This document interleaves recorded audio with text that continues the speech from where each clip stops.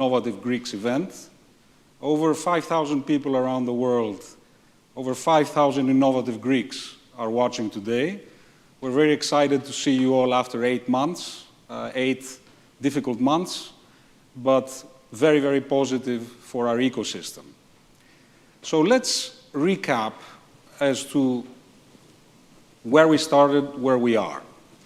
So Greece was pretty much absent from the innovation and technology space for decades. And around 5-6 years ago, we woke up. And a lot of progress has been made in the very short space of time. I would say that we sprinted towards what other countries have been doing for years. And the results are now quite visible. What are the headlines? Well, the first headline is that the market as a whole, from being non-existent 5 years ago, is now close to 7 billion in terms of market cap, the companies involved. The other interesting fact is that out of 125 unicorns based in Europe, we already have 5 companies in Greece that are either already unicorns or very close to becoming unicorns, and probably another 5 that are well on their way.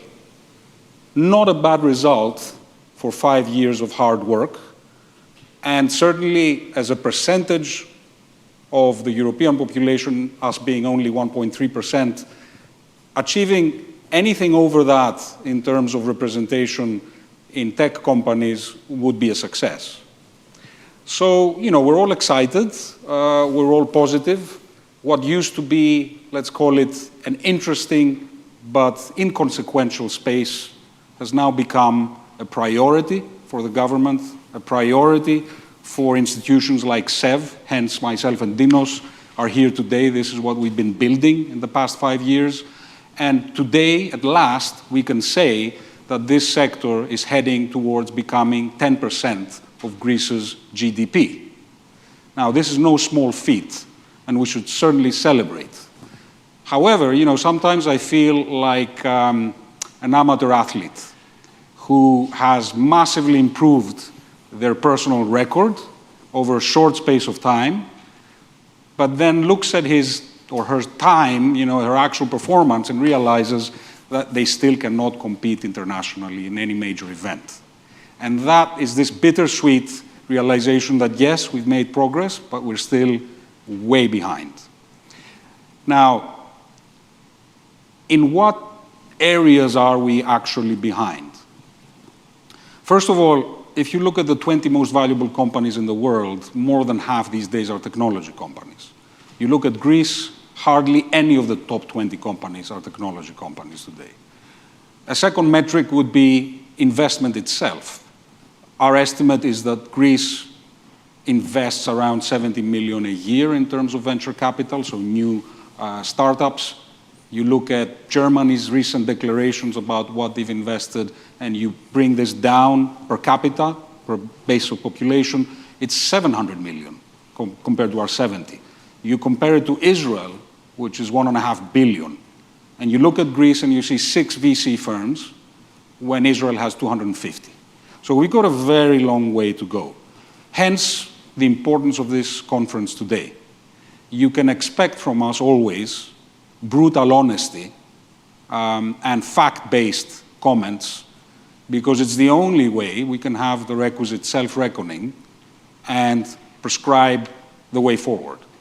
So, why are we here today? Well, one of the key parameters in which Greece is behind is precisely investments. Yes, Microsoft purchased Softomotive. Yes, they are building a massive data center. Yes, Pfizer have come to Salonika. Yes, we have a very positive, let's say, trend, but we need to go faster. Today, we are exploring how we can convince international investors to come and invest in technology and innovation in Greece. Now, we've had some very good investors come and invest here, both corporates like Microsoft, like Intel, like Samsung. We've had some very large investors like Goldman Sachs, like Bain, like Bessemer, like CVC, and of course BC Partners, but we need a lot more to catch up with the rest of the world. So you'll be hearing today how these people feel, these major investors and these large corporates, about Greece. Where are we on the right track? Where might we be on the wrong track? And what are we missing? What's the missing ingredient, if any? So at SEV, we've been making a very concerted effort to bring under our home all the important tech companies and important innovators in Greece. I think at the moment we have more than 60 members just coming from this field, the largest ones. And in that sense, in a short space of time, I think we become a proper home for these companies. But Dinos will explain to you more about precisely what it is that we've been doing these past few years. It's been interesting times. Thank you, Marco. It is a great honor to welcome today 27 influential personalities from Greece and abroad, entrepreneurs, investors, CEOs, who will discuss how the Greek ecosystem will be able to further contribute to the development of the national economy through foreign investment in high value-added innovation. SEV Innovation Committee was established in 2017 with an objective to promote the development of business innovation, to develop an environment for large foreign companies to set up research centers in Greece, the transformation of research carried out by our universities in marketable products and services, and strengthening the ecosystem of startup technology companies through collaborations and networking. We at SEV had set ourselves the goal to reach by 2025 a capitalization of the innovation ecosystem above 10 billion euros and create 50,000 additional jobs. Our motto at SEV is talk less and do more.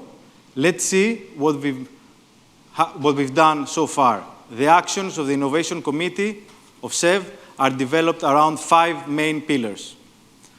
Our first pillar is strengthening the innovative capacity of the private sector with the goal to create disruptive products and improve production processes and services. Our goal here is to increase the percentage of activities of high and medium-high technological intensity in the manufacturing sector from 17% currently to approach the European average of close to 50%.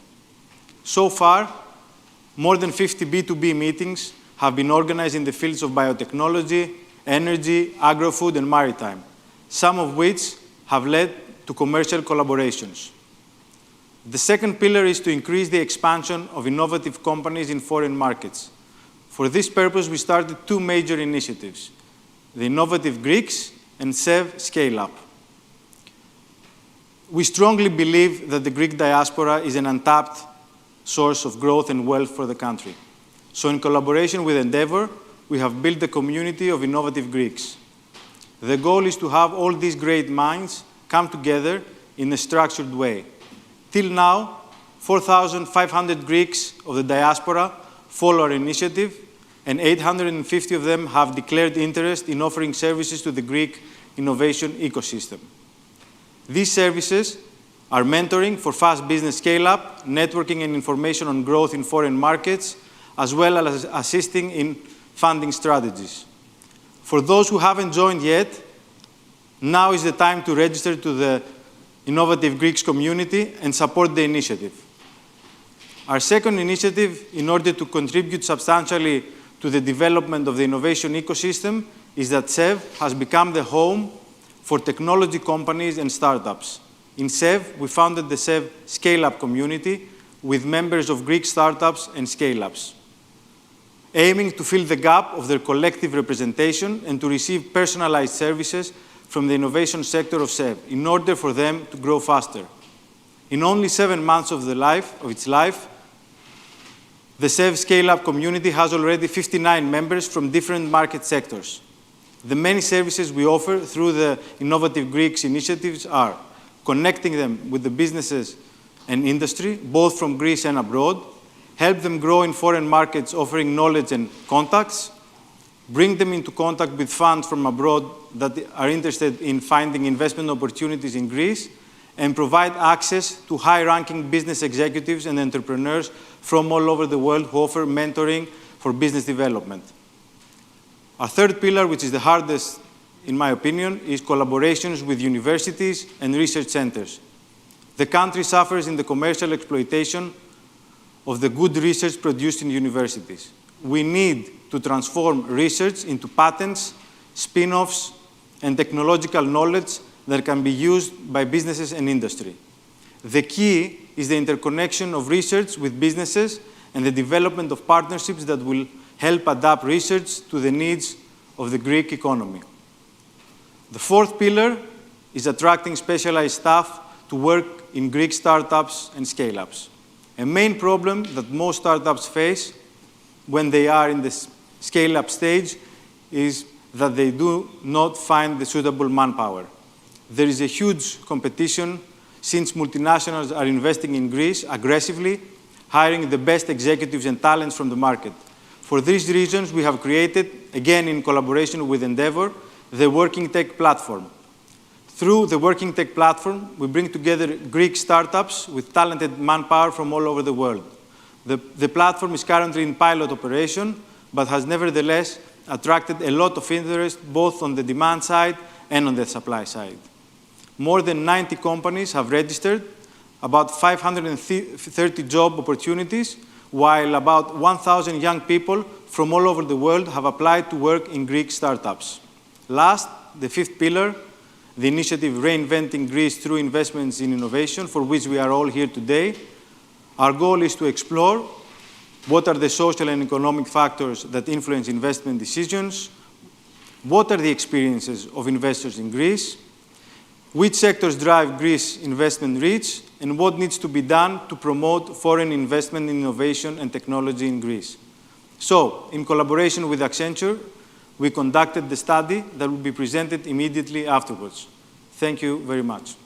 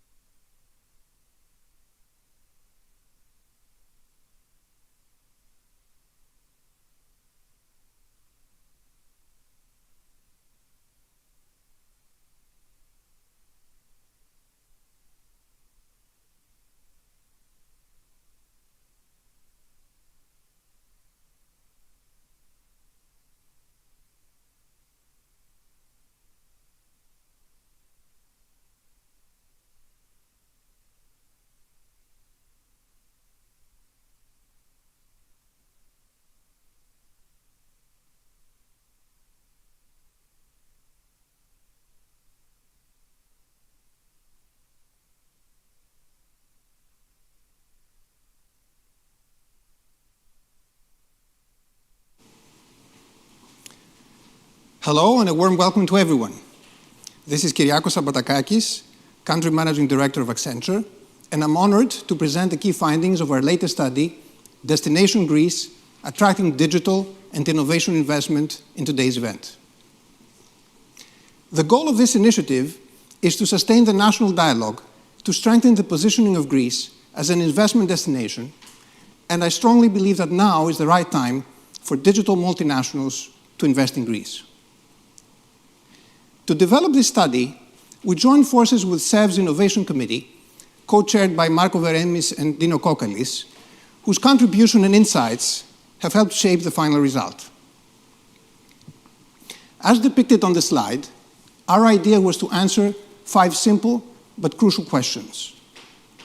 For this reason, we utilized a wealth of secondary research sources, which included more than 300 reports and academic papers as well as Accenture's thought capital. Furthermore, we conducted a series of interviews and workshops with top executives from the private and public sector. At this point, I would like to extend a warm thank you to the top executives of Atos, Cisco, Google, IBM, Microsoft, Oracle, Pfizer, and SAP for explaining their investment journey into Greece, to the representatives of the Greek government for their valuable inputs, and last but not least, to my colleagues Georgis Kritsotakis and Valias Siakavella for developing the study. As we have all experienced, digital technologies are fundamentally transforming our economies and societies alike. Amidst this digital revolution, a new group of businesses, the digital multinational enterprises, or digital M&Es for short, has emerged.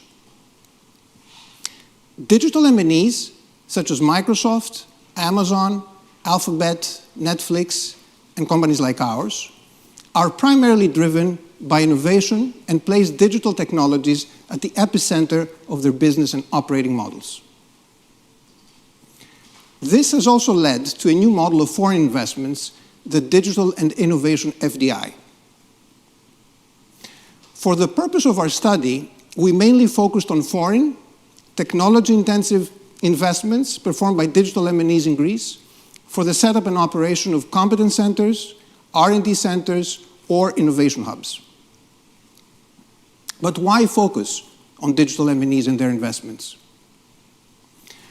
As presented in our study, Digital Greece, The Path for Growth, in 2017, these enterprises are considered to be digital multipliers.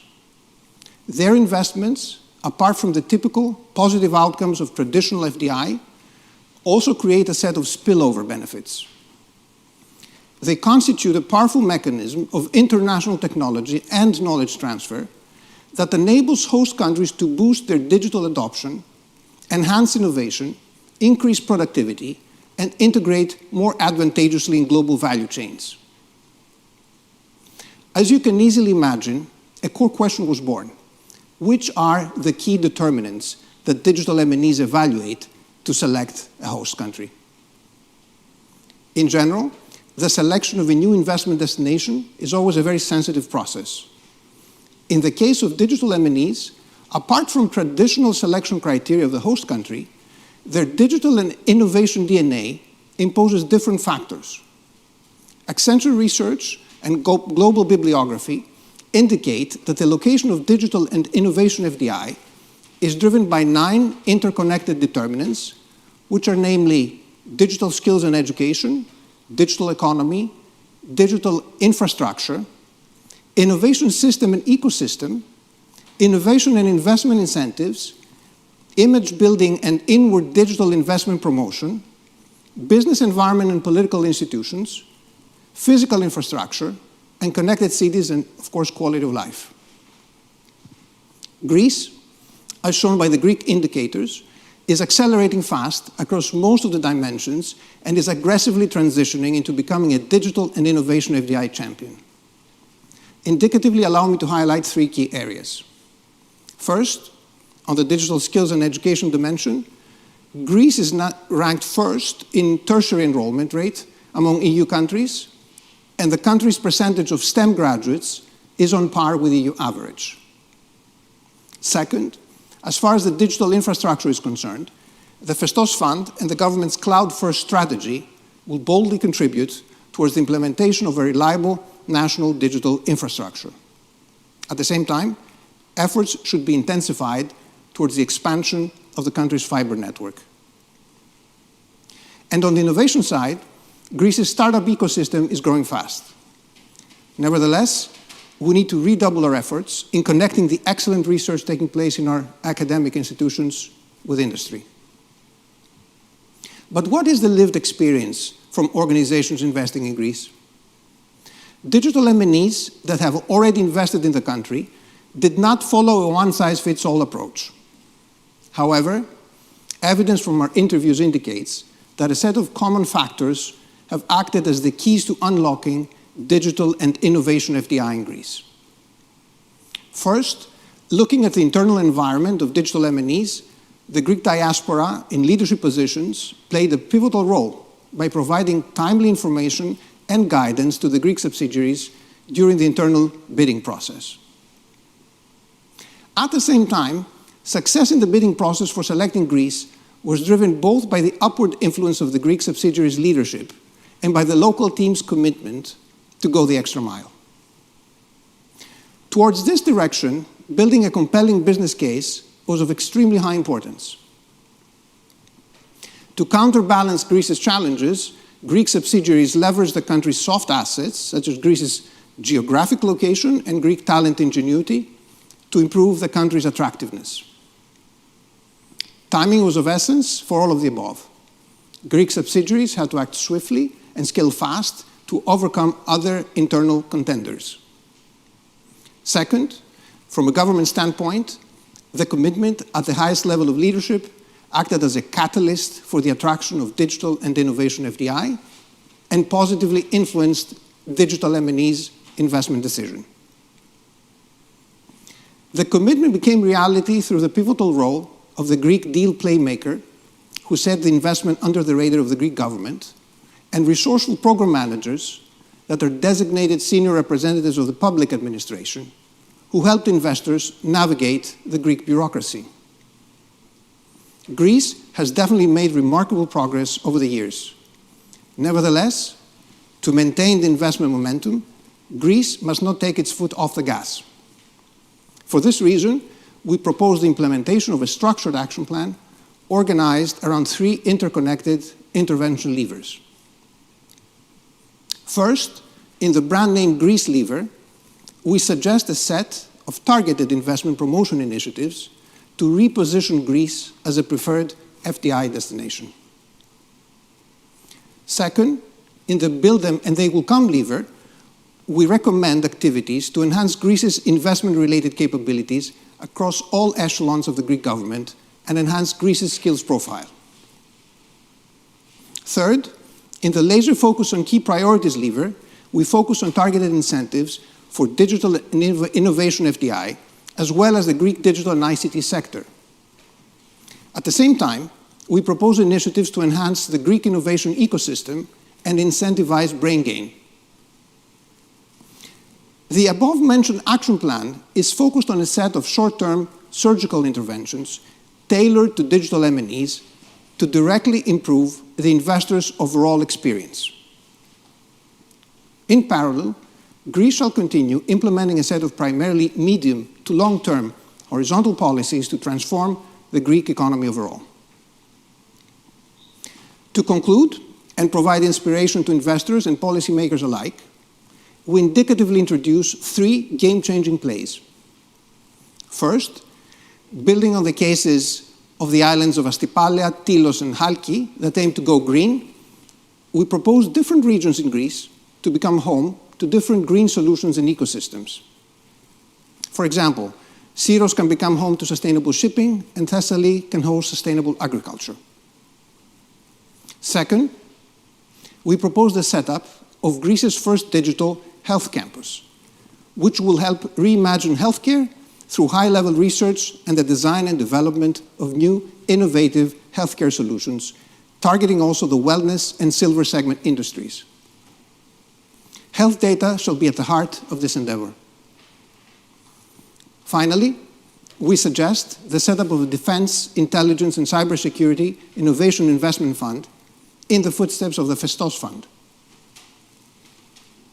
This fund will invest in businesses conducting research or developing innovative digital defense and security solutions that have also civilian applications, utilizing technologies such as robotics, AI, and cybersecurity. To recap, why Greece and why now? Let me address our global audience and highlight a few reasons why. Greece 2.0 is among the first national recovery plans approved by the European Commission. With more than 60 reforms and 100 investments, it is expected to funnel 32 billion euros into the Greek economy. Furthermore, over the past years, investment-friendly reforms, such as the significantly reduced taxation, the non-dom tax regime, and others, are transforming the red tape into a red carpet for welcoming investments. In addition, as already stated, Greece's human capital can make the difference.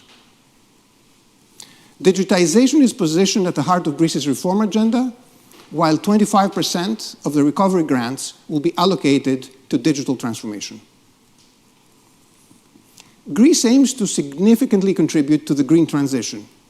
The new climate law, the GR Eco strategy, Greece's objective to become lignite-free are only some of the initiatives that stand testament to this effort.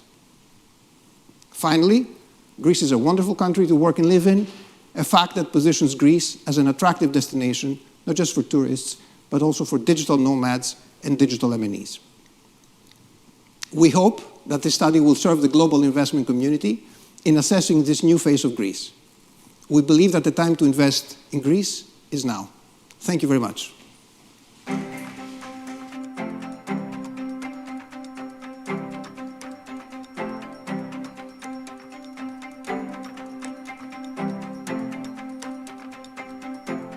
I am not carrying Glafka and Athens if I mention that globalization is here to stay. As we have witnessed through the recent pandemic, there has been an acceleration of the digital paradigm across all economy sectors. In that sense, all companies will eventually become technology companies and therefore prioritize technology delivery as their core capability. The ability to master digital skill and deliver products and solutions at a global scale will therefore be considered essential across the board. In order to build this capability, firms seek political and economical stability, a simple and transparent regulatory, legal and judicial framework, high-end resilient infrastructure, and an attractive, value-based cost model. Most important, they seek large-scale access to a professional, purposeful talent pool that will continuously evolve, strengthening each country's global brand. I believe that the key determinants for choosing an investment destination involve around three axes. The first one relates to the country's overall disposition towards foreign investments. An open approach to investment and trade, a consistent and business-friendly policy-making strategy by the government, and a robust digital infrastructure are essential for a growth plan in today's world. The second axis relates to the availability of a strong talent pool of people with digital skills and global awareness. Finally, political and economic stability and a secure environment for businesses to operate are essential.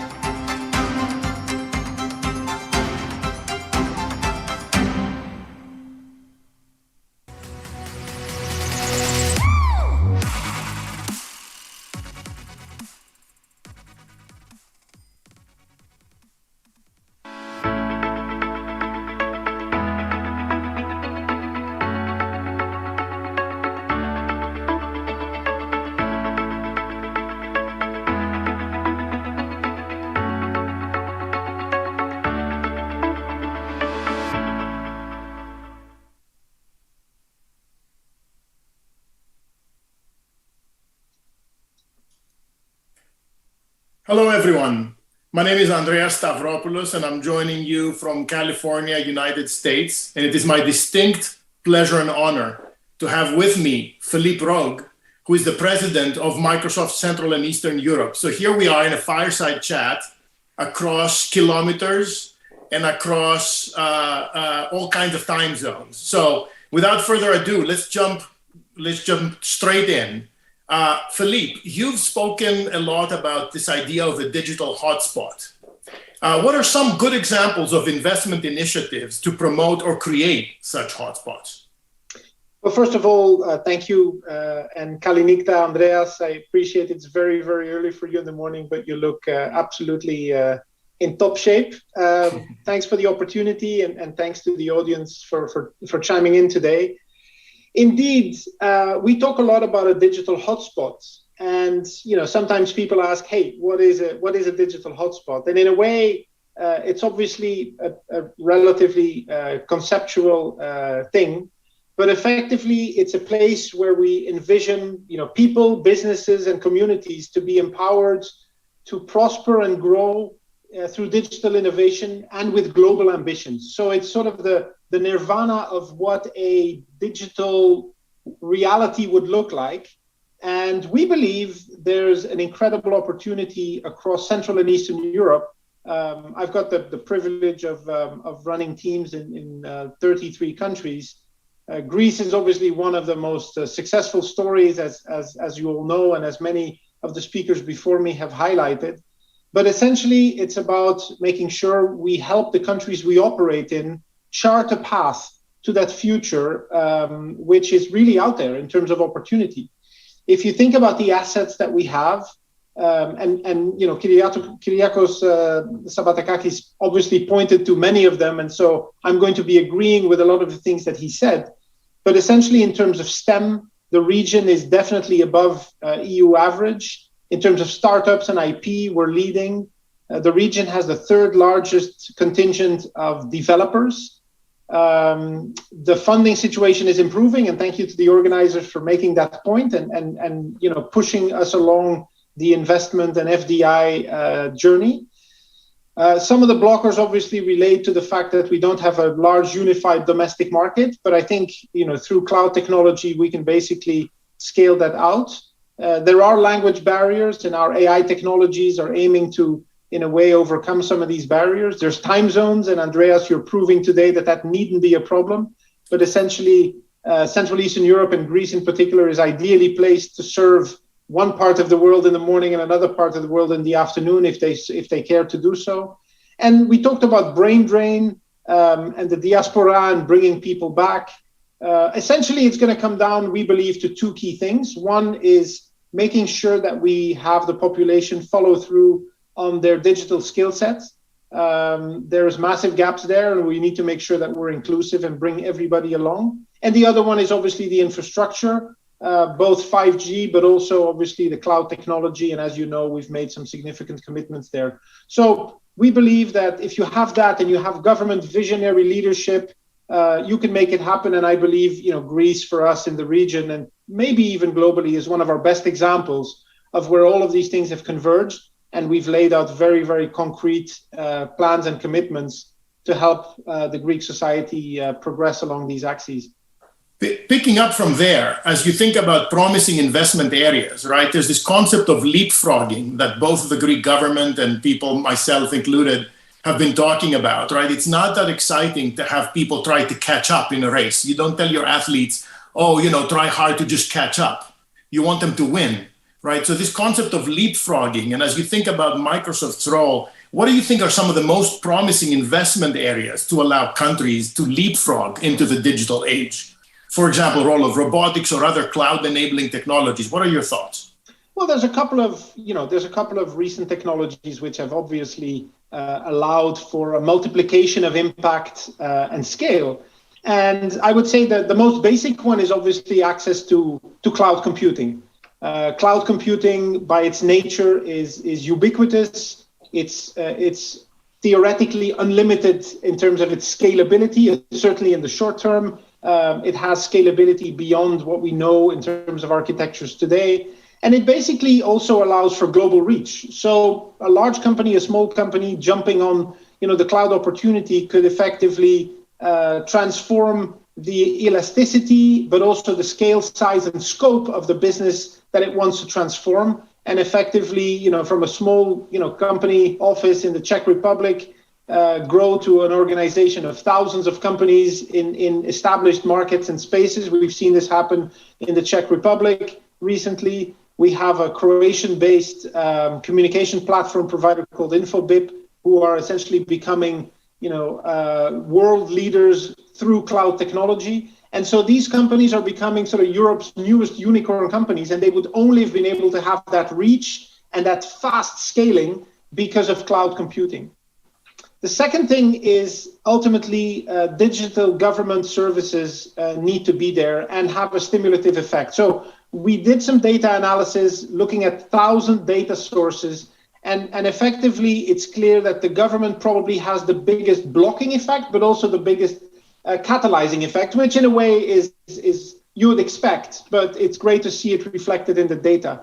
I do want to call out, smaller countries like Malta, where we have completely reimagined, together with the Malta IT agency, their entire government services on a hybrid cloud system. and really taking it from effectively what it was a couple of decades ago into essentially today one of the world's leading government service providers. Malta was declared #1 in e-government by the European Commission in 2021. So size in a way doesn't matter. I think legacy matters, and the less legacy you have, the easier it is for you to leapfrog, and obviously governments play a key role in that. And then the third one is obviously automation. There's a lot of talk today about increasing productivity, and obviously computing and our industry is at the forefront of that. But if you take examples like our recent acquisition in Greece, Softomotive, global leader in RPA capabilities, robot process automation, you see massive benefits down the road in terms of scales and size. And it's fantastic to obviously have this based out of Greece, or UiPath, one of our most important partners, but also to some extent competitors. The first European decacorn, so worth $10 billion, IPOing recently, running on the Microsoft cloud, are two good examples of what scaling and automation can do. Excellent. Switching gears for a second, we're in the information age, we're in the digital age, where maybe the importance of the human capital versus the other factors of production like land and resources becomes increasingly important. As a company leader in this information age, how do you think about your investing priorities? And maybe I will combine this also with this question of, not only how do you think about your investing priorities, but how do you think societies should appreciate the investments that happen by multinational companies like yourselves, right? Especially as they create value add on the ground. Yeah, look, I think this is probably one of the more tough things to address. It's probably, relatively speaking, almost easier to bring in a large foreign direct investment, have everything under your control, put hundreds of millions in the ground, and in a way build it and they will come. Ultimately, it's about how much can you democratize all of the ancillary capabilities that are going to be required for people to actually leverage the lever or the aspect that you're investing into a specific, in this case, country. So this notion of democratizing innovation is making sure that ultimately you can empower everyone in an organization or everyone in a country. So you've got to look at who are the different stakeholders, and then you've got to make sure that you basically bring everybody up to speed. So it comes back to the importance of upskilling, but for different stakeholders. Data suggests that higher levels of ICT specialists in the workforce associate with higher levels of innovation and productivity. Not a surprise, great to see it evidenced in the data. Same with leadership. Having digital savvy leadership is a key competitive advantage for business, and is obviously something else that we track and that we continue to invest in. But I think you've got to go beyond that. You've got to look at urban versus effectively non-urban people. How can you get, not just the tertiary sector, the secondary sector, but maybe even, agriculture? How can you get a level of skilling into your primary sector and make sure that also they benefit and that you have a truly inclusive, digitization? Politicians understand this very well because obviously these people vote. So that's, almost natural. The technology is there, but I think it's important for companies like ourselves to also understand that while we may not fully be able to quote unquote monetize these at the same level, they are an important element of ultimate success. It's just making sure that whatever you do is truly inclusive. And, it also touches different generations. You've got obviously retirees, you've got people who never grew up, with this type of technology. And as long as they can't use it, good luck as a government putting in, an e-tax platform. If your elderly population can't use it, I know this problem goes away over time in some way, at the risk of sounding cynical, but you don't want to wait. You want everybody to be there. And when you look at, for example, what Greece did with the vaccination platform, I say kudos, because ultimately that was not something people could wait for. It was something that needed to be used and usable today, and it was ramped up very, very quickly. So again, think about skilling as one of the key drivers and make sure you cover basically every tranche of the population for ultimate success. I think that's such an important point, and about the acceptance of a society of foreign direct investments not being seen as someone who's coming to just buy resources for cheap or dig for oil like the old cases, right? You're talking about human capital being the place where these investments happen, and that has dividends that end up staying behind. I think it's a very important point. Switching gears, talking about nature of work and how that's changing in a digital age, how do you see hybrid work impact different geographies, and what are the opportunities that you see, or what investments need to be made to fully leverage the ability to do hybrid work? Look, hybrid work is the buzzword of the pandemic. And obviously, I don't think I need to explain to a Greek native population what hybrid means. But I find myself explaining it to non-native speakers quite a bit. People tend to associate, hybrid with work from home. And obviously, you understand etymologically perfectly what it means. It's basically finding the best mix, the best blend between remote and office. And there's obviously a lot of circumstantial factors that play into that. We believe there's a win-win here. And it's a win-win paradox, if you will. People want flexibility, they want well-being, they want to be able to take care of their kids. They want their opportunities not limited by location. This is something we're seeing pop up quite a bit right now. And they want an inclusive work environment. Companies are increasingly struggling, and I think this is a second mega trend, to make sure they maintain the level of engagement of their employees. Frankly, they may not even have access to talent anymore. And so this becomes a lever for them to expand the pool of talent that they can tap into. Of course, there's operational savings, and then from a societal perspective, you've got better inclusion, and you've got obviously people no longer standing in traffic jams, which is an economical benefit, and of course, emissions and what have you. So if you look at it, it's a beautiful equation we should be able to address. What is, I fear, holding us back a little bit is that we're still somewhat stuck in old habits. Look, many of us started a few decades ago, probably. Andreas, you're much younger than I am, at least you look the part. But, when I started work, it was basically old school command and control. And it was not about the output or the impact that I was able to drive in my job. It was about, presence and time in the office. And, I might have waited on the occasional moment when my boss hit the elevator to basically pack up my own stuff. I mean, that was, the old habits and beliefs that we used to have. We need to make sure that we redefine that culture of trust and inclusion. And we need to make sure that we assess work and productivity by output and not input. That's going to be a journey. And I can tell you, in the more eastern parts of Central Eastern Europe, we are quickly falling back to the old habits. I want to hope that Greece is the notable exception to this, and more ties itself, if you will, to the West, which is starting to embrace, I think, this new way of working. But I think that's ultimately where it starts. We have fantastic examples across the region. One that I love to quote is Mytilineos, after a major company reorganization, basically decided the only way forward for them was to go hybrid and become productive from any location. And and that was a cultural shock, a cultural change, executed really, really well. And I believe that those are the types of lighthouse wins that we need across many markets to change cultures.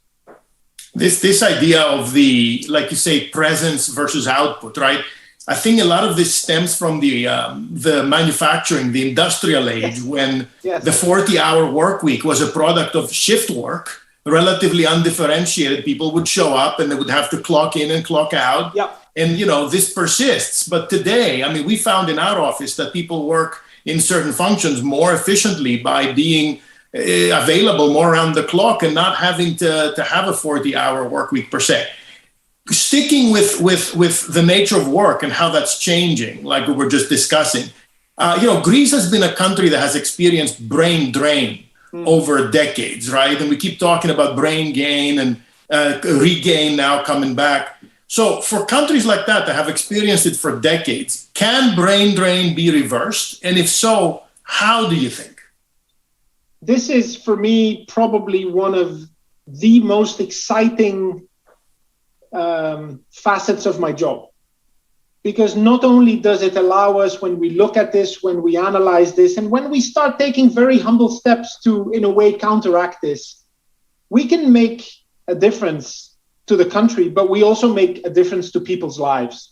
And so it becomes a bit of an emotional aspect, but our ability to basically bring people back to the region. This is as much a problem in Central Eastern Europe as it is specifically in Greece. As you can imagine, many leaders across many countries have calculated basically how many doctors they train in Romania who then leave by the hundreds to go work in France. How many expert professionals they train in many of the other countries who then go off to Western Europe or the UK now and basically earn a living there. And the pandemic was sort of the big moment where people came back for family reasons. And now the challenge is, how do we lock them there? How do we keep them, give them an opportunity, make them successful at home? And I think we can tie into a little bit of that emotional piece where people, frankly, also post-pandemic, feel that it's important to reconnect with families. And frankly, many of them are parents and they're seeing their children move out. And the question is, will they ever come back? So look, it's great to see diaspora. It's great to see people leave and gain experience. You want to make sure that obviously you bring them back. I was going to say to you, Andreas, just, looking at what you do, there's many sandy hill roads in Greece. I would recommend you return to. They're beautiful. I had a chance to visit some of them when I was in ancient Olympia a couple of weeks ago. But essentially, the ability to bring colleagues back, the ability to bring talent back. My mailbox has been flooded with LinkedIn messages, emails, post our GR for Growth announcement of people saying, hey, I'm Greek, and I never thought I would write this email, but thank you for investing and believing in my country. And if you ever need someone, here's where to find me. So I think, yes, we are doing this. The government policies are fantastic. We've been able to use them for some of our colleagues to come back, as well as overseas talent. So I believe this is absolutely doable. And I think it's probably the most rewarding from an emotional perspective.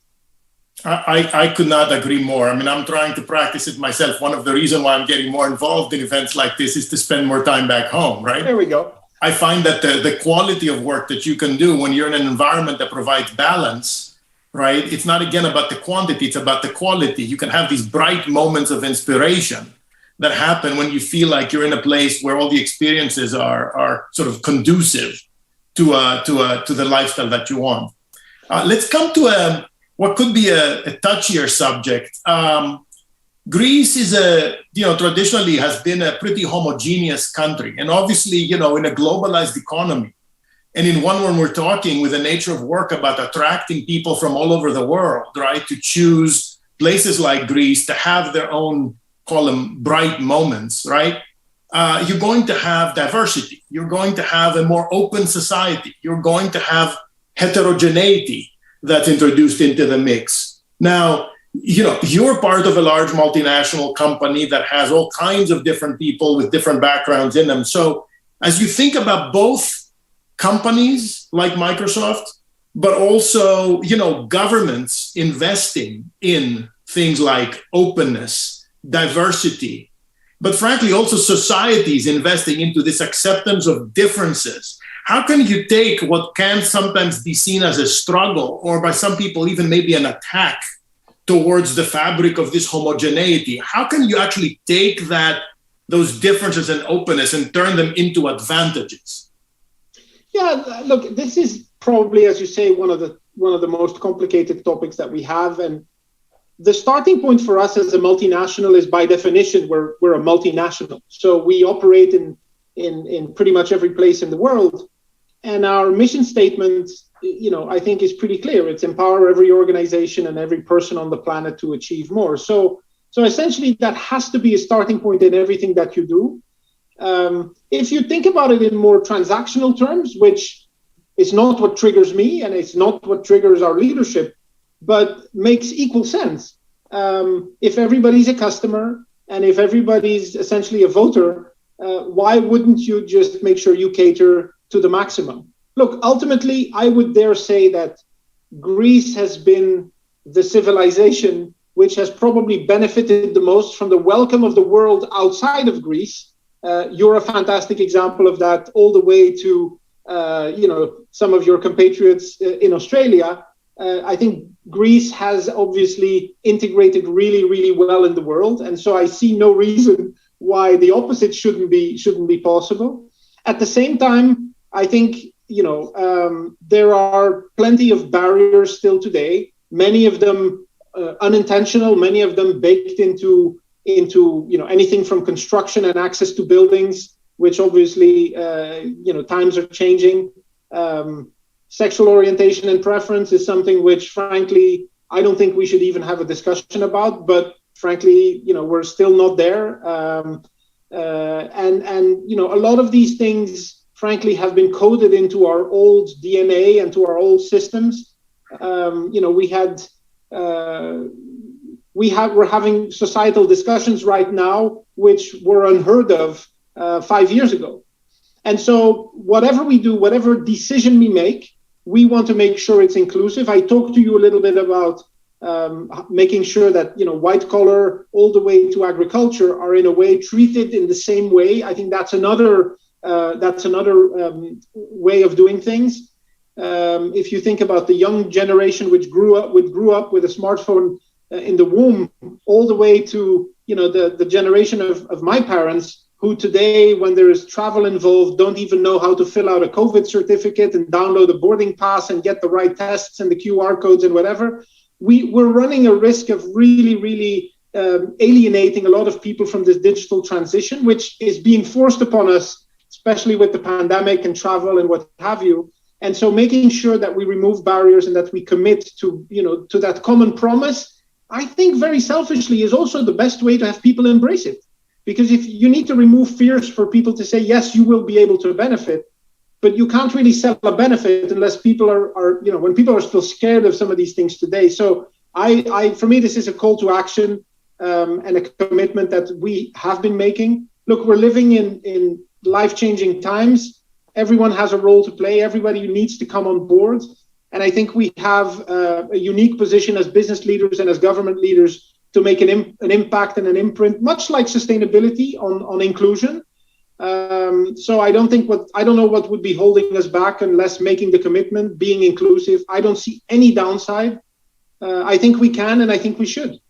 I think one of the most important things is for people that have experienced, openness and differences and seen how it can actually add to better decisions being made, instead of thinking of it as some sort of sacrifice you're making. Absolutely. It's actually, through the wisdom of crowds and all that, you can prove that having that sort of diversity and openness leads to actually better outcomes. It's not something you do for somebody else. You do it for yourself at the end of the day.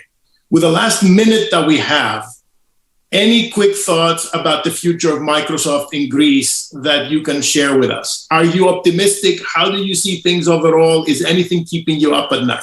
Well, look, I had a long conversation with Theodosis this morning, our general manager. You'll get a chance to listen to him a little bit later on in the panel. I think we're in a position right now where, we feel we have made incredible amounts of progress.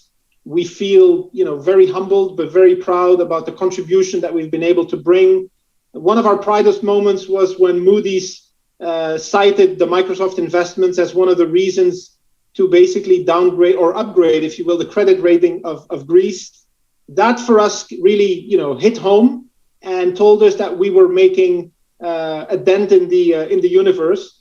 And so now our sights are set on what's the next step. And I think skilling is going to be key. I think making sure every small company doesn't get left behind and can join this digital revolution is going to be the next step. So we're incredibly bullish, but at the same time, we're still incredibly hungry because there's so much work to be done still. But I'm very, very proud of what our teams have done in Greece. And I hope we will continue to amaze the Greek people with our generosity, our ingenuity, and our ambition. Philippe, thank you so much. You guys, Microsoft, you personally, the whole organization in Greece, they've just been fantastic, both in terms of the progress they've made in the country, but also in terms of teaching, let's say, other people how to do it right. So it was a distinct pleasure to have you here today. Thank you, and let's both continue our days in our various time zones. And I'll pass it back to the control room. Thank you very much. Thanks, everyone. Ευχαριστώ.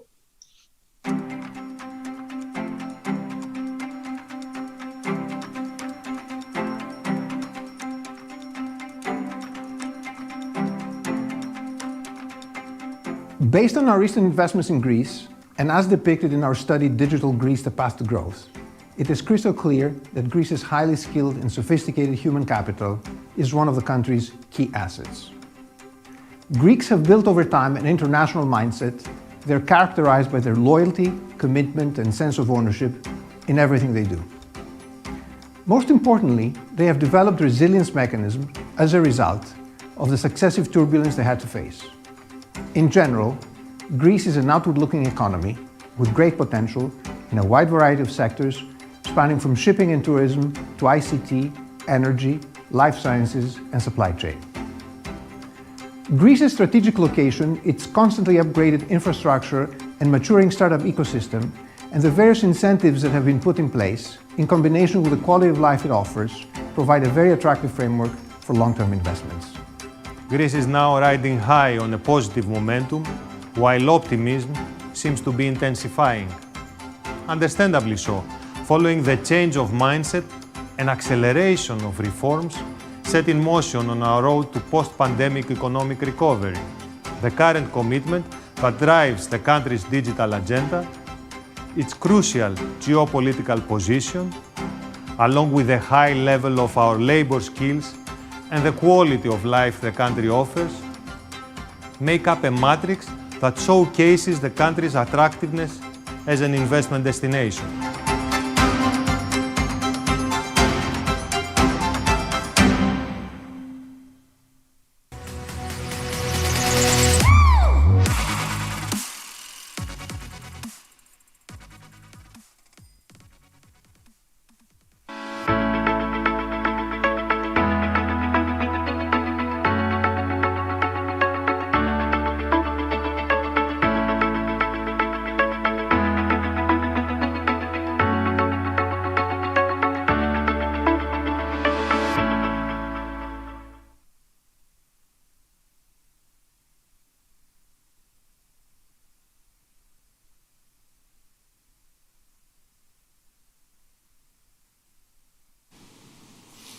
So, hello everyone. We're here on our panel to discuss what is the lived experience from organizations investing in Greece. I have the pleasure to be hosting this panel. First of all, Theodosis Michalopoulos, the CEO of Microsoft in Greece, Cyprus, and Malta, who is sitting physically right next to me. Hello. Hello. And remotely, we have Robert Hauber, the Chief Financial Officer Europe for Deutsche Telekom, as well as Kostas Malios, Corporate Vice President, Applied AI, Applied Materials. I would like to welcome you all. And I have to say that it's pretty amazing how people from all over the world, including our panelists, are attending this event. I think Kostas in the west coast of the US is probably something like 5, 6 o'clock in the morning. So thank you for being with us. So,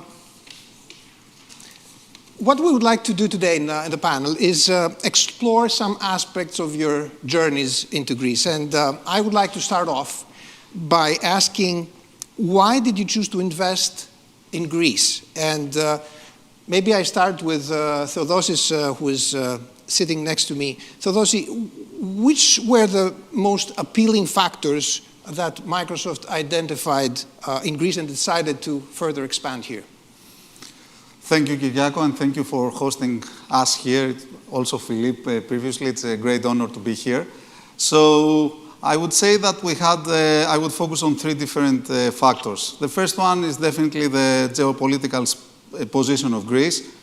When you are investing in a data center, you want this region, the data center region, to support many countries. So, the position of Greece is a very strong one, to be able to support the neighboring countries. So that was one important part.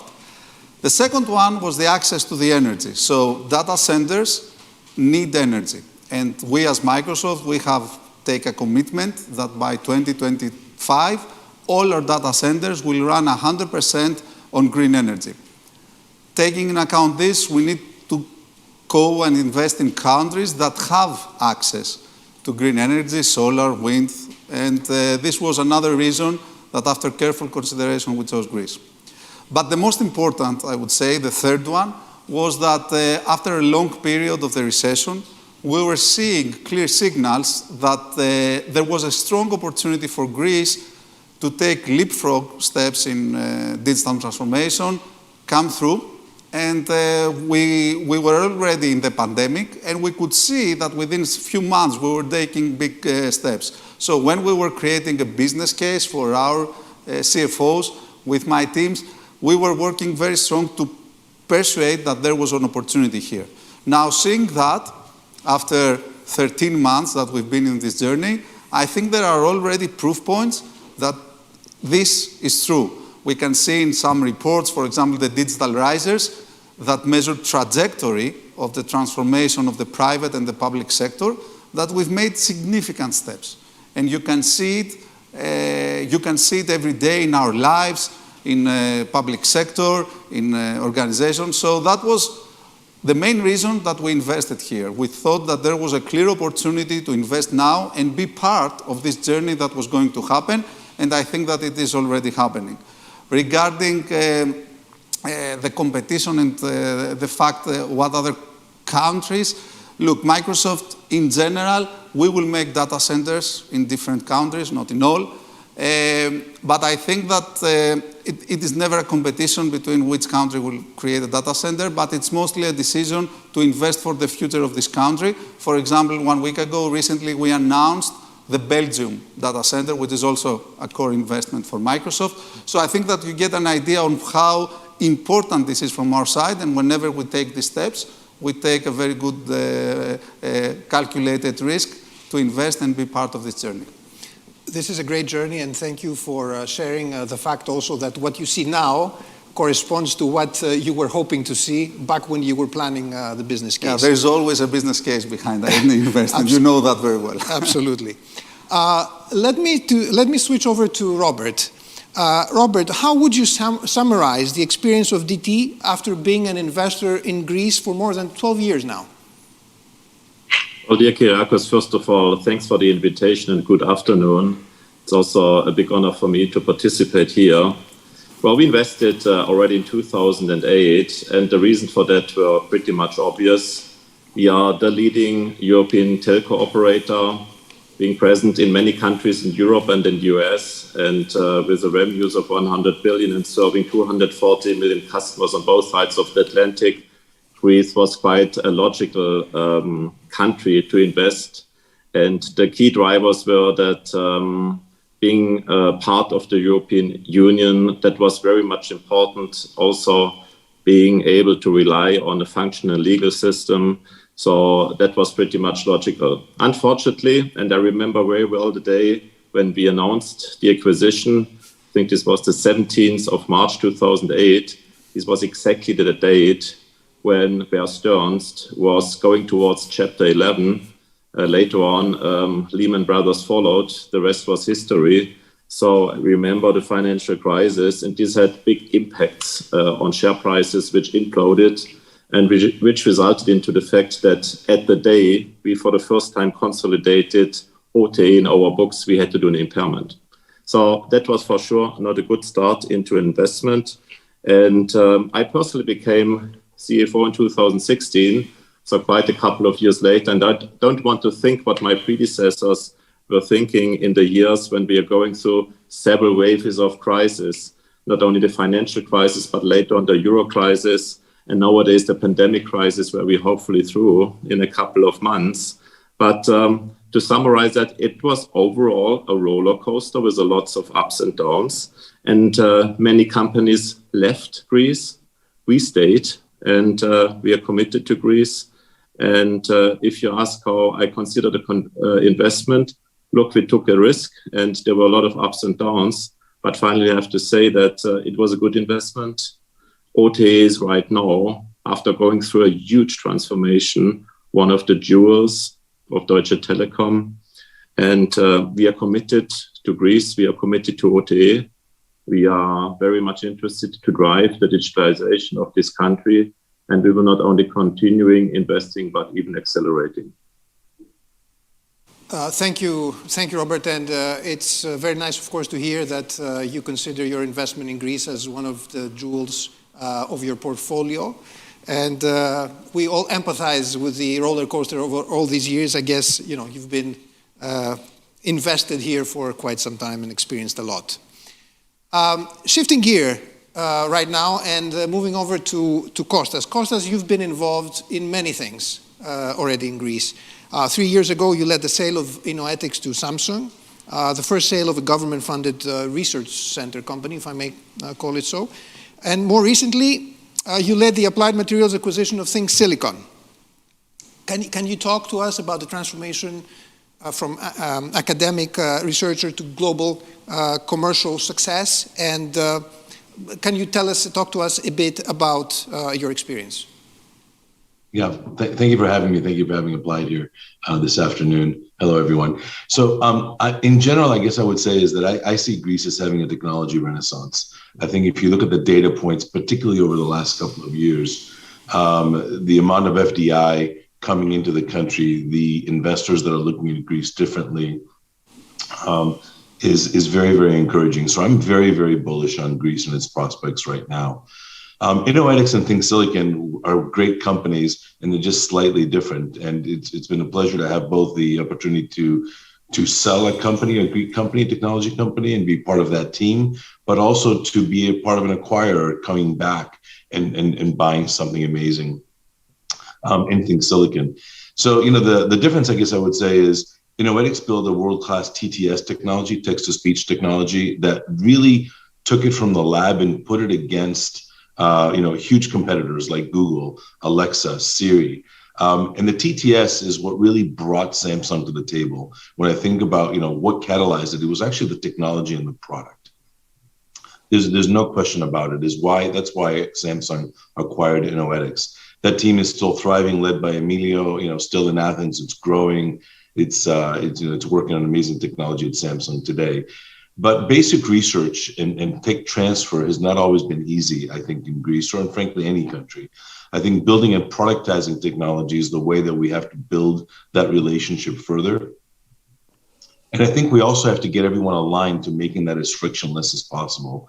Having sort of a triple helix model of technology companies, of academia, and of research institutions, combined, I think is the right way to go forward in Greece. And we need to look at how do we make that really easy to digest by global investors, I think, in the country. The Think Silicon case, is something I'm extremely proud of, and I'll share some news today. When we acquired, Think Silicon, we were looking for basically PPACT proof points, power, performance, area, cost, time, which is what applied materials is. We're trying to use materials as the enablement for the next compute technology cycle. We believe as compute shifts to wearables, to AI, to different form factors, materials are going to make the fundamental difference. And this is where Think Silicon came in. So far, in terms of the lived experience, it's been a tremendous success. We're very, very proud of the team that was based in Patra. We've opened a brand new office in Athens. We've also opened an office in Thessaloniki at Aristotelian University. We've doubled. We're going to triple the size of the team in the last 18 months. But more importantly, we acquired and made an investment in Greece's applied materials because the technology was there.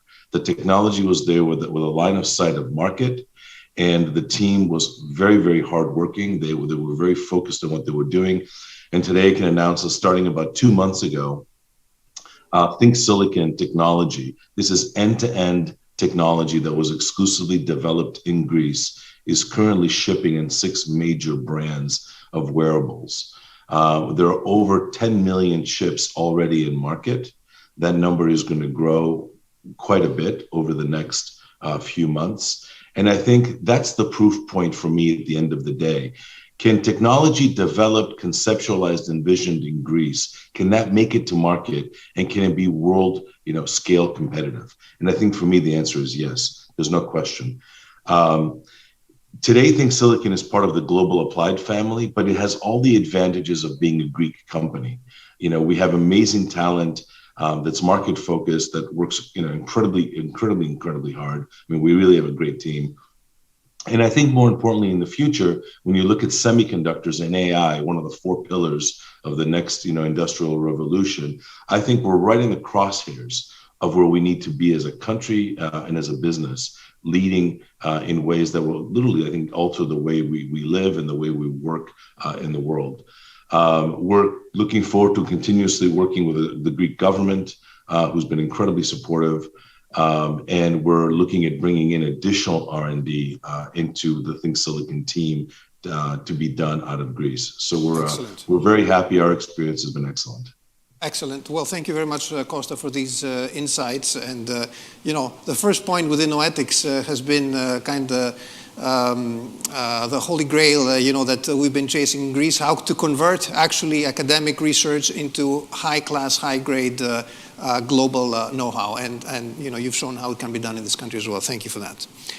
So, moving ahead, I would like to examine shed some light on a different topic. Some of the negative aspects or obstacles that you've seen, some maybe that are still persisting, others have you been successful in bypassing them. And I would like to turn again to Theodosis to ask the following.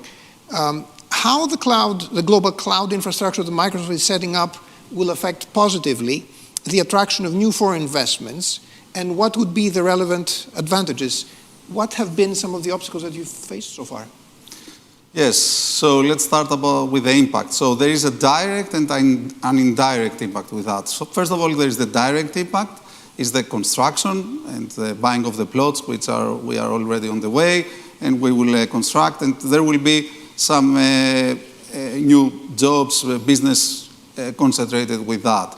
On top of that, we have announced a big skilling program, so we are investing in the country in order to skill people. Otherwise, this doesn't make any sense, this investment. So we are investing in the skilling of that. And also, we hope that, as Philippe said earlier, we've played a part in attracting there is a lot of discussion around data centers, and I hope that our investment 1 year ago fostered the discussion against our competitors or partners. We are all competitors and partners together to come to Greece. So this is the direct impact that I think that we will see some good impact. But it's the indirect that matters. So the cloud region in Greece will make access to computational power, to high computational power, much easier, faster, greener, more secure. So there are all these factors that we hope that will foster the ecosystem and will make a lot of companies, and I'm not talking only about the big ones, the banks, the utilities, telcos, etc., but also the SMBs, which is at the core of what Greece stands for. And we hope that we will help them digitize faster and make them more competitive in the worldwide environment. So this is, I think, the biggest impact that we can expect. Regarding the challenges, I would say, first of all, definitely, it's been a journey in the last 12 months. Government, I have to say, have been very helpful in order to see how they can support, but in general, still the system, regulations, needs further support in big investments. I think we have done amazing steps in the last years, but we need to become even more friendly with that. The second one, probably the most important, because the first one will get through, it's not something that will stop us. The second one is the talent. We see a big need for technical talent in Greece to make the vision that we have for the country, to digitize, to make it in the next years. So we do believe that the appetite is more than the hands that we have in Greece. So we need to do something faster. I think the education system, our contribution to the system, we need to work faster in finding, skilling, ensuring that we have the necessary talent. And by the way, sometimes it feels that somebody could say that the percentage of STEM graduates in Greece is at EU average, but if you see in more depth, you will see that we are lacking the necessary talent in Greece, and by the investments that we are all doing, we will find ourselves competing for the same talent, which is not viable in the long term. And the last one, a small one, since we have also the telco partner, we have done an amazing job in the 5G, I think, as a country. On the broadband space, I know that we have strong plans, and cloud is as fast as the broadband is. So I hope that we will make a leapfrog there as well. I know that Deutsche Telekom, for example, OTE has announced big plans for that. So we're looking forward to that because it will help us improve even further. Thank you, Theodosi. Maybe Robert might want to say a few things about this going forward. But talent is obviously a big question and a big topic. But I think what you're doing as an investment is definitely a trailblazer. And for sure, the spillover effect that we were talking about also in our study on the SMB market, for example, is going to be tremendous because this is really going to shift the level of the country. So thank you for that, Theodosi. So, Robert, I think Theodosi's made a nice pass, but also, I'd like to ask you, in general, looking ahead, how do you see the country's outlook and the future of your investment in Greece? Well, first of all, I said before, we are very much committed to Greece and we are a long-term investor here. And we appreciate a lot what the country has made progress, but still I think we need more reforms. And when it comes, and this is basically on 4 major areas. First of all, and OTE is a stock-listed company, being the second biggest in terms of market capitalization at the stock exchange. Therefore, country risk and economic stability is quite important, not only when it comes to rating, where the country risk is certain kind of burden and the ability to refinance on the capital markets is pretty much important to us, but also on other areas such as regulation. And Theodosis mentioned it, and I cannot agree more to what he said. We need less regulation because to foster investments, we also need to find an environment which makes it worth to invest. And I personally have the alternative to invest in 10 different countries, so I'm looking at the payback.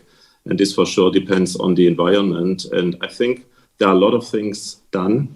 And we are in a regulated industry, and I welcome a fair regulator. But the current situation is we have asymmetric regulation, where we treat it not in the same way than our competition. We are in a good discussion here, but I think it's really important that investments are attractive in Greece because right now Greece has one of the lowest fiber penetrations across Europe. Fiber is an important enabler for the digitalization. We are willing to invest. I think we have an important role to drive the digitalization in the country, and we want to do that. And we are in a very constructive dialogue here. Excellent, excellent. So if I read correctly, what you're saying is that we're in the right direction, but we're still not out of the woods. So there's still some things that can improve the overall environment. Okay, Costa, back to you. Which further improvements can you suggest that will help tech startups to scale up and penetrate global markets by receiving investments from abroad? And what is there to be done from a government and innovation ecosystem perspective? Yeah. Thank you. I want to echo what was just said by Theodosis and Robert.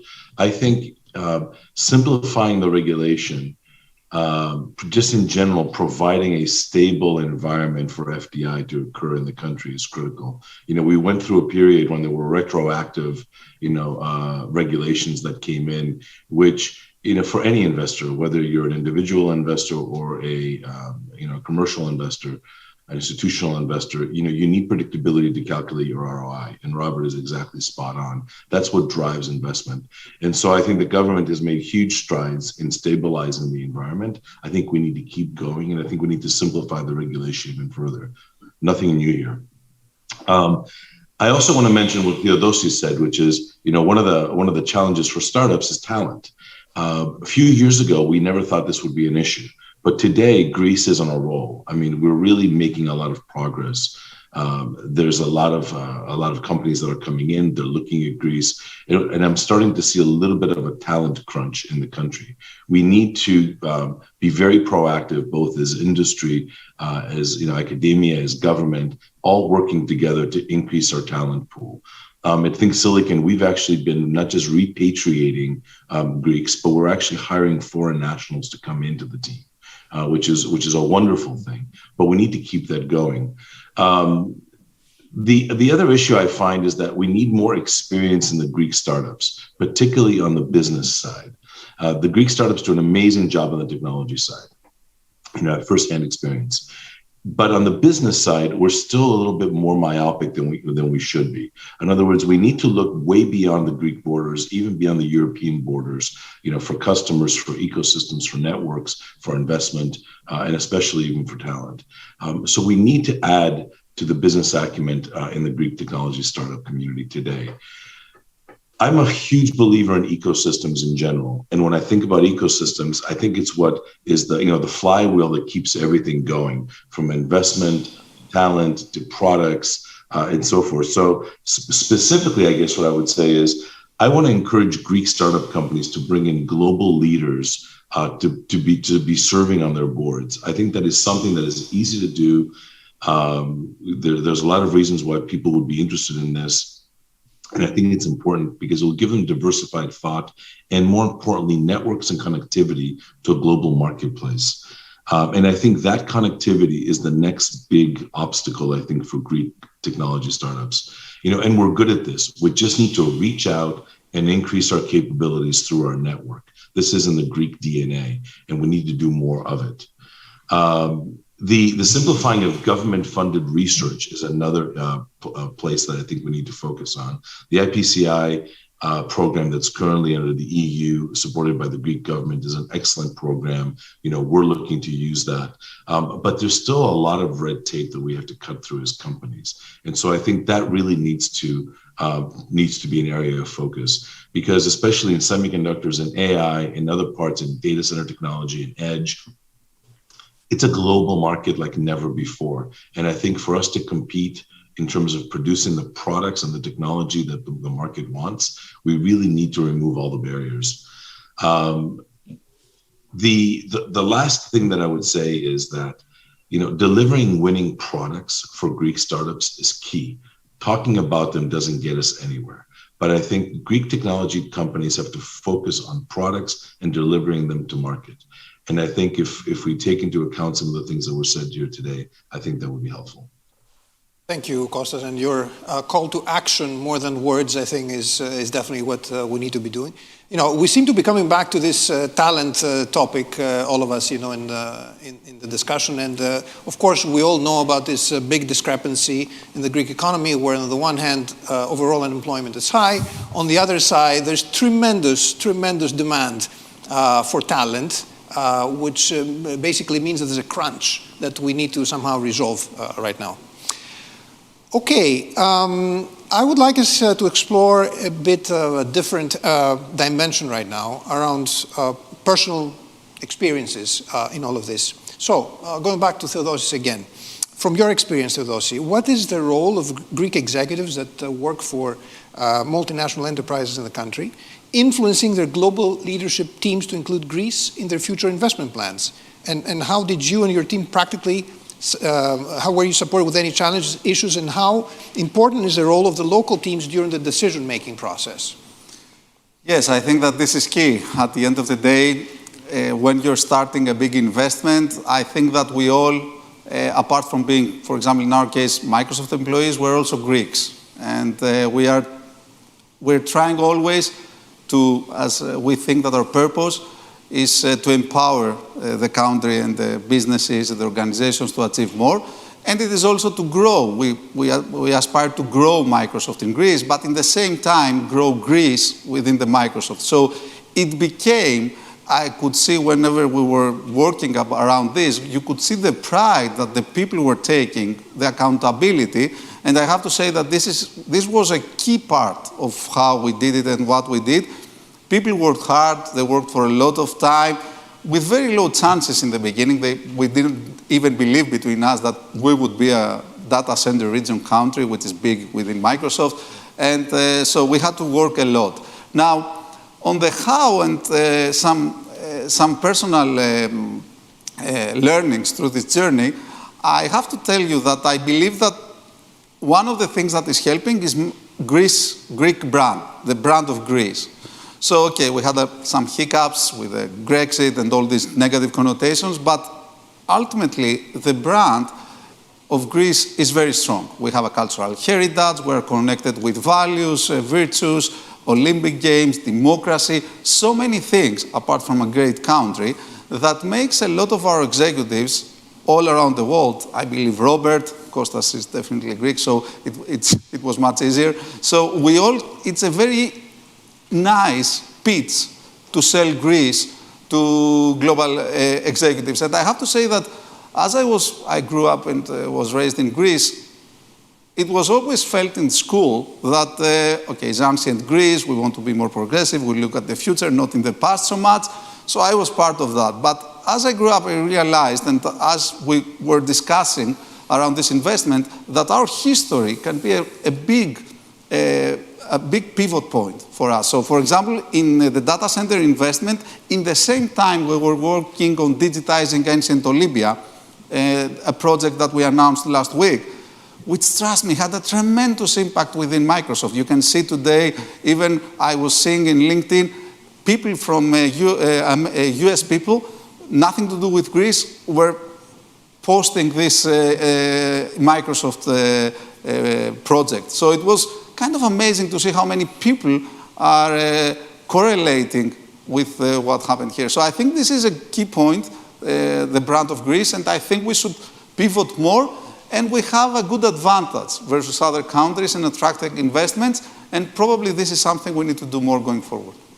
Well, thank you very much, not least because you remind us about the values and ideals that this country also stands for. So thank you very much for that. And actually, I found quite interesting, how you're describing the sense of pride that local people take in doing things. And I think this is something that we need to highlight more as a country, that Greeks are motivated by the quality of the things that they do probably more than anything else. So thank you for those. So going back to Robert, Robert, what can be done from the Greek administration in order to attract further investments in the innovation and technology area? And I was wondering if you also had any sort of personal angle to share from this investment in Greece. Well, first of all, as I outlined before, the Greek government has done a lot, and this path needs to be continued going forward. I touched before regulation, but also other areas such as taxation are pretty much important. To be very honest, my biggest concern and my biggest pain point is the bureaucracy, which still exists in Greece. I all the time thought that we Germans are world champion in that one, but I think in Greece there is also a lot which can be improved. And here I'm talking especially when it comes to the collaboration between the authorities. When we would like to enhance, to help and support to digitize the country, there is some things which can be done better. When it comes to my experiences, very honestly, and I have a little bit of different perspective being German on Greece, I have to say that Greece is really a wonderful country with amazing people, and also to say this very clearly, for me, a core member of the European Union. So from that perspective, I'm really happy that this kind of Brexit discussion is a discussion of the past. And I really admire a lot of things here in this kind of countries. Also, the quality of our management is really excellent. And if I look at what I really admire here is the passion in the execution. You can believe that we have tough discussion about the strategic direction, but I can fully rely on the execution of the local management. Is really a great management team here in OTE. And not surprisingly, OTE delivers the best services in Greece, in the country, is a technology leader in the country. And from that point of view, I think we are in a good way to modernize together with the Greek state and digitize the Greek country going forward. Thank you very much for this. Bureaucracy is always something that I guess we're fighting against in Greece, and we need to keep focusing on that because obviously there's a lot to be done. But thank you very much, Robert, for this. And moving over to Kostas for a question to you on this front. How easy or difficult is for Greek startups to negotiate directly with digital M&Es? What piece of advice would you share to those startups looking to achieve synergies and attract investments from foreign firms? Good question. Based on my experience, I think Greek startups neither have it easy or hard. I think it's the same. And I think this is important. I think we need to build the mindset that we are in a global marketplace for investors. Investors have many options, and yet they're all chasing deals. They're chasing the top deals, trying to place their bets. The key thing here is I think Greek companies have to make it easy for them to place their bets. So what does that mean? I think that means is prepare your company, build it correctly, build it to scale from day one. The company needs to be ready for a world-class opportunity or investment or scrutiny at any point in time in its trajectory. And so building it correctly and not becoming complacent about how you build it, I think is a critical point. Another one is to build, obviously, highly developed technology that is highly differentiated, that's valuable and sustainable. In other words, build a moat around your specific technology that differentiates it from other companies. And that doesn't have to be invention. It could be literally innovation, which are not the same thing.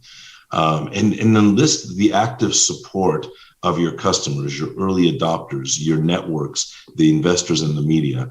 Constantly be working in a 360-degree way to get your company in front of the right people at the right time. And don't wait. I think sometimes startup entrepreneurs and teams who wait for things to come to them because they think they've done all the hard work already. The fact of the matter is the world still needs to know about you. They still need to know about what you've built. They still need to understand why it's important.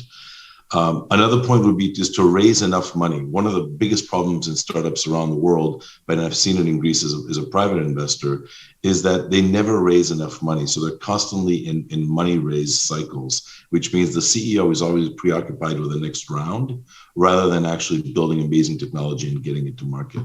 And use global benchmarks for this. I talk to Greek companies all the time, and some of the numbers that they're trying to raise are so small that I think they need to really rethink what they need to raise in their rounds. I know they don't want to give up the equity too early. I understand all that, but you can't constrain the company's growth by raising too small of a round, or frankly, not thinking big enough, not having the vision of a global marketplace. And last but not least, I think Greece needs river guides. We have some right here. I heard others earlier in the program. We need locals that know their way around the country. Foreign investors need a comfort level that they don't yet still have. I spoke to a huge hedge fund manager about Greek companies, and he runs a huge private equity organization. And he said they just don't know enough about the country to go in and invest at scale. And I think when we build a comfort level and we build friendships, we become more transparent to investors. I think this is where it helps. And frankly, all of us here today, this is where we can all pitch in, is to make Greece a more known entity to invest and do business in. Thank you very much, Kostas. And I guess, one of the objectives of this event today, and also the study that we did, was precisely to reach out, to the global community and try to start making the connections and connecting the dots. Because, as you say, local people need to be connected to the international system to make this work. Thank you also for outlining all these golden nuggets. I'm sure aspiring startuppers here in the audience are taking frantic notes of all the points that you mentioned that I'm sure have been gained through tough experience. So, having said this, I would like really to thank you all for this great discussion. Theodosi, Robert, and Kostas, thank you very much. And looking forward to see you in the trail. Thank you. Thank you. Thank you.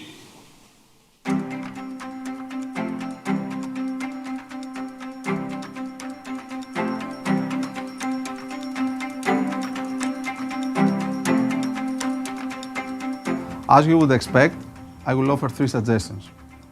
The first one has to do with the talent. We do see a lack of IT talent around Greece. And although we have reversed the brain drain that happened during the recession, we still need our education system to prepare more engineers and more IT professionals for the market. The second one has to do with the fixed line broadband. We need to evolve further the access of small and medium enterprises around Greece in high-speed internet. And the last one has to do with the bureaucracy. We have evolved and changed a lot as a country in the last years, but we need to make it easier for companies around the world to invest in Greece. Of course, in no case should we be complacent as global competition for foreign investment grows. On the one hand, the key priorities must be carried on are the continuous improvement of skills, with an emphasis on digital ones, support of high-tech industries and innovation in areas such as clean technology, smart grids and health, and finally, a boost of the country's extroversion. On the other hand, the simplification and codification of legislation and the timely administration of justice, the protection of intellectual property, a more effective public administration and a stable tax system are crucial considerations. As the Greek economy recovers, foreign investment will not only accelerate this trajectory, most importantly, will help our economy to adapt and transform according to the requirements of the new global digital economy.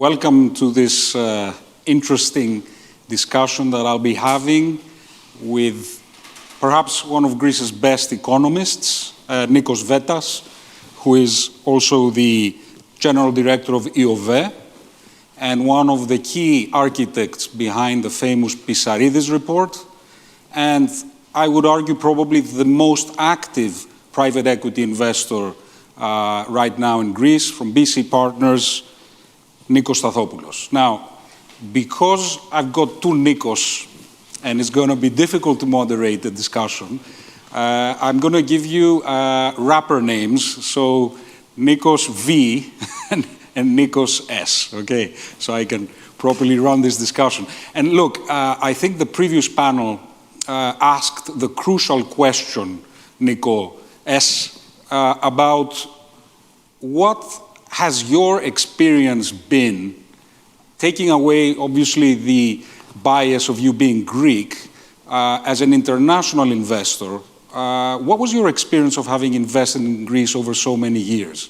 I mean, what are the positives and negatives, and what change have you actually seen over the past 5, 6, 7 years? Well, first of all, good afternoon to all, and thank you for having me here as well myself. It's a pleasure to be with you. I have been investing actually in Greece for the past 15 years, so I have seen the country evolve and not just in various stages and in various governments, but also in the perception that foreign investors like ourselves have had in the country. And I think Greece has changed, I would say almost dramatically in the last couple of years, partly with regards to the perception that the country has, but more importantly, the fundamentals of attracting new investors. In Greece has had a lot of historical issues when it comes to the usual things that I think everyone knows about our country in terms of bureaucracy, in terms of a slow judicial system, in terms of the red tape and everything else. I think a lot of these things in the last couple of years have taken a different, I would say, better route, in the sense that the country has been massively transformed when it comes to digital transformation, and that simplifies its processes.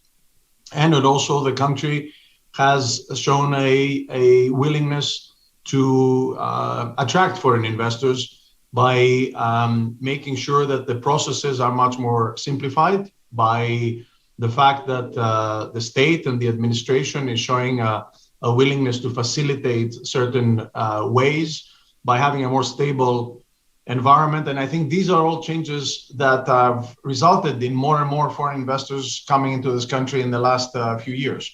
And I don't think it's by accident. I think it's because people see a combination of factors. One is, as I mentioned, a change in terms of the way things are done in the country. Secondly, and probably most importantly, in my mind, is growth. They see that the country is growing from more than a decade of very difficult times, of memoranda, of crisis, of financial crisis, of the risks of Brexit. And all these things are now behind us. And I think people are seeing the opportunity to invest in a market that is growing fast and that is changing in terms of its attitude towards investment. Do you still feel that we are behind compared to other markets that you're active in? And in what areas do you feel the next 5 years we should be focusing on? Well, if it's a question of whether we're behind, it's more general as a statement. I think the country is still probably behind when it comes to some of the processes that are required, and as I was mentioning before, bureaucracy and certain ways that the state can help facilitate and expedite certain investments. I do think that my biggest worry is that a lot of the things that are happening or we're seeing happening and going the right way stop. And they could stop because of change of attitude. They could stop because of change of policy. They could stop because of course, another event which is beyond our control, because investors need that stability. And I think that's the stability that has been missing from the country over the last at least 2 decades that I've been closer to it, is the one that I want to make sure that it's restored and we don't lose. So as long as there is stability in terms of reforms, stability, tax systems, so stability in terms of the way things are done, I think the country can match, call it, what other economies are doing today, and why even markets like other European developed markets have been attracting capital. Let's not forget that, unfortunately, our country, Greece, remains a small market. So for Greece to attract foreign investors, it has to almost have a disproportionate amount of either growth and or attractiveness vis-a-vis some bigger economies like France, Germany, Italy, etc., who have the advantage of size. Indeed, I think that continuity and predictability always come up very high on the list of things where we're lacking, indeed. Nico Veta, the Pisaridis report, I think, now has its almost 1-year anniversary, if I'm not mistaken. And I think a lot of people are curious, what has happened since you guys wrote this report? Are we on track? Are we not? What are your observations in terms of how we've progressed against the objectives set by that report?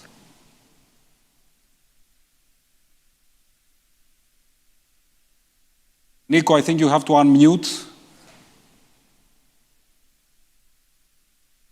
I think it's better now, no? Yeah, absolutely. All right, sorry for that.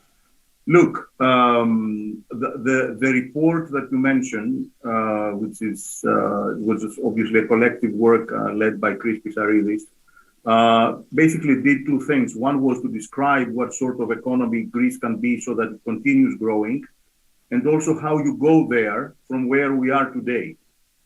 To connect back to what Nikos Stathopoulos was saying before, in my mind, the surprise would not be if Greece grows.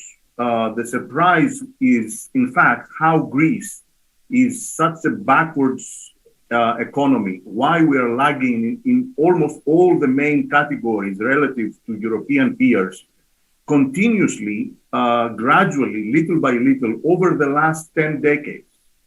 It's not just a matter of what has happened since 2008. In 1980s, this country was much ahead relative to Ireland, to Portugal, to Spain.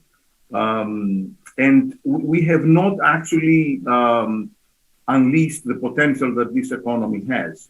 There is absolutely no reason why Greece could not be one of the richest countries in the world. It's in the core of European institutions, so you have stability. It is a center of a very vibrant area in the Eastern Mediterranean and entrance to Europe. It's a country with a tradition in investing in human capital. So if you put all of these things together, you have to wonder what is missing. And what is missing is some key institutions effectively in the interface between the public sector and markets. And that bureaucracy that the other Nikos mentioned makes Greek businesses very introvert, looking into domestic demand, but domestic demand is very low. And that led to all the pathogenies of the past. But let's not do historical analysis. As I said, if a few things are fixed, and that's easier said than done, and we can discuss what has to be fixed further, the sky is the limit. Just to put things in perspective, over the last 10 decades, the overall investment level in Greece has been at the average of the EU. It's about somewhere between 23, 25% of GDP investment. However, a huge part of that was investments that we made in our houses. So the average Greek household has been saving. It's not true that we have not been saving. Has been saving, but we have built houses. That's why we have one of the highest home ownerships in the world. And the reason was the underdeveloped capital markets, the lack of trust in institutions, the lack of trust in the institution of business itself. Now, once this housing got out of the window in 2008, when the economy collapsed and effectively the country got bankrupt, the overall investment level as we speak, and since then, is about half of what it was before. And it's about half of what it is in the rest of Europe. So even if investment grows 10, 15% per year, we still have a lot of ground to cover. So we need a lot more of what we have been seeing the last 2 or 3 years. We need to follow, not only to follow linearly on that same path that Nikos described before, the other Nikos, but we have to go exponential on that.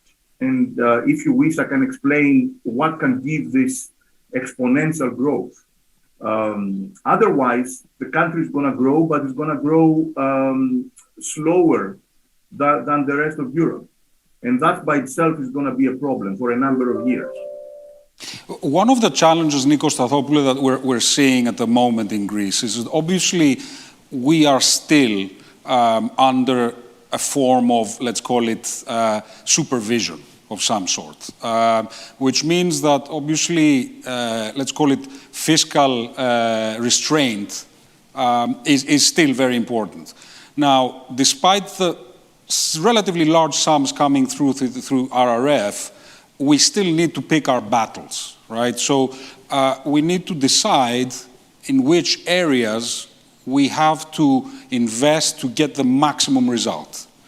Now, one thesis would be that actually technology firms across Europe are growing at about 5 times the speed of the rest of the companies in any European economy, and hence a disproportionate amount should go into technology and innovation. And I'd like your opinion about that, both in terms of whether this is a correct statement and also whether these kinds of decisions should be made by the government. Well, first of all, I would say that innovation is key in anything. And it's key in anything because it grows business. It helps us stay ahead of competition. It also helps take advantage of new technologies. So I think innovation is absolutely critical, regardless of industry, regardless of country, regardless of anything else. And it's a must almost. I think it's also key because, especially for a country like Greece, but as I was mentioning, it applies in any context. It is increasing the chances to react to change. And by doing so, you can also not only be ahead of the curve, but also discover new opportunities. And all these things are relevant for one sort of ultimate target in my mind and one ultimate target only, which is growth. As Nikos Vetas was mentioning before, and as I mentioned earlier, Greece needs to grow disproportionately to some of its other European peers because it's almost handicapped because of its historical pathogenies that it had, as well as its small size. So the way to compete in the international arena is by having a disproportional growth. And innovation is a key, I think, way to do so. I think that will also mean that we can refer to creating, for example, more effective processes, as I mentioned, can act as a catalyst to make a business and a country, for that matter, grow and adapt to the marketplace. So I think innovation is key. I think innovation, the way it's handled, however, has to be careful. And I think you mentioned something on this earlier. I think as a country, because we have limited resources, and I'm not just talking about financial resources, given our size and scale and number of people, general human capital resources, I actually do believe that we should pick our spots, that I think we should focus on what we think we can do better. Ultimately, the ultimate, I would say, decision maker or where we should be investing should be the private sector, not the public sector, should not be the state. Is the private sector that will identify where the opportunities are, is the private sector and the entrepreneurship that will drive that growth and funnel the funding. So I think innovation is key. I think the country has and should focus on it more. And I would personally be in favor of picking our spots and trying to develop what I would say almost centers of excellence in certain areas. You know, a lot of our peers and all our neighboring countries, despite their size, in the sort of the Balkan area, for example, and other neighboring markets, have developed that center of excellence when it comes to technology or IT or some engineers and stuff. We should be doing the same. We have nothing to be jealous of because I do think that the human capital in our countries is extremely high. Nico Veta, I think there's an underlying debate in a lot of people's minds when it comes to a growth plan that undoubtedly we need. And I'd say it's almost a debate between a Friedmanite approach where you let the market decide or a more Keynesian approach where the government plays a more vital role. Now, this is perplexing for a lot of people because you look at places where theoretically it's been the free market that has decided, and upon closer inspection, you see that actually the government was very much involved. And this is true of Silicon Valley and the role of the US military establishment in the development of Silicon Valley, or you look at Israel, where the government has played a vital role, and obviously the Nordics as well. Where do you strike the balance as an economist, having observed Greece, I would say, through thick and thin, good times, bad times? Where do you think we are today? How much government, how much master planning or central planning, and how much do we leave to the market with its known imperfections, obviously? Marco, you are opening up a huge discussion. If I could respond in one sentence, it's not a question of how much government, it is what type of government. Certainly, you don't want a government that is large but inefficient. I should say actually a state, even though in this country, the boundary between what's a government and what's a state is a little bit unclear sometimes. It's obvious that the European model, but also the model that makes sense, is that the public sector should provide the basis for business, and the business has to find its own way. And in fact, you have to provide such a basis for business that it can be flexible, it can be innovative. What one company does one year, you know this, Marco, perhaps as well as anyone else. It's not the same that it will be doing the same company 2 years down the road. So to basically assume that a technocrat or a bureaucrat is going to dictate business, that would be completely wrong, especially in a country with a history like ours. At the same time, it's obvious that there are some key areas where the government should help. For instance, even though I believe that the key area of growth has to be the nexus between technology and manufacturing, let's take another area, which is the whole thing that has to do with tourism, culture, inviting people to live here permanently, or for that, key infrastructure, transport, healthcare, schools is essential. Likewise, what sort of interface you are going to have with universities and other education institutions. So how you create this, of course, it's not going to be up to the government to decide, but it has to facilitate through infrastructure. I want to say one quick word about some things that Nikos Stathopoulos very rightly picked up on. Innovation. That's how money is made. But in order to innovate, you have to take risks. And for businesses to be able to take risks, it has to be that the rest of their environment is not too risky. If you are in a country that's unclear how it's going to be 5 years down the road, or if you don't know what the tax system is going to be next year, then you cannot afford to take risks where it really matters. So one reason that stability is key is exactly so that you can take the right types of risks. You start 10 projects, and one of these 10 projects is going to work, and then you will be making money by creating innovative services and products.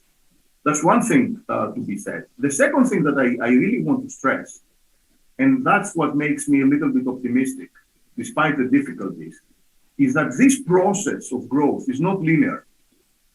Once you have enough business activity from existing businesses or newcomers into the country that are extroverts, this changes the name of the game. This changes the nature of the country. This will more easily allow people to decide that they're going to live in Greece rather than in France or in California.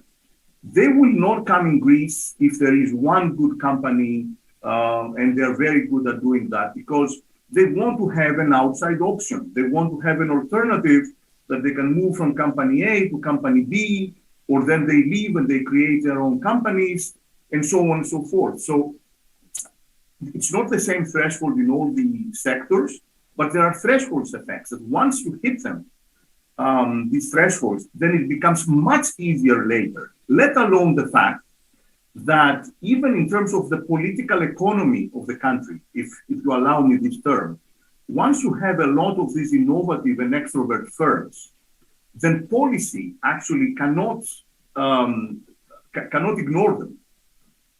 So policy itself becomes endogenous in this, and economists would say. And the third thing to say is, where are we? How far are we? You asked before are we out of the woods effectively? Are we there in terms of policy? In a very crude way, I would say that there are 4 steps until Greece really gets to really high growth. And we are halfway through. So the first step is to establish finance to the country. That's more or less done. This is thanks to the European umbrella of safety that has been put on top of us, but it's also thanks to actions by the government. We are not back in 2012 or 2014.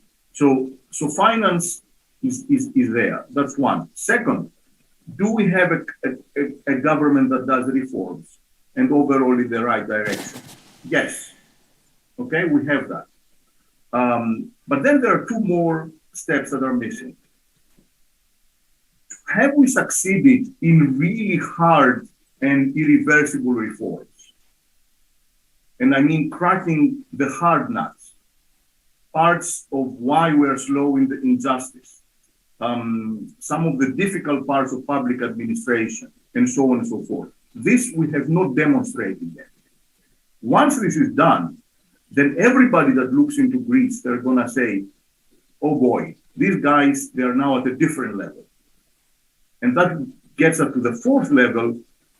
Can we have stability so that when a new government comes, because there will be a new government at some point, when ministers change, when conditions change, we can have enough continuity, because investors do not care about the next couple of years. Investors have a 10-year horizon.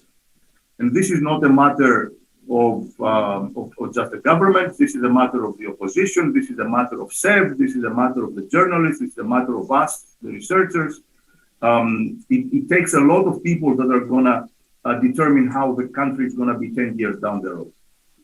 I think Nikos has expressed a very simple but profound truth in saying that in this debate about what is the role of government in a growth strategy over the next 10 years, perhaps the most important thing is provide its citizens and entrepreneurs enough safety and predictability in their everyday life so that they will have the requisite appetite for risk in their business life. I think that is a wonderful way to sum up the role of government. And with that, Nikos Stathopoulos, there is this unique viewpoint that you have, living in London, being an international Greek, an innovative Greek, yet caring a lot about the country and investing in the country. This whole sort of enthusiasm about digital nomads that came about during COVID, and this expectation or wish that perhaps Greece could become a host country to repatriate Greeks that had left during the crisis, or even more, invite non-Greeks to live here. I think this predictability that Nikos Vetas talked about may be an issue. For example, I've spoken to friends of mine who have already started raising kids abroad and are Greek, and they're saying, yeah, realistically, we could come back, but you have so few English-speaking schools in Greece. How can we realistically come back? What is your sense about what might be missing to make this happen? And is it like wishful thinking to be talking about digital nomads? Well, first of all, we need to decide if this is really a priority for Greece, i.e., do we actually want to attract the non-Greeks to come back to Greece? Or do we want to attract the Greek diaspora who has left the country for good or different reasons, who has started a life outside of the country and is debating whether to come back? And in my mind, the latter is more important as a first step. The first step would be to attract the Greeks who have left, who have decided for different reasons that they wanted to either work abroad or start their life abroad and continue their life abroad, and see if we can bring them back into the country. And I think that's a bigger priority than trying to attract some foreign non-Greeks, let's say, to come back to our country, because unfortunately the infrastructure, the culture, and even smaller things like schooling and everything else are currently not catering for that. At the same time, I think that the country is going to be much better off if it's able to attract the bright minds, the Greek bright minds that left the country over the years and have developed a great career outside of the country and are debating to come back. And I can tell you also from personal experience and also from friends of mine, I'm an example of somebody who has lived outside of Greece for more than 30 years now, that a lot of, I have several of my friends, but for the first time over probably 2 decades, I've seen not only debating whether they should come back, but preparing to come back. And I think for me, as the British will say, the proof is in the pudding. I do think that here you see that the bright minds are coming back to the country. It doesn't necessarily need to be in the digital space. It doesn't need to be in the innovation space. I think these will come because I repeat, I don't think we should prescribe what industries or how the country is going to grow, because the free economy will let it happen. What's more important for me is you have a bunch, and a very large bunch, of Greeks living abroad who left the country, and I think they love the country. They have that nostalgia of Greece. And I think, but in the past, the conditions were not there for them, and the opportunity cost really was very high for them to leave their current markets or jobs to come back to Greece just because of the love of the country or for the nostalgia. I think the country has a unique opportunity now. I've seen it happening. I hope it's not just a sporadic exercise that's going on. I think the country and the government, rightly so, if I may say, is giving incentives for people to come back. We're not pioneers in this. Other countries have done the same. And I think it's also the right thing to do. It's not for economic reasons and monetary reasons and tax reasons that the Greeks will come back. But it's actually something that actually helps, because it's an additional incentive in the list of potential reasons that somebody might be having to debate whether they should come back to their mother country or not. So I'm optimistic, and I think you will see more and more people coming back, as long as what we were talking before is sustainable. And this is not just a one-off exercise. I see a lot of euphoria in the country, and I think probably the country deserves some euphoria because we've gone through difficult times.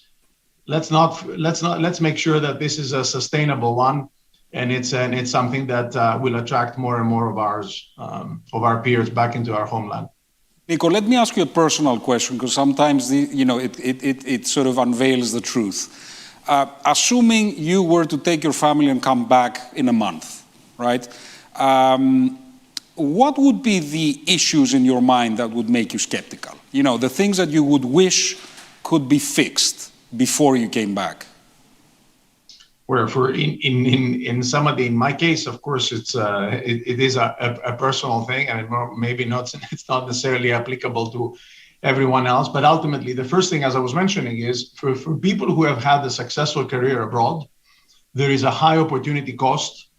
The one way that they will be attracted is if they feel that they can almost not necessarily replicate, but not leave sort of too much of their career. And when I'm saying career, I'm not talking only financial. I'm talking about also the intellectual challenge, the opportunities that are presented by leaving and being a citizen of the world, ultimately, where some of us have developed of being. And I think having that international profile, that ability to have growth opportunities in the country are key. And for me, that would be a key thing in coming back to Greece. And that's why in a country where you can see growth, in a country where you can see innovation, in a country where you can see processes being simplified, and the daily life, as in Greek, η καθημερινότητα, is not something that becomes a chore, but it becomes a very straightforward exercise. I think these are all important steps to attract people like ourselves.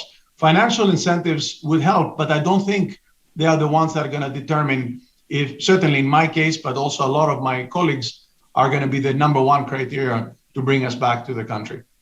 That's actually very useful.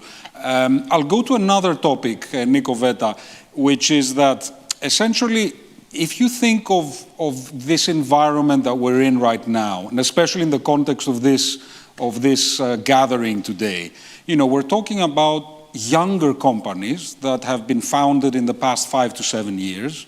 They seem to be performing very well. You know, they've reached a market cap of about 7 billion, which is nothing short of a miracle if you look at where we started, yet way behind most of the rest of Europe. In terms of the investment steps, or let's say the investment areas, we've got some venture capital. At the moment, we've got 6 funds. Israel, of course, has 250. And we're investing about 70 million a year. Israel is investing $1.5 billion. Germany is investing 700 million. So, you know, way behind. And then another thing is we are mostly lacking later stage investment sources within Greece. So essentially, growth capital when it comes to technology is very, very limited. And then we have a virtually non-existent stock market. Okay, so a lot of the parts of the chain are still not there. You know, they're literally missing. I would say angel investing, definitely missing. VC, yes, we have a little activity, much less than other countries. Virtually non-existent growth equity, and then a stock exchange that is suboptimal, to say the least. Realistically, what would you prioritize right now, Nico Veta? You know, where should we put our energy? What should we fix first? I have an interview straight after you guys with the Prime Minister, and I'm interested to hear your views. Well, some of what you described, Marco, is more like a symptom than a cause, or in fact, it's both a symptom and a cause. We have had an underdeveloped capital markets for a really long time, and all this goes back to what we have been discussing, the lack of broader stability that would allow you to fund risk in the right ways. It also has to do with what sort of businesses we have. If you think about it, most of business in Greece is of a tiny size, extremely tiny, not even SMEs, completely micro businesses of 5 people or whatever, and they remain micro. And then what you also have is some larger businesses that have been around for 20 or 30 years. But what you are missing, with several good exceptions, but overall you are missing a lot more businesses that they start small and then they grow and they become of a size that is noticeable in an international scale. And you know, and we all know that there are some great examples, but we need a lot more of that. So where do you start? I think you cannot start by saying I'm going to just order more venture capital or stuff like that. You have to start with having a broader, a stable, broader environment in terms of tax policies, justice system, and so on and so forth. Of course, you cannot fix everything overnight, but you have to show the direction. Once this is done, everybody understands the Greek economy, like a huge magnifying glass has been put on top of us since 2010. Obviously, not for the internal demand. It's going to come in for foreign demand. And what can this foreign demand be? You know, as I said before, technology, and this implies services, but also manufacturing, one. And then there is this whole ecosystem, some might say, between cultures, broader civilization, tourism, and so on and so forth. I want to say one more word on the human capital aspect. First of all, Nikos Stathopoulos is absolutely right. This resource of Greeks abroad is completely valuable. And you have to mobilize these people, but not necessarily in the idea that, okay, you have to do it in a way that people come to Greece and they still keep the option open, that then perhaps they attract some of their non-Greek colleagues. Greece has to be open in its labor markets and in its entrepreneurship. It cannot be you are in Greece or abroad. The ideal is that you spend some time in Greece and some time abroad. And in this same vein, I think a great opportunity is going to gradually appear if we open up our higher education system to non-Greeks. Countries have done this, obviously the US and the UK. They collect the best and the brightest, in quotes, of course. But other countries as well. Of course, Israel, the Netherlands more recently. If you imagine a system where a third or a fourth of our students in the engineering schools, in economic schools, of course, in humanities and classics, these are non-Greeks that they study here.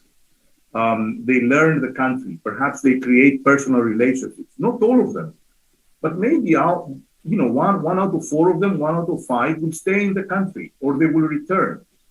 This is huge. The country has to have a more active immigration policy. Greeks will always leave the country, and they should leave the country, some of them.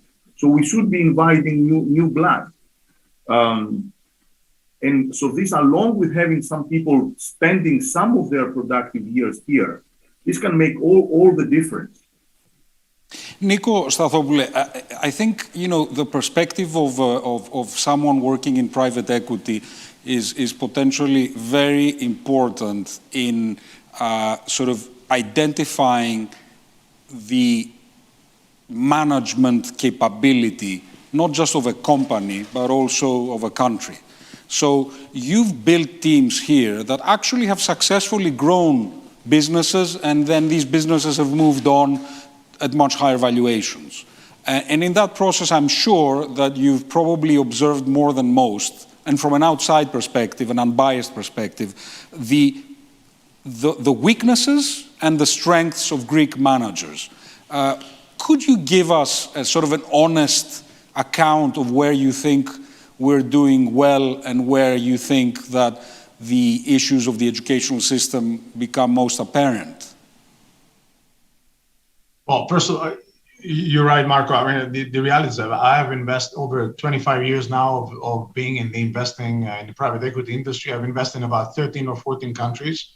And I can say, not just because we're having this discussion today, but honestly, hand on heart, they are very well educated. They're very commercial in the way they approach business.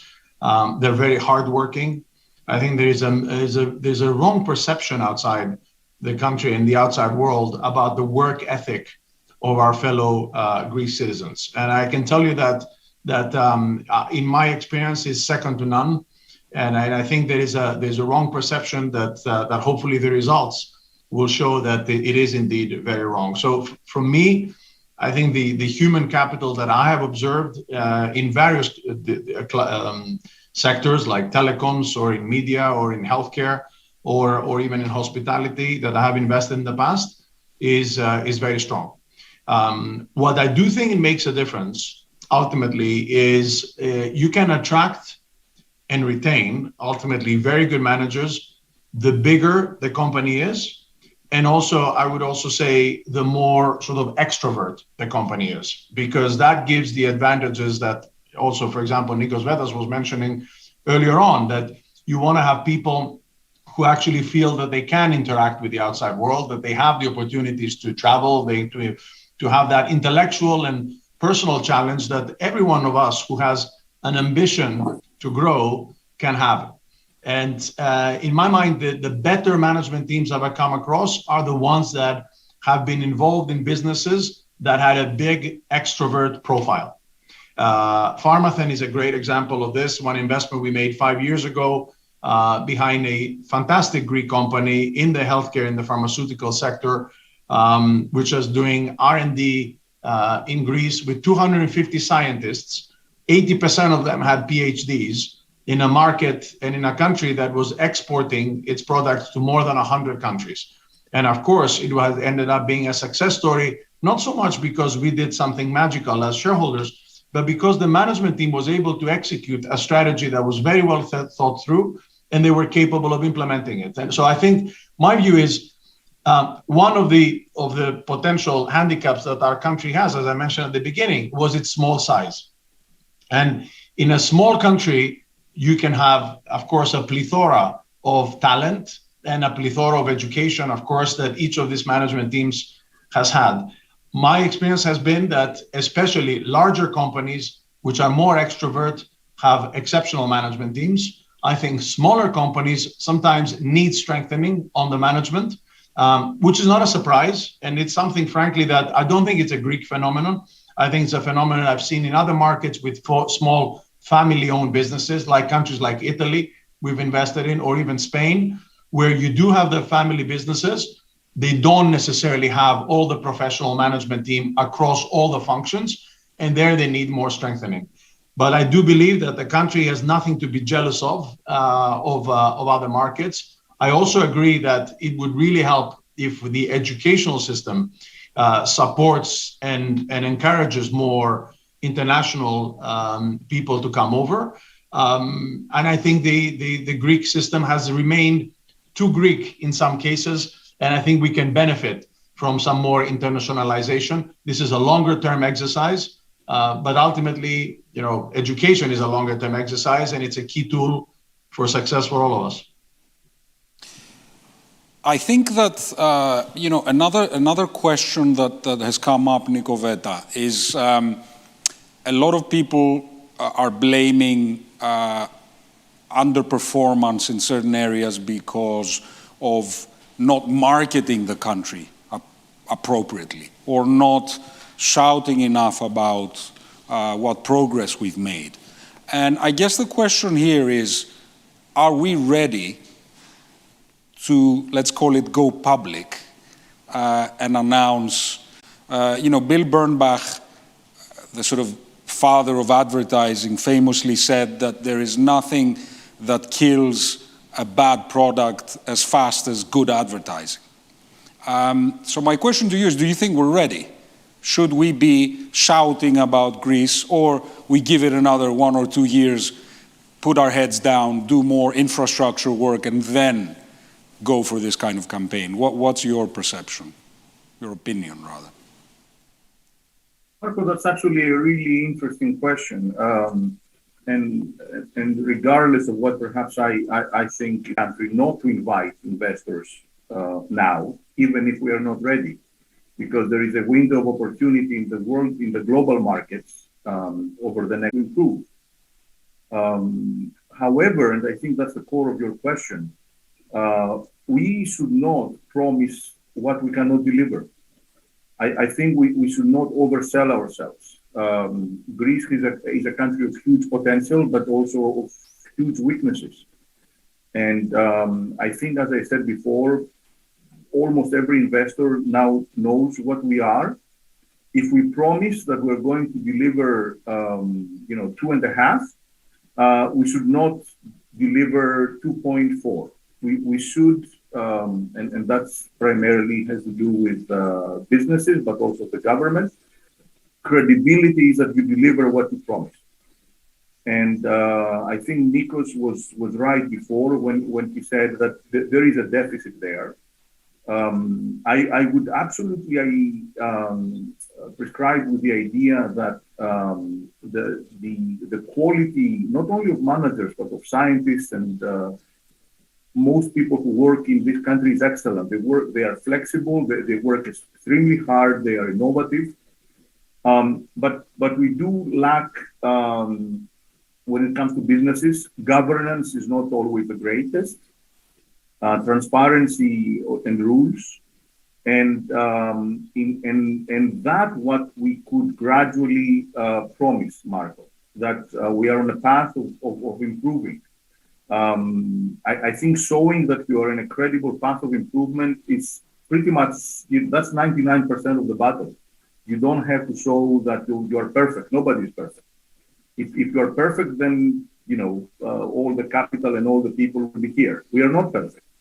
But if you show that we are committed to improve, and that you can go public with that, I believe. But you have to promise exactly what you can you can deliver. One supplementary word on this.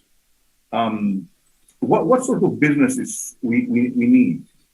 If you take seriously what I said before about governance, I think that's where foreign governance rules, and when I say foreign, coming from multinationals, so foreign capital, that's key. Either having multinationals coming to the country or foreign capital that comes into Greek companies, that's not just money. I think it's primarily culture and rules. And this is not something that is going to crowd out Greek smaller firms. If this is done right, this is going to help smaller firms that are going to, in fact, interconnect with larger firms. And even if they cannot, for instance, be direct exporters, they can be indirect exporters because they are selling to larger firms that are themselves exporting. This is key. Also, to the extent that the presence of larger businesses brings more transparency to the market, and that's again key, more competition, not less competition, then this allows smaller firms to grow. And not all of them are going to be successful, but that's the name of the game for how the markets work today. So you do need not only capital, because we need investment in a very vague sense. We need capital that is going to bring with it a new way of doing things. And we have, of course, all the, really big examples, from Pfizer having all of their great new jobs at Thessaloniki, the new Papastratos investment, back from Philip Morris and foreign money, and I can go on and on and on, from Microsoft. I think yes, it's certainly. It's a really long list. It's However, a long list. It's a long list. There is a number of Greek companies that started here from people that stayed in this country over the last 10, 15 years. They have worked extremely hard, and many of them we don't see in the front news, and they are absolutely excellent. Nico, thank you very much for this closing statement. Unfortunately, we're out of time. I want to thank you both for this fascinating discussion, and probably end this discussion with something that I think Nikos explicitly said, but the other Nikos also implied. Let's essentially under-promise and over-deliver over the next 3 years. Thank you so much. Goodbye to both of you, and thank you. Thank you.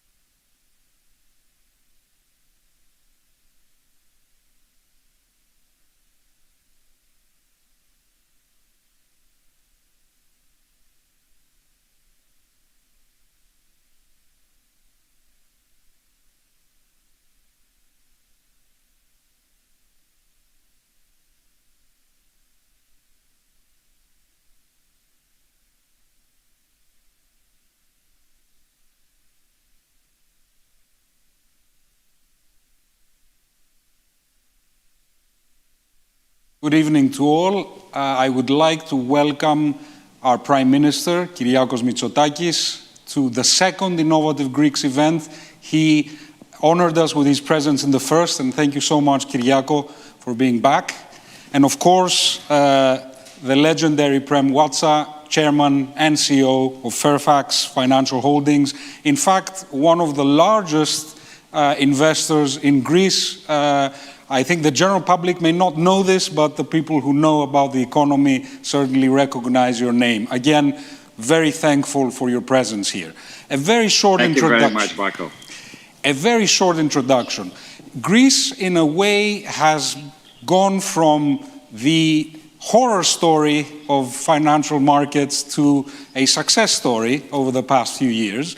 And I think that if you look at it from a psychoanalytical point of view, I think it always takes a good crisis to really have the self-reckoning that you need as a nation to then learn your lessons and rebound in a sustainable way. So I think that in my lifetime, to be quite frank with both of you, this is the first time where I see growth happening not because of external factors, not because of coincidence, but rather because of a very painful but instructive process of self-reckoning, correction, and certain key principles of meritocracy, determination, extroversion becoming the norm as opposed to an afterthought, which was very much the case in my 48 years of life, to be frank, up until now. So I'll start with the first question to you, Prem.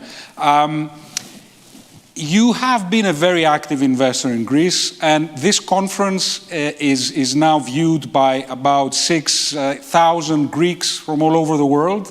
We like to call them innovative Greeks, let's say the heart of what Greece can become over the next decade.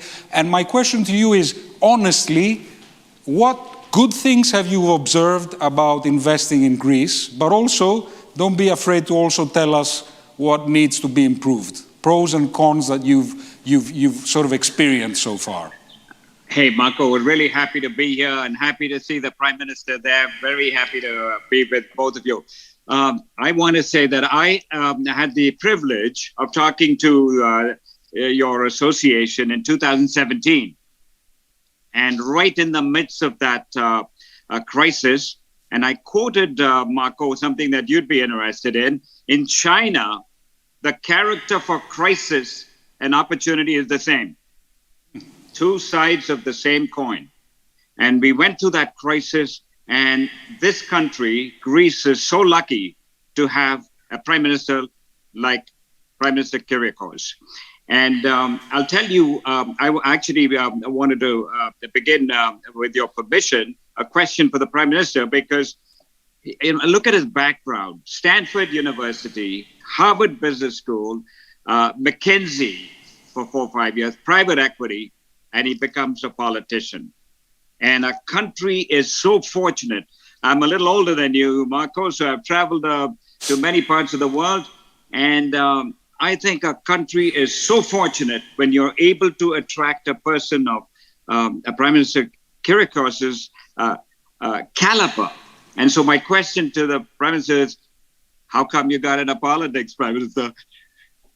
Well, first of all, thank you. Thank you, Marco, for inviting me. Thank you, Prem, for your kind words. I would like to congratulate, first of all, Marco on his Innovative Greeks initiative. It's a fantastic platform to bring together very talented Greeks from all over the world. And it's a great opportunity for me to make the case for contemplating a permanent return to our home country, because things indeed have changed. Thank you, Prem, for sticking with Greece during a very difficult period.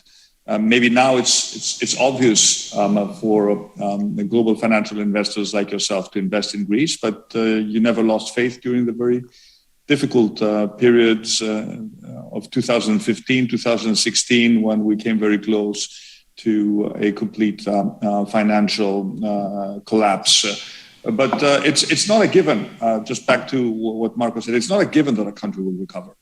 There are countries that essentially go from crisis to crisis. I don't need to make reference to specific examples, and things get, systematically worse. But I think what did happen in Greece was the fact that there was a simultaneous change in public perception as a result of the crisis, and I think a leadership that was able to steer the country in the right direction with, I think, a lot of clarity and a very clear sense of the mission that has to be accomplished. I mean, just a direct answer to your question, Prem, I couldn't imagine anything more fascinating than what I'm doing now. It's extremely challenging, of course, but we have the chance with the government to really put Greece on a completely different trajectory for a generation.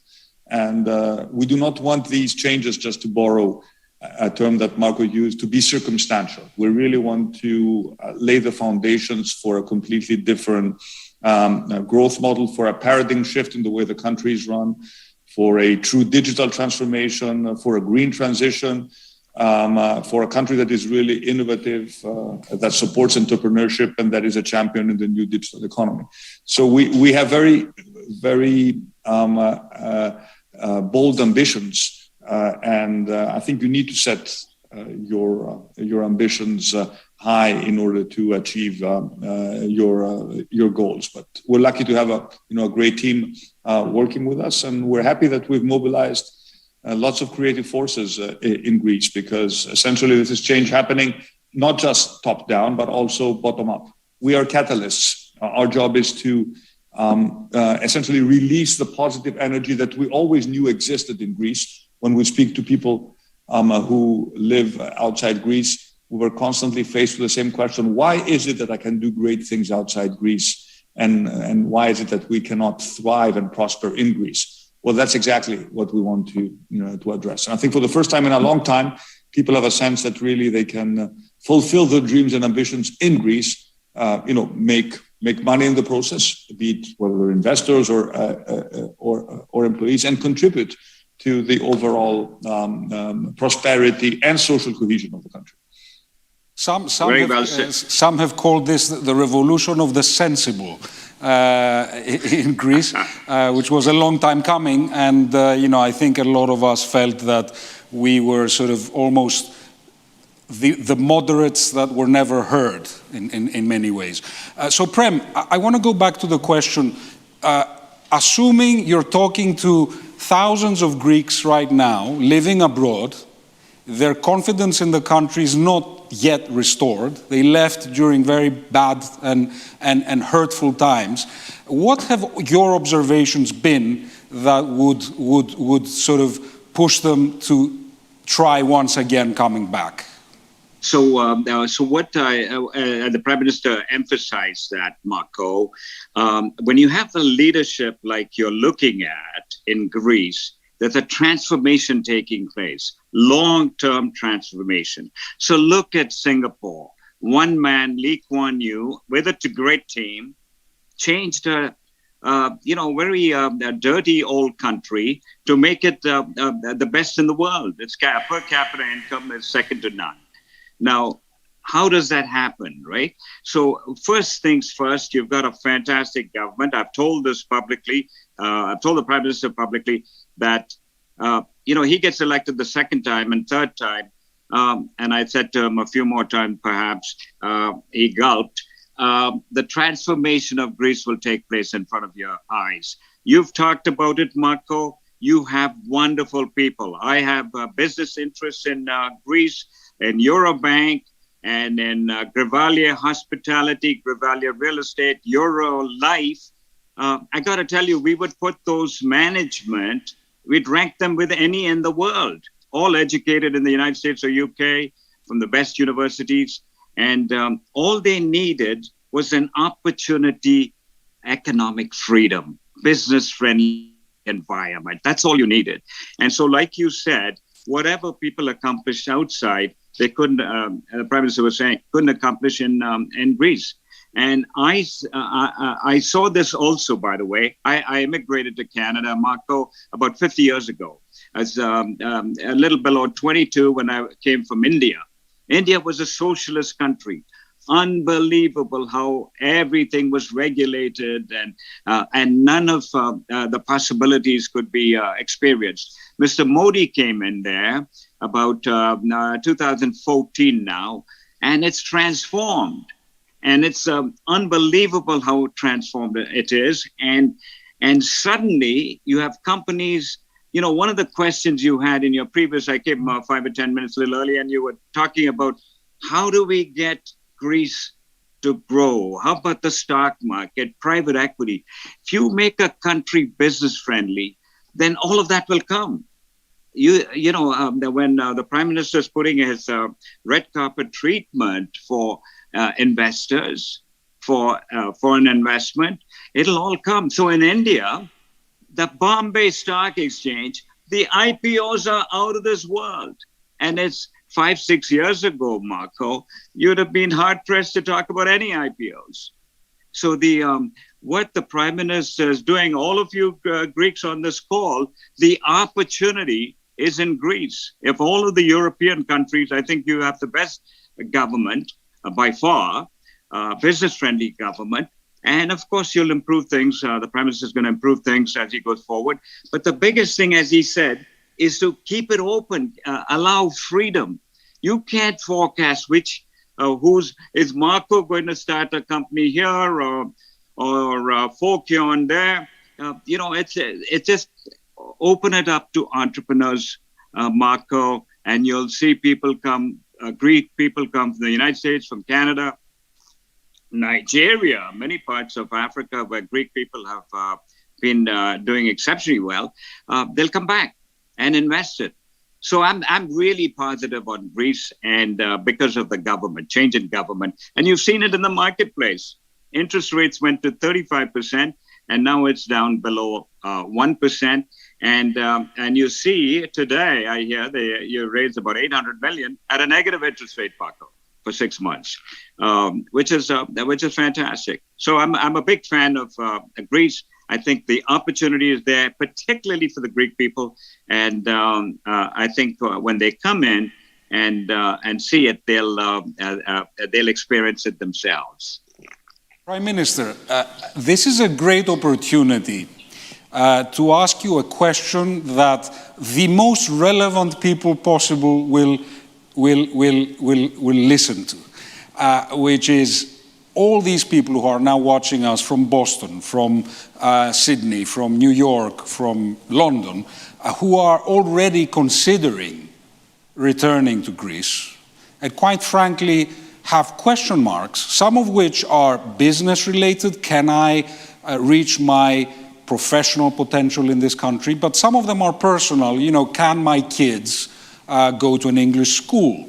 You know, can I be assured of having the quality of life and predictability and stability that I need? Mr. Vetas, in our previous discussion, made a very, very apt comment. He said, if you expect entrepreneurs to take risk, you need to make sure that they're not taking risks in the rest of their lives. So they are in a stable environment.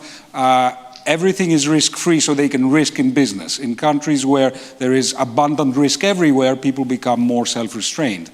So could you please talk directly to our audience and maybe give them your views, your honest views, as to what are the pros and cons of coming back and why they should come back?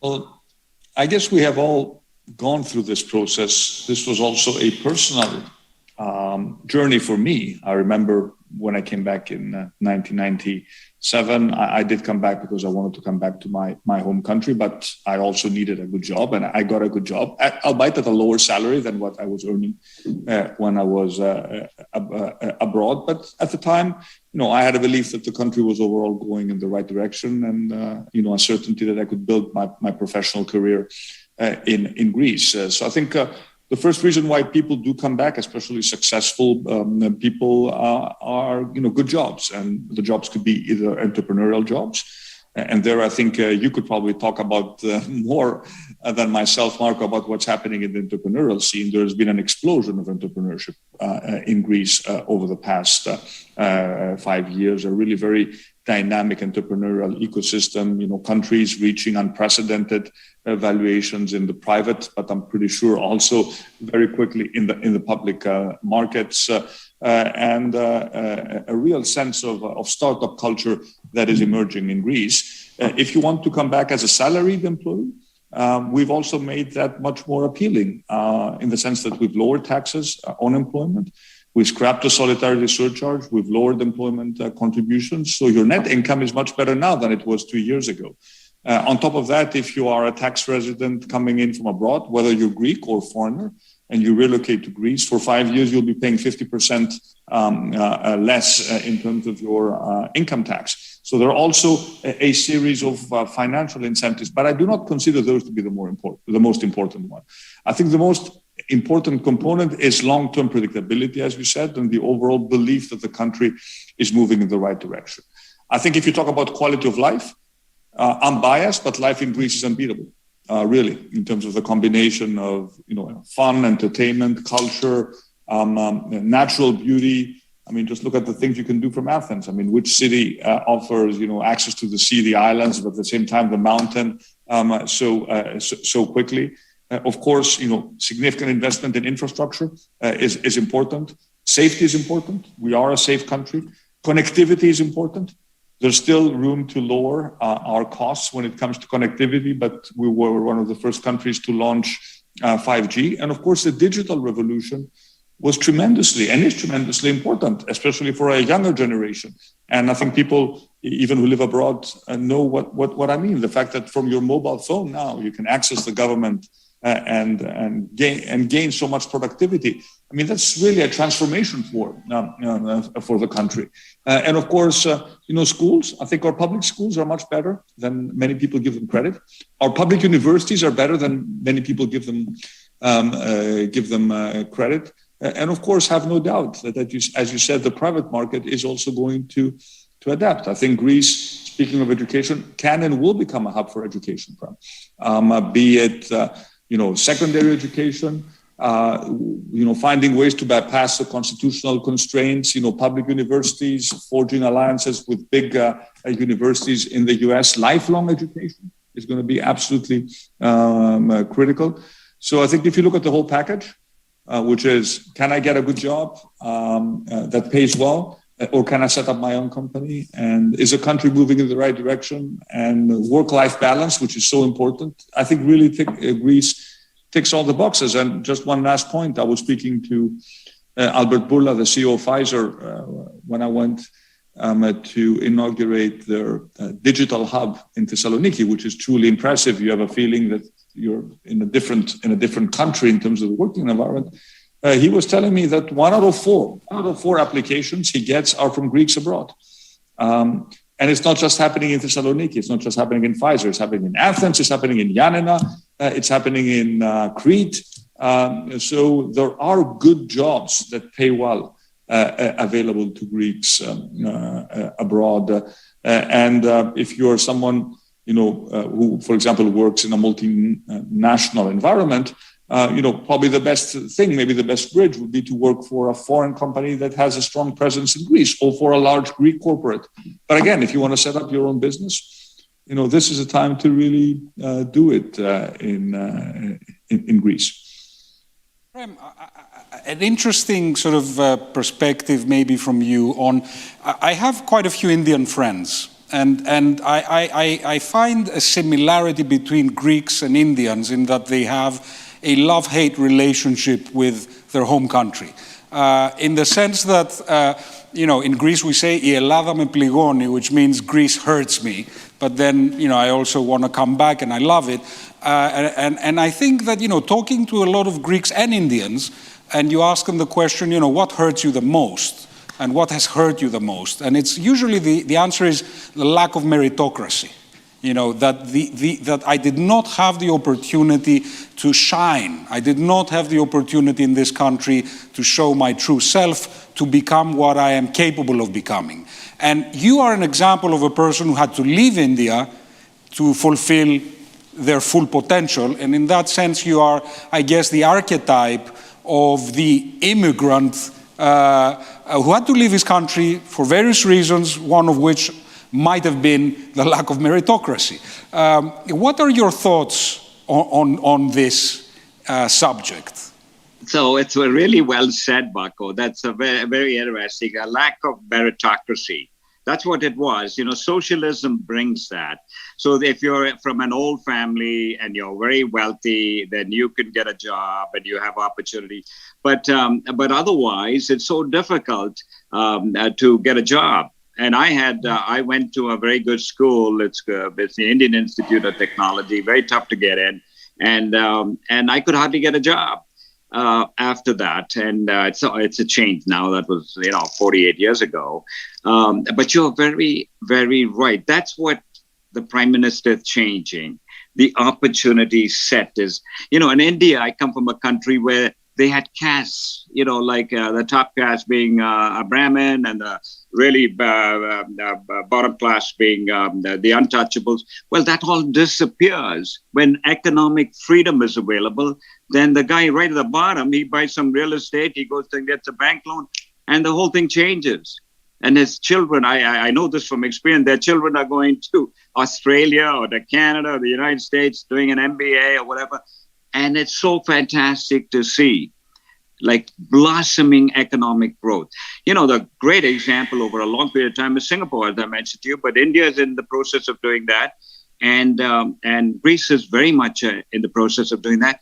And people change, the mind changes and says, there's opportunity in Greece. And all the people on this call, they say, oh my goodness, I've got to check it out. I've got some family there. And that's what's happened now. The Indian immigration is reversed. People are doing as well in India as they did in the United States and creating big companies and IPOs, which you were talking about previously, like massive IPOs. And who's putting the money, Marco? American private equity, American venture capital, European, because it's opportunity. It's huge opportunity. So money will go where it's welcomed. And so I see the same thing happening in Greece. One idea for you, Prime Minister, which I saw in India and other places, is Invest Greece. So you can, and you might have done this already, but what they did was they created a company, created a department, the government, Invest Greece, and 22-year-olds, 24-year-olds who had an MBA, engineer, accountant, whatever, really smart people. They said, come and give us 2 years of your time, work for Investment Greece to attract investments, and you'll meet a whole ton of people. And then, after that, you can work in Greece, or you can go back to the country you came from. And that's been a huge success in a country like India. And so any investment that comes in, there's always bureaucracy in our country. Invest India or Invest Greece breaks through that bureaucracy, gets the thing done, and calls whoever has to do. And, I've met many of the people in government with the Prime Minister, and they're outstanding. They're very action-oriented. Get it done. Get through the bureaucracy. Because bureaucracy kills, right? And you're competing for investment, Marco, from all over the world. But I see a lot of the similarities. And the other big similarity we have, Marco, is we're family-oriented. Greek people are very family-oriented. We're very family-oriented. I make the comment, I came with no money to Canada. But I said, I had a terrific values. My father was a teacher, and so very good values. But the opportunity was in Canada, United States. That doesn't have to be the case. With the great values that you have in Greece, the opportunity, I think, in the future will be in Greece. May I just make up a few observations, because I think this is of course. I'd love a fascinating discussion. Yes, markets can be very meritocratic if they operate freely, but this means that we want to make sure that we have true competition. And one of the problems with Greece was a legacy issue of old business interests, sometimes controlling media, influencing politicians, and we really have to break through that arrangement. And what's happening in the entrepreneurial scene is very disruptive and very optimistic. The fact that you have new companies really challenging, incumbents, really driving through innovation. It's a new form of participatory capitalism, which I particularly like. Employees who are also owners of the companies. We've made it very easy for companies to give stock options, especially startups. I'm a big believer in this model of participatory capitalism. Second point regarding meritocracy. Yes, I'm a big believer in meritocracy, but we should also not forget that there are always elements of luck involved in life, and it is not always as easy as people believe to create level field in terms of opportunities. So we really have to focus on giving those who we know are the less privileged better opportunities to reach a point where they can actually shine. And this starts and begins with education, public education. In Greece, public education was always the big social leveler. It's almost a social elevator. You can start poor, go to a public school, go to a good public university, and this continues to be extremely valid today. So breaking down pockets of inequality by really starting at a very low age. Inequalities are created very, very young. Access to kindergarten. We've made one of the big reforms not many people talk about in Greece is, we've made kindergarten mandatory for 2 years now in Greece at the age of 4, because inequalities do start at a much younger age. So then it's difficult to break out of them. And finally, one last point. Yes, meritocracy starts from the top. I think one of the reasons why we have been successful politically was because we opened up the party and we actually invited in positions of government very talented people who were not necessarily part of the old system, the old establishment. So I try to be very meritocratic. It doesn't mean I will always get it right, because personal choices are very difficult. But certainly my goal is to create an inclusive government, a diverse government. I want to stress the word diverse. Diversity is a huge asset when it comes to building teams. We're still not there yet, especially when it comes to women participation, but we want to be as diverse as possible, and to give everyone the opportunity, even within my government. You're good, you will be rewarded with a better job. So we have to set the tone when it comes to personnel selection. When it comes to processes, again, not easy, but that's what will give people the signal that we really mean what we say when we recruit for top positions. We need to try to get the best people. I mean, I'll just give you one example. The Public Power Corporation, which is a state-owned entity. I think we picked a very good management team. The stock was at €1 when we took over. It's at €9 now. It's a very successful transformation project. Part of it is also due to picking the right people. And we need, last point, but very important, we need more people in public service. Yes, you're not going to make a lot of money in public service. It's a fact. But you'll get other satisfactions. And I want people to look at public service not necessarily as a long-term career. For some of us, it is a long-term career, but for others, it could be a project. You come in, 4 years, 8 years, 3 years, you do your job, you help your country, you get, the satisfaction of contributing to the greater cause, and you know that you will be rewarded based on your true contribution and your performance. Marco, can I just add a little thing what the Prime Minister said? It's very important what he said, which is, we think we did it ourselves, but you get, when he talked about luck, of course, you were born with a good family, you were born with not handicapped, your health was good, you didn't have anything to do with that. I'm a Christian, so I believe in blessings. But you had all these blessings. And so, as he says, you have to, and what I really like about the Prime Minister is the compassion for people who are not doing well, who got, just by birth or whatever accident, did not get the opportunity that others did. And all of us who are successful have a responsibility, and I preach that in our own company, to give back, to help people like that. That's what you're supposed to do. And I think you said it really well, Prime Minister.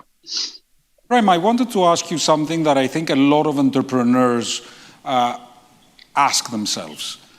When you make a decision to invest in a company, how important is the country of origin or location, and how important is the company itself? I mean, what is the real mix there? Could you give us your thinking on that? So if if the country is not business friendly and doesn't welcome business, then right off the bat, it's highly unlikely you'd invest there, right? That's like a given. So when we came into Greece, Marco, Prime Minister Samaras was there. So he was very business friendly, and so we felt very comfortable. And so that's very important. But in a company, what we're looking at is good management, honest, hardworking people with a track record, and who are wanting to build a good company. What is building a good company? Providing outstanding customer service, looking after the employees that provide that service, making a return. You have to be profitable, making a return for shareholders, and then putting money back into the community. We give 1 or 2% back into the community. So when we began, the whole company was worth 2 million. Now we're putting in, 35 years later, 25 million plus back into the community where we do business, wherever it is in the world. And so I like that model, that you have the ability to give back to the communities you do business, because business is not done in a vacuum. You have universities, you have hospitals, you have all sorts of areas that business has to support. And we are privileged to do that. So I'm a big fan. Business ultimately provides the employment. So when you have a good government, the employment picks up. You see unemployment dropping dramatically in Greece already. And the economic growth, by the way, for all of you who listen, is going to be much higher than most people expect, because of where Greece is coming from. So, in the Prime Minister, in the early part of the year, most people were thinking 3.5% for Greece. Now it's 7%. And next year, they're thinking 5%. I wouldn't be surprised if it's 7-8%, because there's a momentum to it. And you're coming from a very low level. As the economy picks up from those levels, the economic growth can be very significant. And of course, that benefits everybody. I wanted to ask you, Prime Minister, having lived in the States and really observed this fascination with the impossible that Americans have, which, to be honest, is the groundwork for innovation. And then you come to Europe and you see this fear of the unknown on the opposite side. And, some people say this is a matter of history. We've seen it all, so we've become more skeptical or more apprehensive. Whereas the United States is still a very young country, full of enthusiasm and appetite for risk. How do you think we can bring to Greece this sort of, it was an Adidas slogan, I believe, impossible is nothing? Well, we could go on and on in terms of comparing the US with Europe, pros and cons. But I would probably make reference to the Greek entrepreneurial spirit. Maybe make a historical reference. I mean, we are celebrating our bicentenary. The more you read about the Greek Revolution, the more you realize that that's exactly what happened 200 years ago. An impossible project, which became a reality by virtue of guts, luck, foreign help, but more than anything, a true drive for people to actually fight for their freedom. And if you look at Greek entrepreneurs, it's interesting that they actually thrive in those systems where there are greater degrees of freedom. So they're successful in the US, very successful in Canada, successful in Australia. So I'd say that probably, I hate genetic analysis, but what I can tell you is that in the way, in the Greek psyche, there is something about risk-taking entrepreneurship that suits us. Hence, the raw ingredients are here. And that's why I think you also see what is currently happening in Greece. So I think the challenge is to, as Prem said, to create, the environment for people to think that it is possible to do it in Greece. And again, there are obviously always two types of companies. There are companies that cater to the Greek market. And I think, Prem and his companies have done this, the companies he's invested in have done this, very successful, be it banks, insurance, real estate. And then there are companies that out of Greece, look to the world, which is what you've done, but still using Greece as a base and consider themselves as Greek companies in the sense that they have to return something to Greece beyond employment and taxes and social security contributions. So I think there are still areas we need to work on in terms of having more risk capital available, we discussed this, having more growth capital available for the younger companies as they grow out of their early stages, making sure that there are no, true barriers to internal competition, making sure that there are no European barriers, because, we talk about, a single market in Europe, but it doesn't always mean that, the bigger countries don't have an advantage when it comes to supporting their own companies. But I'm very bullish because, the historical legacy of this country has been a country of risk takers. And of course, the better the environment in which you take your risks, the higher chances are that your risks will be rewarded. Not all risk is rewarded by nature. That's the nature of an open economy. But the chances are higher. And we want to reduce the noise. All the other variables, as you said previously, that are unnecessary risk. We want to leave business risk at its core, which is something that no government should have any right in interfering with, but we need to address everything else. Hey, Marco, sure. May I add? Of course, Marco, may I add that the impossible is taking place right now in Greece. Look at the change since I was there in 2017 and now. Dramatic, right? And on the right track. But for all the reasons that the Prime Minister said, the impossible is taking place right here, and it's still not being believed enough, and it will. Prem, I wanted to ask you, a lot of entrepreneurs are watching today, young entrepreneurs who have the dream possibly to achieve what you have achieved. And I don't say this as a compliment, but as a statement of fact that for those of you who don't know, Prem is probably one of the greatest entrepreneurs, investors in the world right now. So an existential or philosophical question that a lot of people are wondering in Greece is this. And I think, again, it's relevant to India as well in some ways. No doubt Greeks have an incentive to be entrepreneurs. But this incentive comes from largely wanting to be their own bosses. And not necessarily because they want to build great companies. And these are two very different types of entrepreneurship.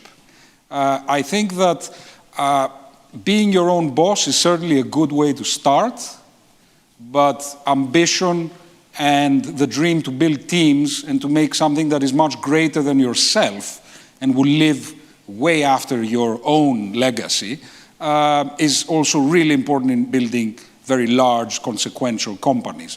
What would be your thought on this? And I ask you to talk to, the younger entrepreneurs listening today as someone who's actually done this. So Marco, first of all, I'm just an ordinary guy. I wasn't an extraordinary person. My parents were, my father was a teacher, no exposure to business at all. No exposure to business, didn't know anything about business. So what I'm saying to all the young entrepreneurs is you've got, all the entrepreneurs that are on this call, you've got unlimited opportunity. If I could do it, any of you could do it. because I didn't have any exposure at all.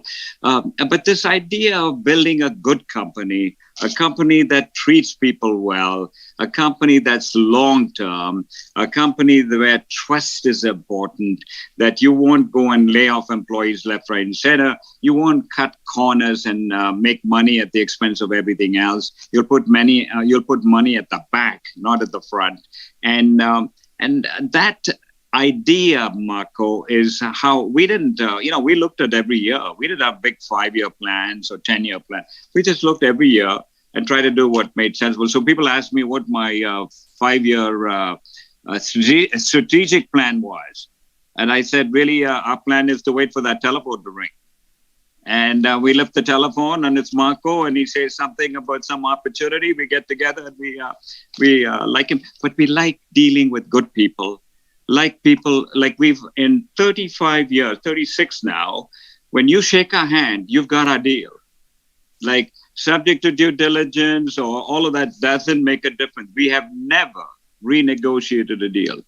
That's a long time, 36 years. Never renegotiated a deal. And so building up good business. And I started for the same reason you said. I wanted to be my own boss, wanted to control my own destiny. For the same reason you said. I had about 8-9 years experience in an insurance firm in the investment area, then wanted to do it on my own just because of all the restrictions. And but then one thing, you read a lot. I learned a lot from Berkshire Hathaway. I learned, I'm in the investment business, so I read a ton. And you read about other people and other success.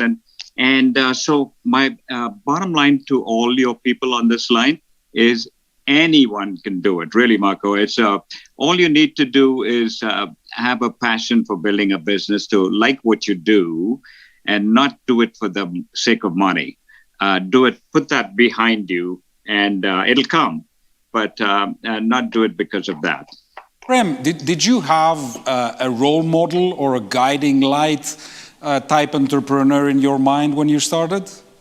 I had two. I had one was John Templeton, was a wonderful investment guy, one of the best in the world, American, settled in the Bahamas, and a wonderful, wonderful human being. He was a spiritual man, and he was one of the greatest investors of all time. So I learned a ton from him. He was a mentor. I saw him. I met for 30 years, at least once a year. And the second is the most famous investor of all time is Buffett. I went to Buffett's annual meeting when there were like 200 people. Now there's 40,000. There'd be 200 people, and there'd be, it'd be in some little room someplace, and you could actually hear and talk to him with no microphones and all of that. And I just studied the company carefully, and we learned so much from that. But those are the two. But lots of other people, Marco. And in this day and age, we have access to everything, right? All sorts of information, books that are available. Everyone can have it. So the people on your call, no limit to what they can do. It really is. And Greece is, North America provides that. It really is quite amazing. Anybody has access, as you know, Marco, to capital and to the people, and in fact, encouraged. And if you fail, no problem, they'll give you more money because you got some experience. But Greece is going to be like that. I see India like that now. All sorts of money coming in, pouring into India, and it'll be the same experience with Greece. Prime Minister, would you allow me to ask you the same question in terms of historical prime ministers or presidents that inspire you? Not Greeks. Let's stay away from Greece internationally. Well, good. That makes my life slightly easier in terms of answering your question.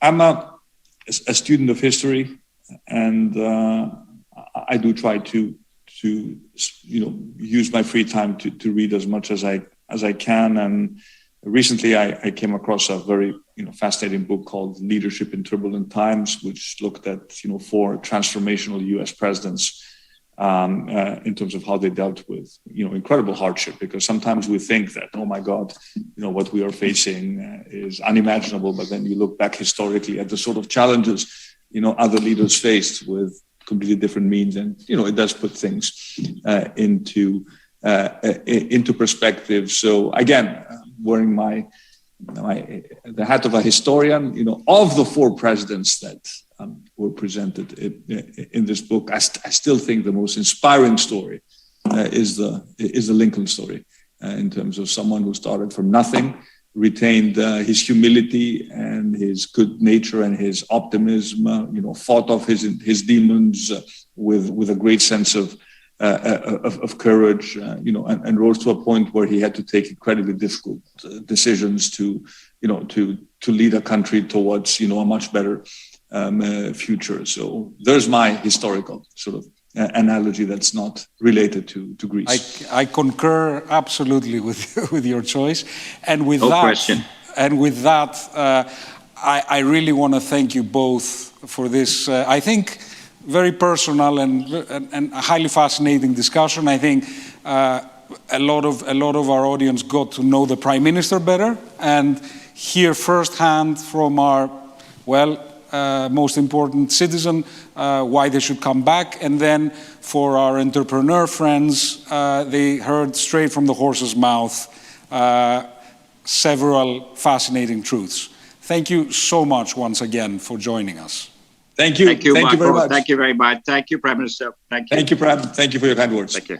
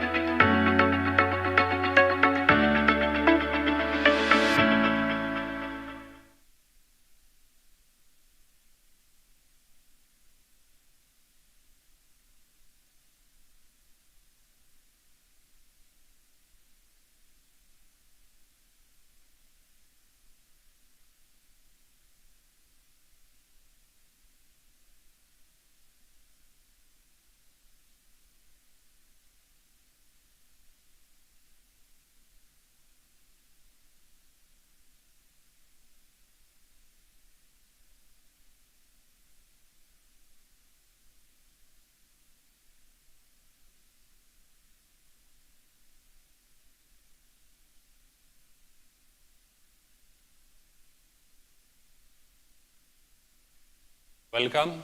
In this panel, we'll talk about how we can attract more startups, foreign startups and scale-ups that will come and invest in Greece to build substantial R&D centers. And who's, better to speak about it than people who have actually done it already. So without further delay, let me introduce you Niki Oulimis, CEO and founder of Nova Credit, Stavros Papadopoulos, CEO and founder of TileDB, Rob Wells, CEO Orpheum, and Tom Smith, CEO and founder of Global Web Index. Tom, I'll start with you. Would you like to tell us a few things about you and your company and how you ended up, building an office here in Greece? Yeah, thanks. Good afternoon. Yeah, I founded GWI back in 2009. We're a technology business that is reinventing the process of market research to help our customers understand their target audience and customer segments from across the world. And we're now 350 people worldwide, over 700 customers in over 50 markets. And we're in 4 geographies. So we're headquartered in the UK, as you can see behind me. So we basically are predominantly operating from UK, US, but we came to Greece in 2018. Now, the reason we came to Greece is basically to build an R&D center, right? To hire really challenging roles around engineering, data science, research, data processing. And I mean, the reason I came to Greece is because, I have a connection there. So my wife is Greek, I have half Greek children, so I was very knowledgeable. I'd spent many years coming to Greece, so I got to learn the market and the opportunities and the amazing talent that exists there. And it's been, despite the warnings from my Greek relatives and in-laws, this was a bad move and I shouldn't come and set up in Greece. It's been a real, it's been very critical to us achieving our scale and growth and getting us to where we are today. So. Bob, also tell us a few things about yourself and your company, but I would also like to hear from you if the decision to come to Greece was the result, of a detailed market research, or it was sort of an organic or impulsive decision, I would say.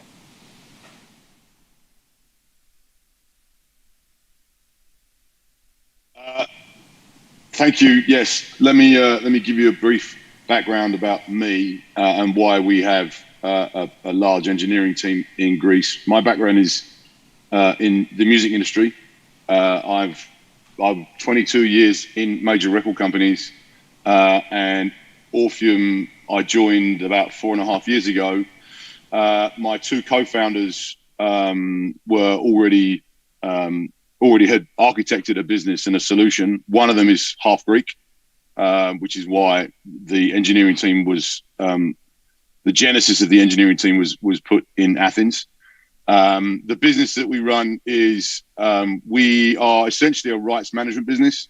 If you look at the music industry on a global basis, lots of investment has gone into the front end of the music industry where consumers actually consume the music. Companies like Spotify and Apple and Google, YouTube and Amazon all have platforms through which consumers can consume.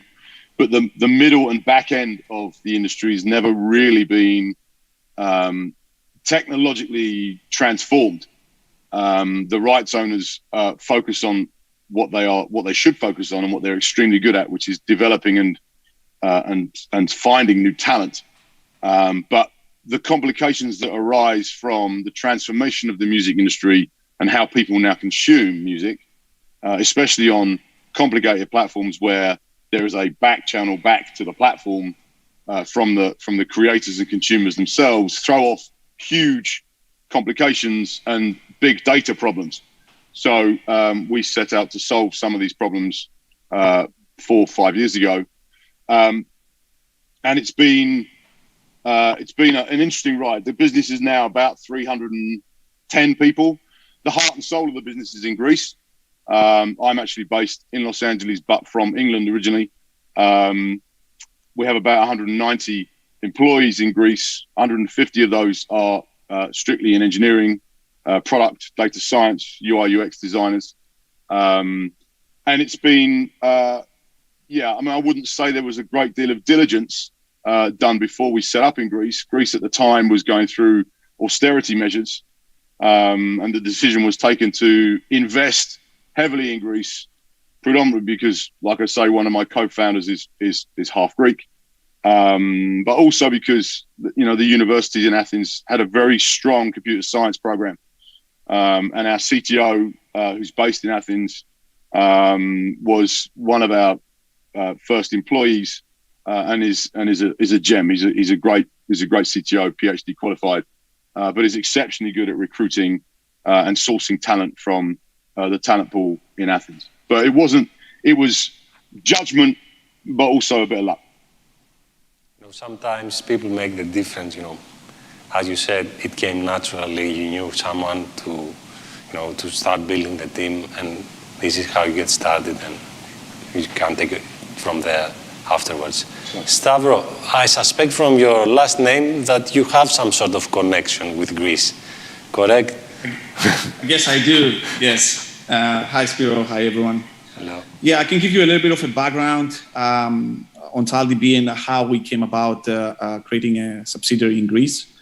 TalDB is a data management company. There are a lot of data management companies out there, but the biggest differentiator of TalDB is that it unifies a lot of different data types, not just the tables that most of the other database companies are handling. We're handling much more complicated data than that and much bigger from the scientific sector as well as the business sector. Greece and building, so by the way, the company got spun out of Intel Labs and MIT, where I worked for 3 years. So I'm based in Cambridge, Massachusetts. The company is headquartered here. We have a team in the US spread across multiple different states. But building a Greek subsidiary was in my mind since day one. In fact, I had interacted with Spiros as well as his partner Nikos when I was starting out.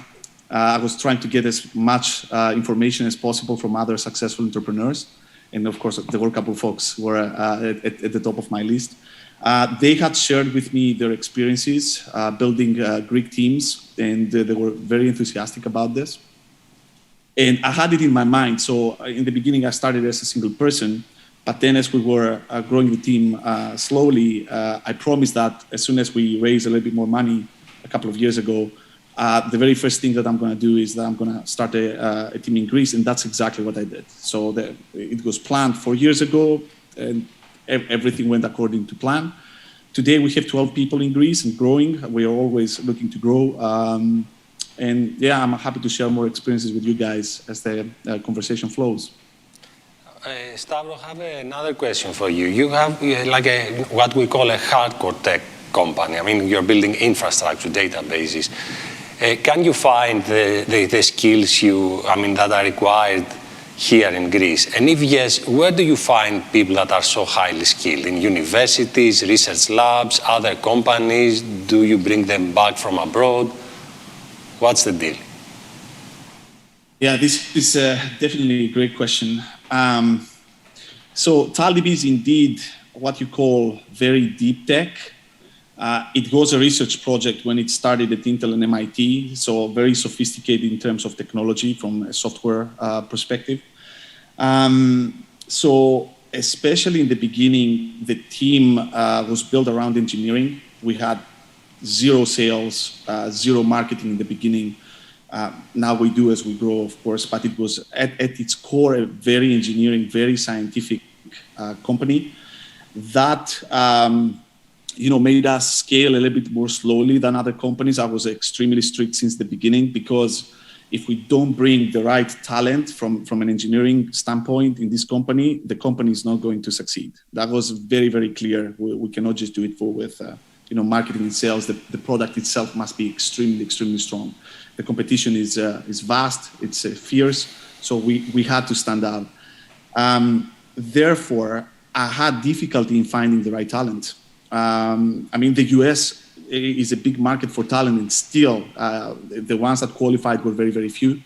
And the vast majority of these people work for colossal companies like Google and Microsoft and Amazon. So I have to compete with them to get this kind of talent in the US, right? And in Greece, the few talent that at least I could find from the academic sector, because I was in academia before I started this company, they were working for other very high-profile companies in Greece. And we are competing for the same talent, essentially, and the talent pool is small. So for me, it worked entirely through word of mouth. I got the first engineer through a connection from a friend who vouched for him. I had, of course, to talk with him to build a relationship in order for him to come. He wouldn't come in a super small startup, even though he has great pedigree. They would not just take the risk to come to the company. They need to know me as a founder, they need to learn the vision from me firsthand so that they understand what they're getting into. And it was extremely, extremely difficult. The talent does exist. I want to be very clear. It does exist. We have 12 amazing people in Greece, and this speaks for itself. Of course, we're growing it. But it is not the pool is not as big as I would wish it to be, and we need to take some action here. Hopefully, we're going to discuss about some points later. Sure. Nikki, as far as I know, you are the only one from the four of you whose company doesn't have a presence in Greece. Yeah, I'm very embarrassed. No worries. Until the end of this panel, we'll change your mind. So. So tell us a few things about yourself, your company, and also if you have ever considered, building a small hub here in Athens or anywhere in Greece. Yeah, so my company is called Nova Credit. We're a cross-border credit bureau, so we help immigrants access credit when they move country, and we do that by building a whole set of complex databases around the world, connecting with credit bureaus and alternative data sources to build a sort of credit passport. Company's about 6 years old. We've raised about $70 million in financing. We did our Series B about 1.5 years ago, so it's been an amazing journey. I guess, not to be too defensive, but why have we not, I'm Greek. Why have we not opened an office in Greece yet, despite all of my eagerness to do so? Really, for us, it's been around where our customers are. So we started the company in the United States. That's our headquarters. We work with large financial institutions in the United States. And so we very much had the philosophy that we needed to have engineering teams locally and sales teams locally and so forth. And so, every single one of our employees has been based in our New York and our San Francisco offices, which is not only very expensive, but also, as I think others have pointed to, extremely challenging to hire for. And just, war for talent with insufficient talent and frankly, like a fairly narrow tranche of talent too, not as much breadth and diversity there and longevity as we would like to see. I do think the last, our plans have always been, as we expand to Europe and we're looking to start servicing the UK market and a couple of others in the coming year. As we expand to Europe, we would explore opening hubs in Greece or other countries as well. But I think that's all been upended in the last year. We're increasingly looking at not only a remote company, but an asynchronously operating company, which means that you can open up whole new pockets of talent. And so, the potential for a hub in Greece has vastly increased for us as we look at this new work world. So, I'm not sure if it'll be by the end of this panel, but certainly I hope that there'll be opportunities soon. So, tell us also the challenges you faced when you decided to do that. So let's start with Tom, I guess, who kind of started from, scratch. So you take the plane, you land in Elvenizelos. What's next? Do you know what Gemi is? Did you know where to start when you, started doing this thing here? No, is the answer. And it's kind of a hard learning path, I guess. But no, I mean, the first thing I did was I found someone who could work internally to do recruitment, which was a fantastic asset. And she helped sort of go out and find the founding team for the Greek office. That made an enormous difference. I mean, there were plenty of challenges around all of the logistics of company incorporation, legals, tax. They're challenging in every single market you go and open up in, not least the US, which is super complicated. But in Greece, it's made very difficult for a non-Greek speaker like me, where everything's in Greek, and trying to understand that there is a sort of limited ecosystem of people to help with advice. It was very hard to find lawyers, tax advisors, accountants. You did all of those things by yourself? Just word of mouth, recommendations. We leaned a bit on the international firms we're using for audit in the UK and legal, and they would have a network. But it's very difficult to find those kind of advisors. So we moved to the US, there's a well-trodden path of companies that will help UK companies go to the US and set up and do everything, right? That doesn't really exist. If you want to come to Greece, there's not so many people taking that pathway. But I don't think it was as complicated and time-consuming as maybe I had feared. It was fine. I mean, undoubtedly, our biggest challenges have been around tax, and there's twofold. One is the costs of tax and employment. And I think our biggest limiter to adding more roles in Greece is that it's very expensive to hire people. And the consequence of that is when, and I'm talking about the employment costs for, national insurance costs for a company and all the other, and the high rates of tax for employees mean that if you want to drive salaries up to retain staff long term, if you want to build a senior management layer in order to hire lots of junior members of staff, it's very difficult to do because of those costs. And actually what we're seeing is that there's the cost differential between fully loaded costs between hiring in Greece and say hiring in the UK is not that different because of those additional costs. So that's probably been our biggest challenge. The other challenge has been engaging and working with the tax authorities who didn't understand our structure and how we were invoicing from our R&D hub to the UK. And I won't bore you with the details, very complicated and very long-winded, but it was a very challenging thing to work through. And in many countries, the tax system seems very fixed and you know what you're going to deal with. In Greece, there's a potential it could change and opinions could change on that. So that was difficult. But I would say, in terms of challenges, it's been much less challenging than people were trying to tell me before we came to Greece and were saying, don't come, it's going to be incredibly complicated and difficult. The truth is it's very complicated and difficult anywhere you open an office in the world. We're just opening in Singapore right now, and that's pretty complicated and difficult. So it's always going to be hard. And the benefits of the talent pool we've been able to access that we could not find in the UK has been, hugely beneficial. And there's been a big executional advantage for our business versus, similar businesses in the category. So on balance, definitely been great for us. Rob, what is your experience? And can you give us, a piece of advice to our audience, some of whom might be considering this option at the moment? Yeah, I'll start with the advice. Basically the advice is persevere. Just to reinforce what Tom said, I think offshoring an engineering team or building an engineering team in any territory, it has complications, especially if you're a multi-territory business, moving money around and dealing with tax and legal infrastructure issues and bureaucracy is going to be the same anywhere you go. I think, to echo Tom's statement as well about the cost of engineering in any EU market, there's not a great deal in it. The advantage of being in Greece, from my experience, is that if you're good at recruitment and you build a solid company culture, the likelihood of churn is way lower in Greece, from my experience. And I've been involved in businesses with engineering teams in London and on the West Coast, and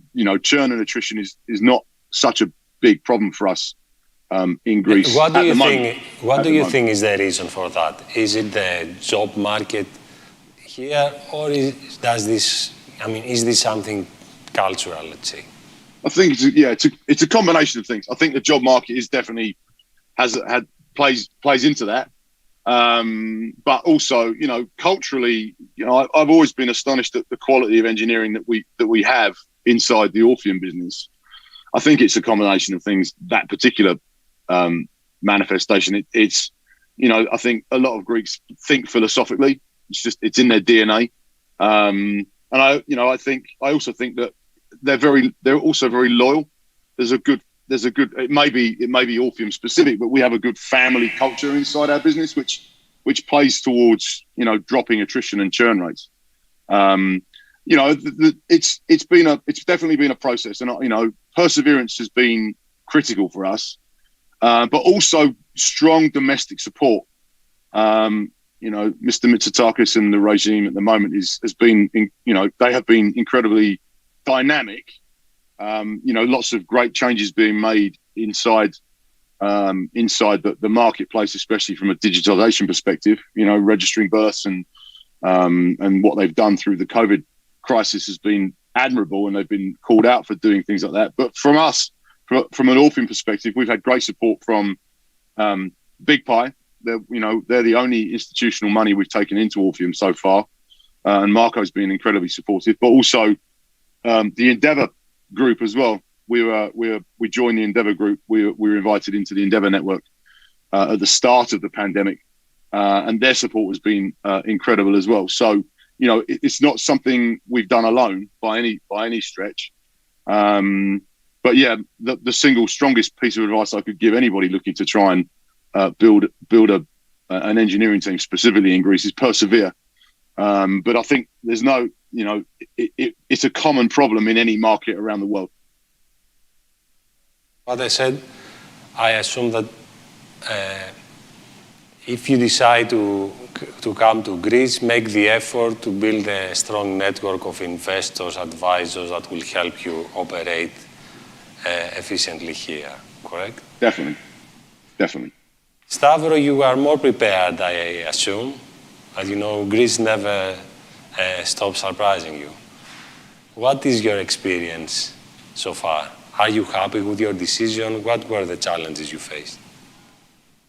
Yeah, I'm definitely very, very happy with my decision. I was prepared beforehand, to be honest. It didn't just occur to me. So I had been preparing for creating the team and the subsidiary and everything for almost a year. When I started the company, that was in a pre-seed stage. And please note that I created the subsidiary when we were only 4 people, right? Just at the time we closed the seed round, which was just $3 million, right? So I was betting very hard. And one of the challenges that I had was to go to my board. My company is a US company, right?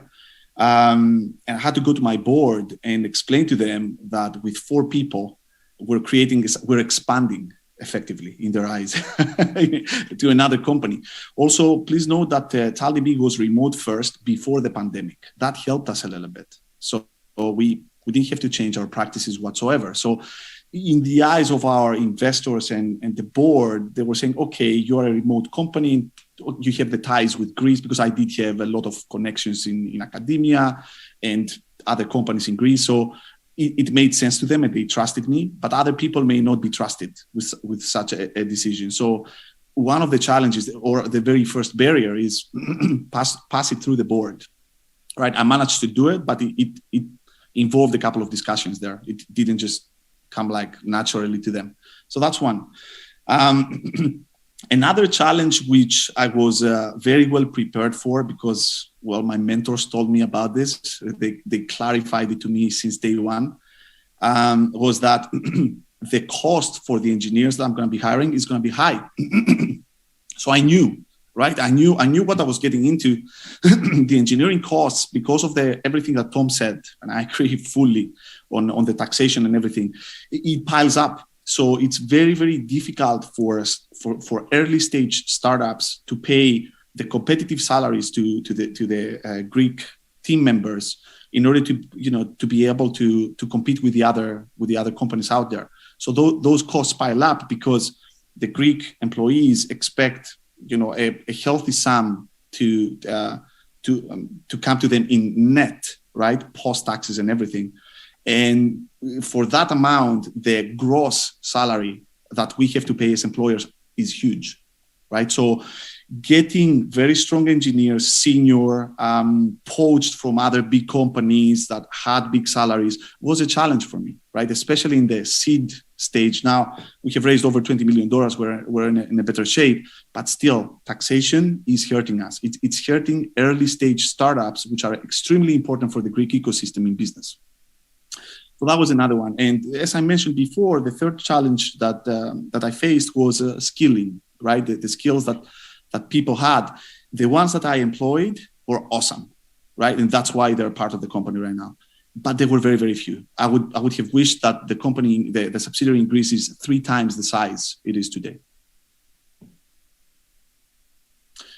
Spiro, I would like to mention one more thing. I just remembered. I was checking my notes. Because you mentioned challenges, that was not a challenge, but it was not a challenge for me, but it might be a huge challenge for anybody else trying to set up shop in Greece. And it revolves around accounting and legal. I had it kind of ready because, my mentors told me what to do. I found the right accountants that had done it before, and it was completely textbook to them. So we set up everything within a couple of days, only because they were super experienced doing exactly that. And all the legal, everything else was taken care of. That's not going to be trivial for most of the people. If you don't find these people that are extremely few in Greece to set you up very nicely in Greece, you're going to face problems and eventually you may be deterred. So one of the things we need to emphasize on is just the bureaucracy, just the procedural stuff, beyond the talent, beyond the mentality, beyond all of that stuff.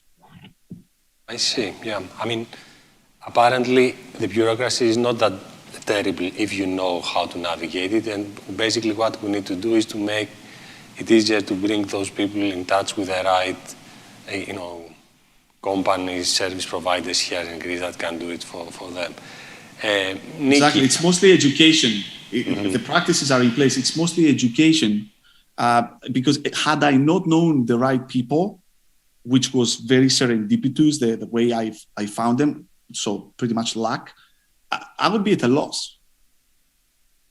Sure. Nikki, we see an unprecedented talent war in the tech industry. In Greece, we have a relatively untapped talent pool still. I mean, we have a relatively highly educated population. Many of those are still unemployed or underemployed. How can we reskill them to be more competitive in the global job market? And what do you think are the skills that are in the highest demand at the moment?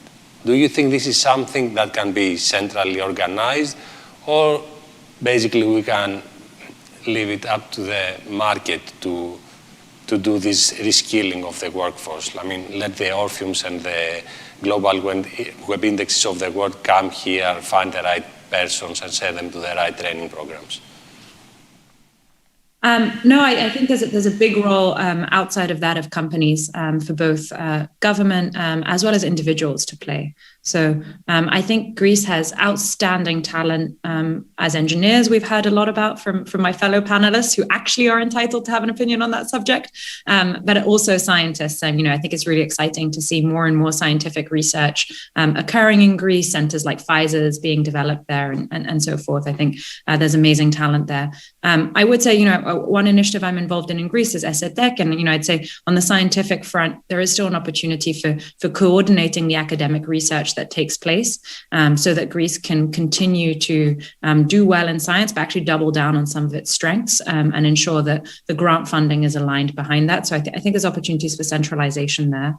I think when it comes to the entrepreneurial ecosystem, we talk a lot about engineering talent, and that certainly is a huge focus. But any early stage company is also always trying to find people to help scope the product and then people to help sell it. So product management and sales skill set. And I would say that in those two areas, Greece has the raw ingredients, but there's limited terrific sales talent and product management talent that I've come across.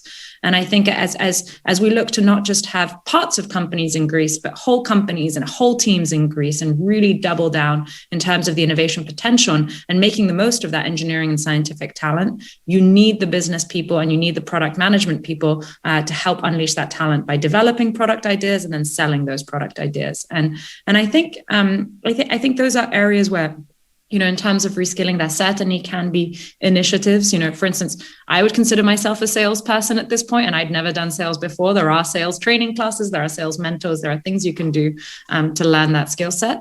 And the same applies with product management. And there are a lot of great companies that have the discipline there. And so, I think we are also entering a world where work can become much more modular than before. So you don't necessarily need to have your entire sales team in San Francisco. You can have part of it in Greece, part of it in all over the world. And I'd love to see Greece start to invest in building that talent, because I think as individuals self-enroll in those courses, in addition to both government programs or company programs to develop those skills, I think that's how we'll get the next wave of tech startups in Greece and the next wave of tech development and innovation for everyone. Thank you. So the last question is the same for all of you, I guess. In the post-COVID era, remote will be a norm. We see more and more companies going fully distributed, and we also see a trend in those companies to have more balanced salaries across locations. it will matter more what exactly you do and where, and less where you do it from.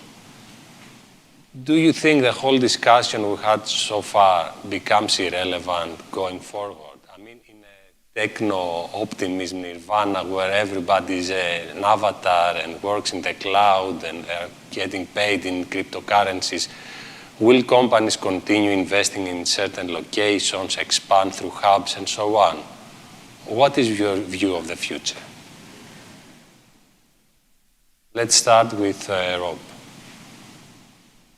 I have a slightly Victorian view about remote work, but let me qualify that. I'm fully in favour of a safe working environment, especially in a post-pandemic world. But I'm a lifelong music industry guy and have spent, a number of nights in studios with bands. And the similarity between making music and writing good code is there's not a giant difference between that creative process. And people fire when they are in proximity to each other, especially sparky creatives like software developers and product guys and band members. So, I think there's definitely a need for us to look long and hard about remote work, but also there's a need for people to still come together to get those really pithy problems solved. Regarding the remuneration for people that are based in other far-flung corners of the world that make contributions to businesses, we have a comparatively small team here in the US of about 60 folks. And during the pandemic, 30% of our US workforce have moved out of state. And there was this kind of creep. It wasn't, people weren't declaring that they're going to live in Colorado or Michigan or Wisconsin with their folks, but they just kind of did it. And now we have an employee contribution issue, because we have to obviously now cover insurance for these various states where our employees are based, which throws off a huge bureaucratic issue for us in the US. But also, living in Los Angeles is expensive. There's a weighting, an average based around what we pay them because they're based here. So, arguably, it's an open question. Is it fair that they still earn the same amount of money when they're living somewhere which is way cheaper to live? And I think Google made an announcement, it was either Google or Facebook, one of the big tech companies, about potentially addressing that issue and adjusting salaries for people that were working outside of the place where they were originally employed. That's not an option that Orpheum is exploring just yet, but it's definitely food for thought, especially when we talk about diversifying engineering talent around the world. It's definitely a topic for debate. We don't have an answer yet. We haven't really thought long and hard about it, but I think that for me, I like people being together in a room, especially when it comes to quality engineering, up to a point. I see we have a lot of things. I think we have a lot of things to figure out, as this thing will play out long term. It's not as obvious and trivial as many people think. Nikki, what is your opinion on this matter?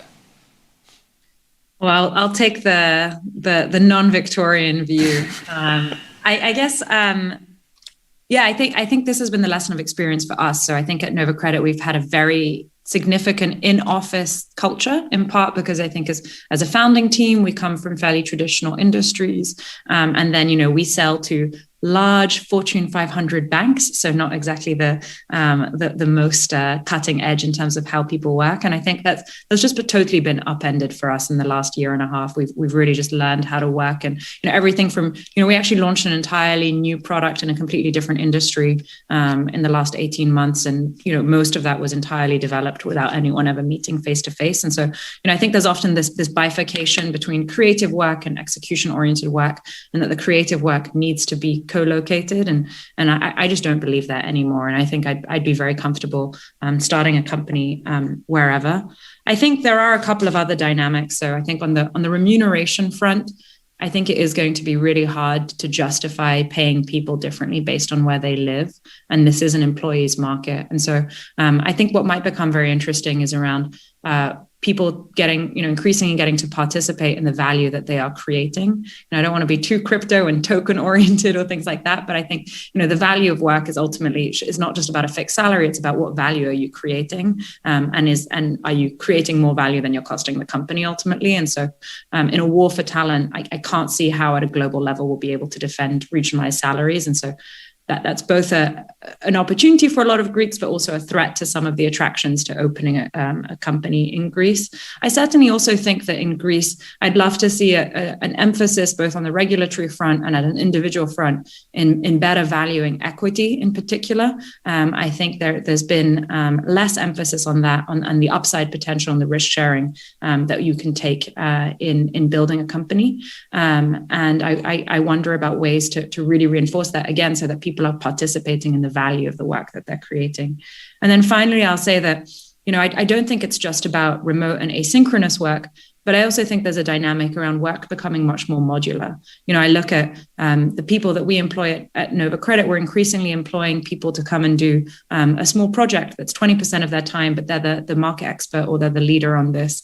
And so they're not full-time employees, but they're actually contributing a ton of value. And I think that will only continue as we get more freelancers, more experts, more distributed experts. And so thinking about how do we create infrastructure, not for hiring someone full-time, but for hiring someone to come and work 30% of the time for 3 months and develop a significant product that actually, maybe 2 years from now is successful, and how they participate in that value is going to change. So I'm going to be the super bullish future of work voice on the panel, and I'm sure I need an appointment with reality from everyone else who's in the trenches.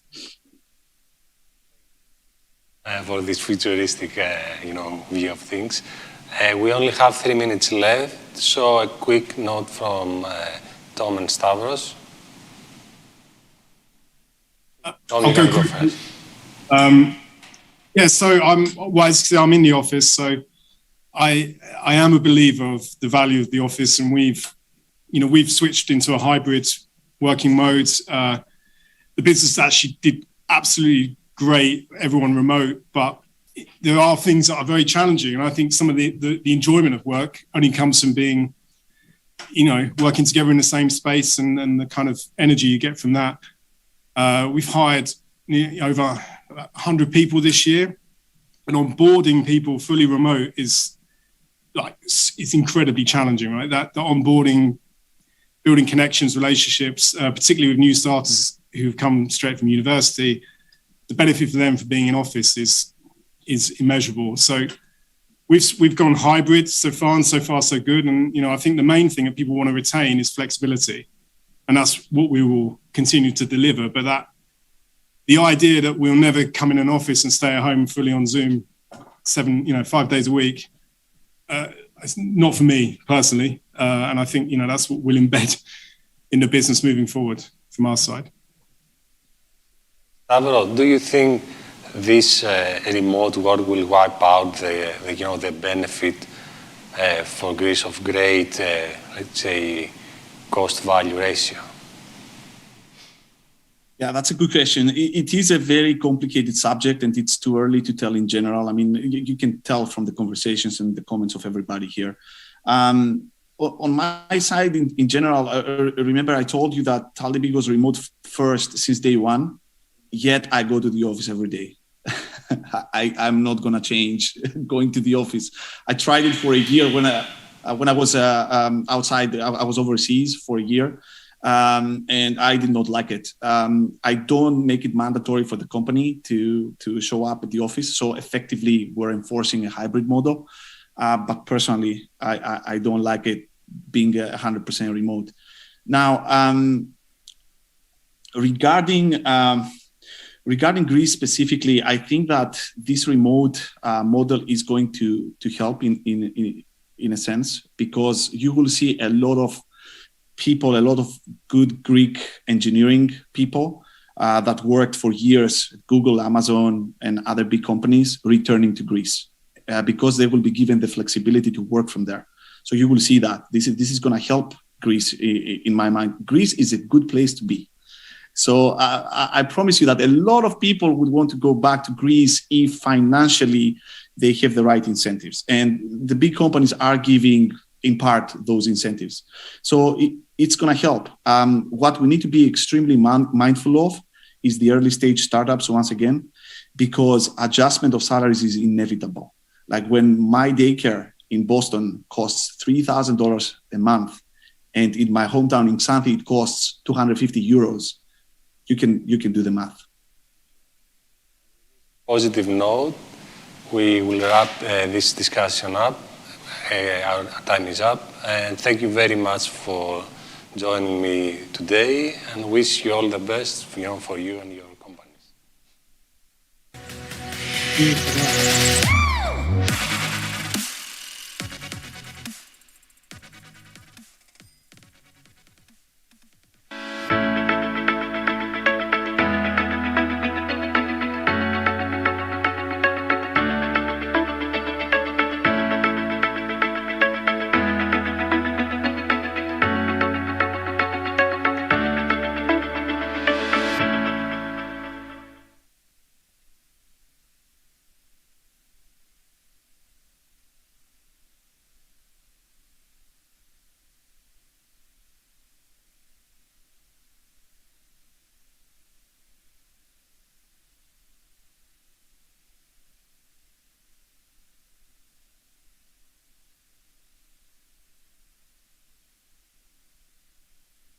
I think so far we've had some, very interesting discussions about what could boost foreign direct investment in Greece.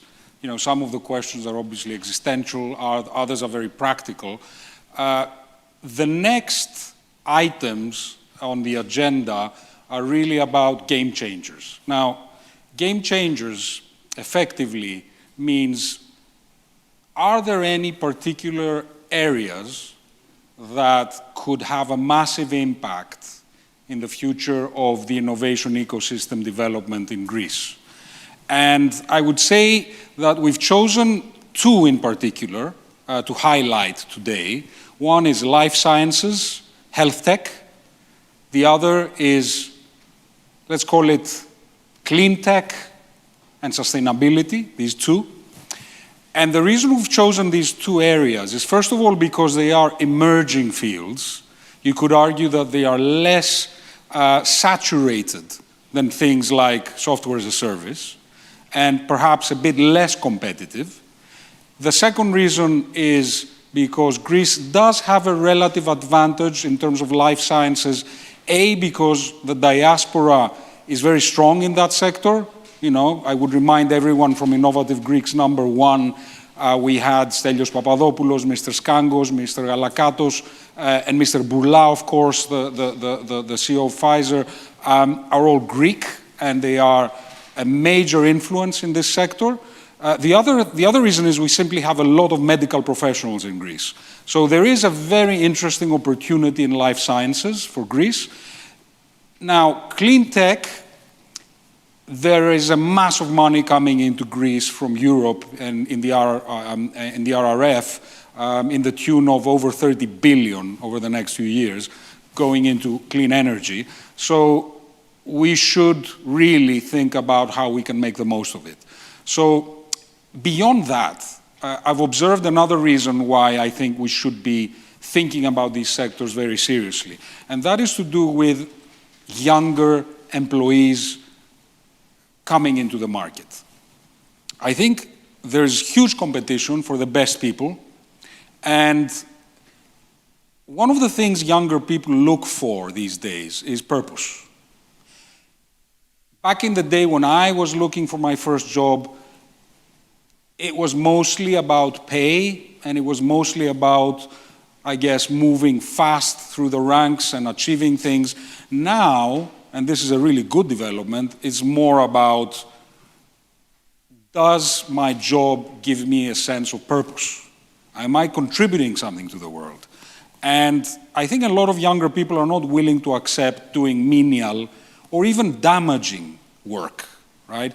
So fewer people are willing to go after clicks, and I think more people are willing and wanting to change the world. And clearly, life sciences offer this opportunity, and clearly, given the jeopardy in which our planet is at the moment, clean energy, clean tech is also one of them. So let's swiftly move on to the next panels that will cover these two, hopefully, game-changing areas for the future of the Greek economy.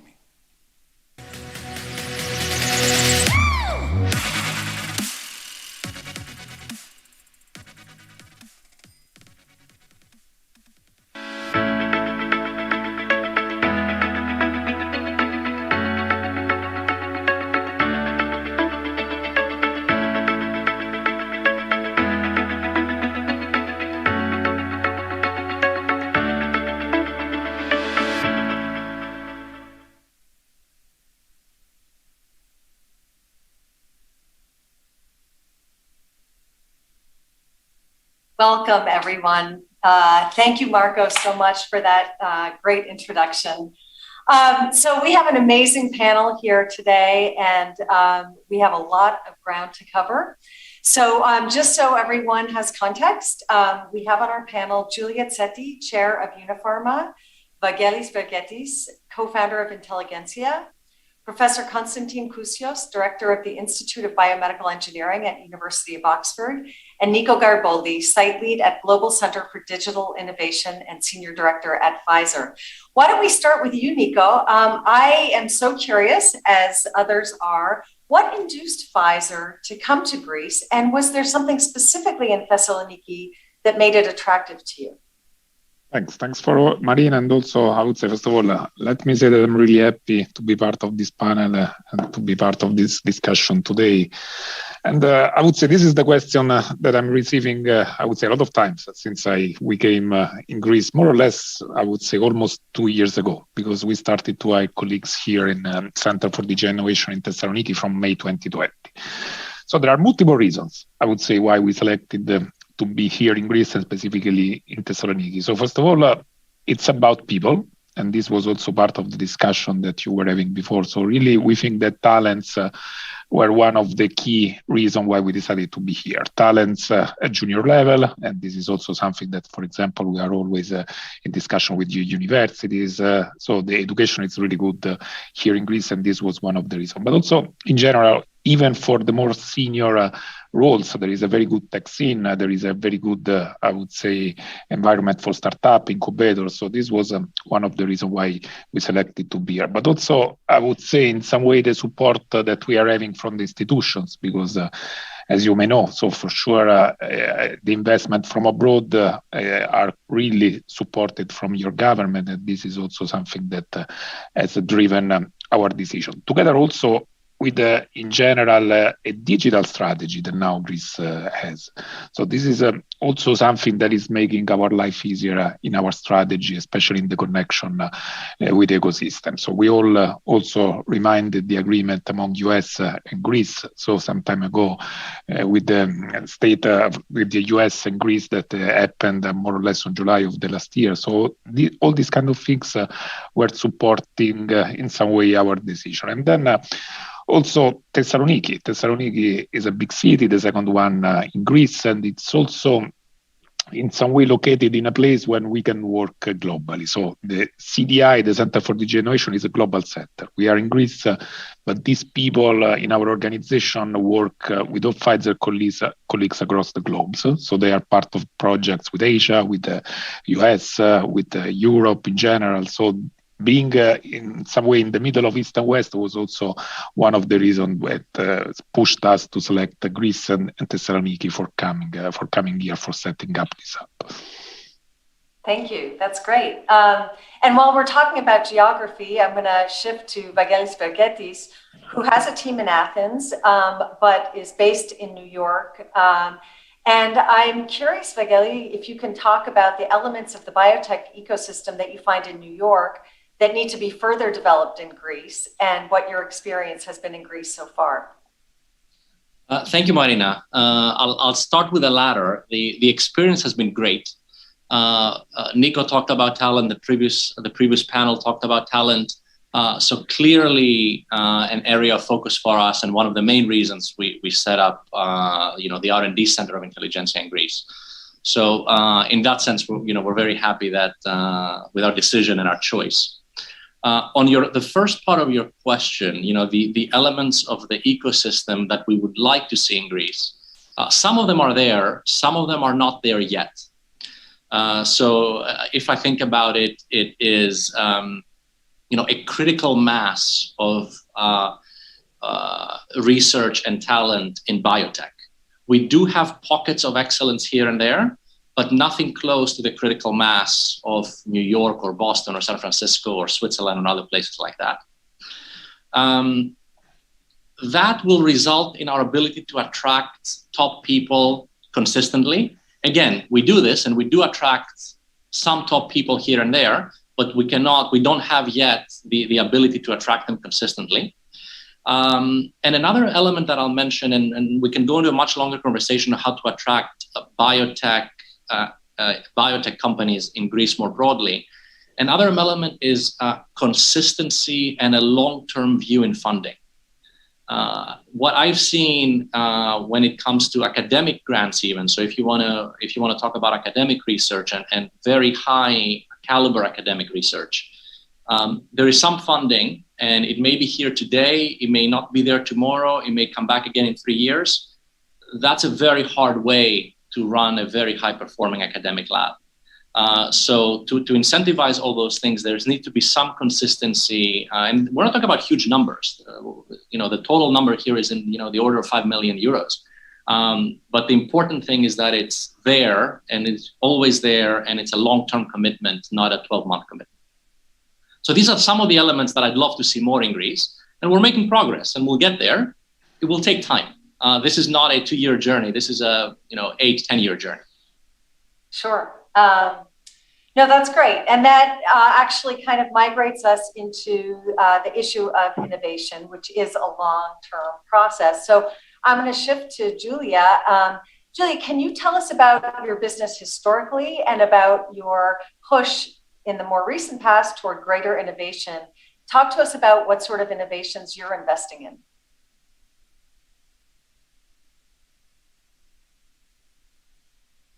Julia, I think you're on mute. Hello, thank you for having me here. All in our history, like pharmaceutical companies started early 60s.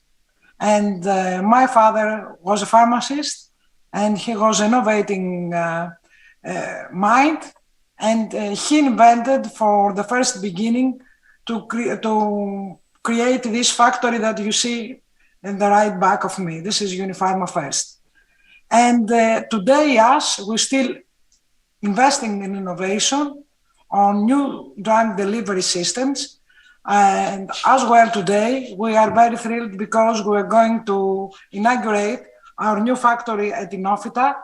That is the first factory that extracts raw materials from medicinal herbs, plants from the biodiversity of Greece.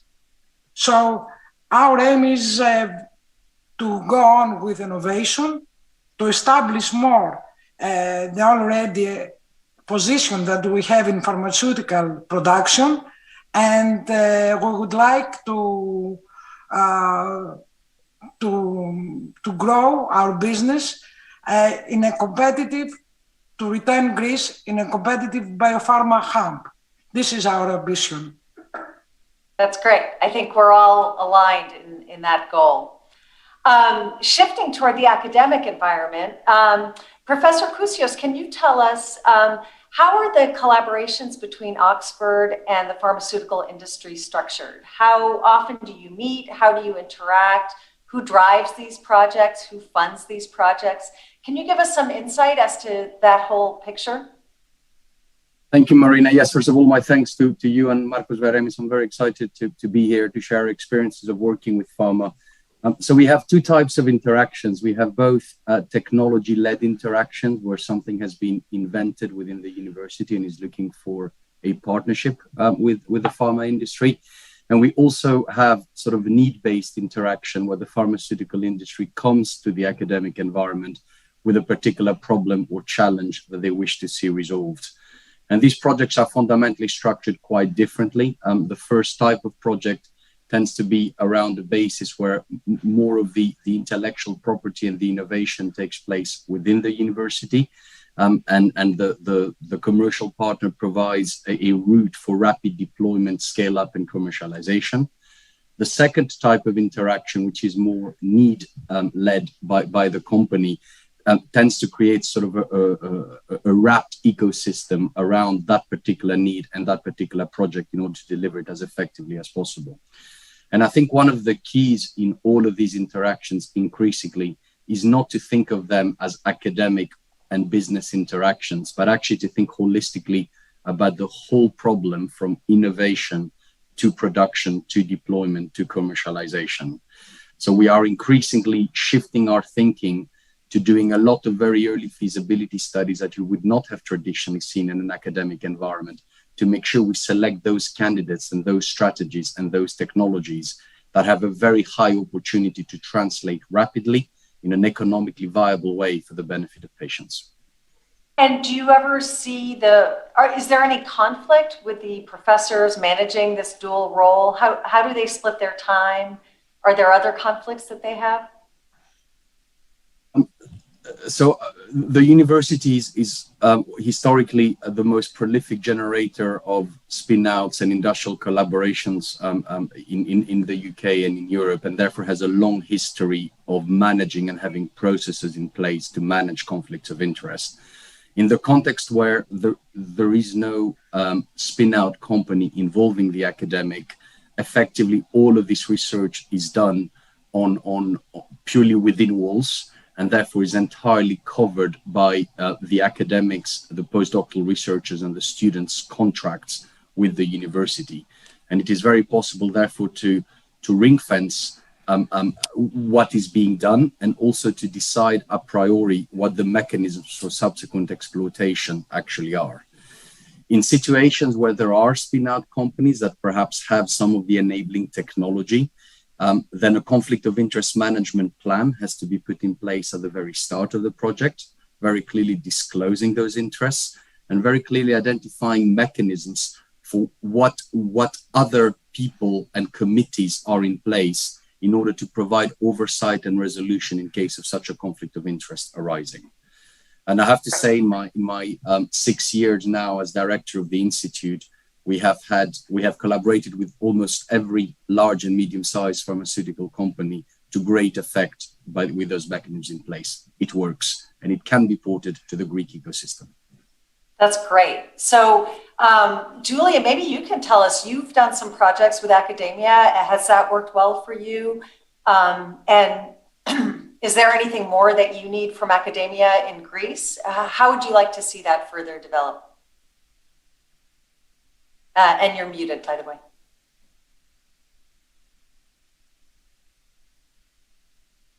So, yes, we do cooperate with academia for a very long time. That I am a pharmacist, and my father used to be a pharmacist from the National Kapodistrian University of Athens. And we are very proud that our university still in the top sides of credibility worldwide. According to me, the first step with academic is to design a strategy for the type of projects that we would like to work with them together. Then to identify with these academic partners the best match of these projects.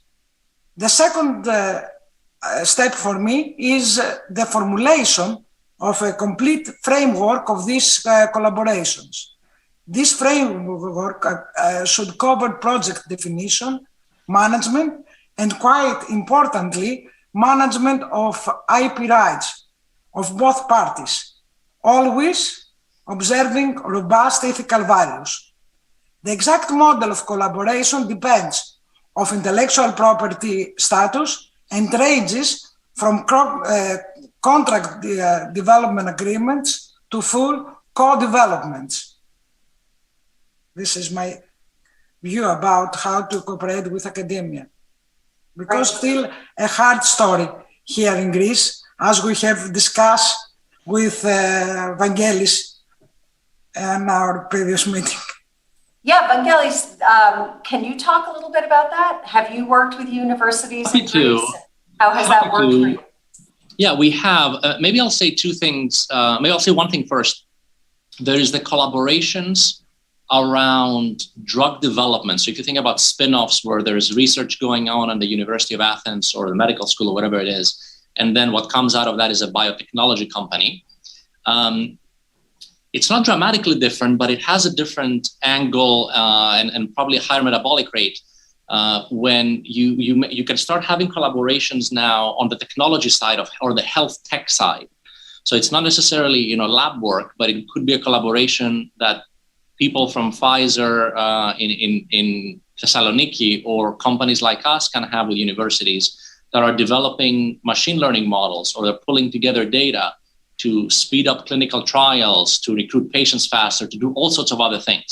So both of those need to be, I would think about both of those almost equally. One can probably happen faster, the technology side, than the drug development side, but both critically important. So let me start with just that comment. Now, what I would say from our experience, we've had some great successes. So we are collaborating with Vasilis Gorgoulis, who runs a lab in the University of Athens in the medical school, and we have a very good collaboration there.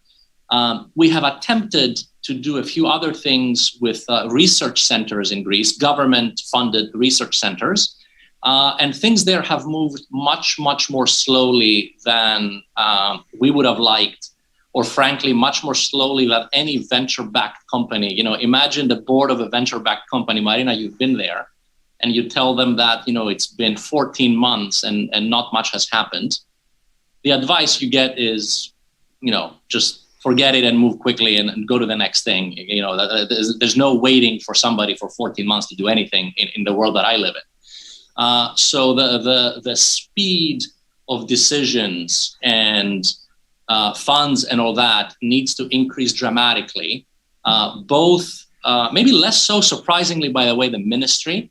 The ministry has worked faster than the research centers themselves, which I find, I was surprised by that. But what I would say there is an acute need to cut bureaucracy out of the system. And that's a broader conversation we can have. And I'm not saying anything new here.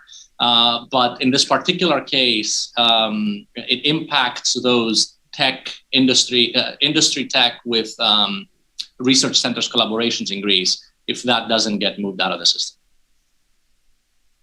That's great. Thank you.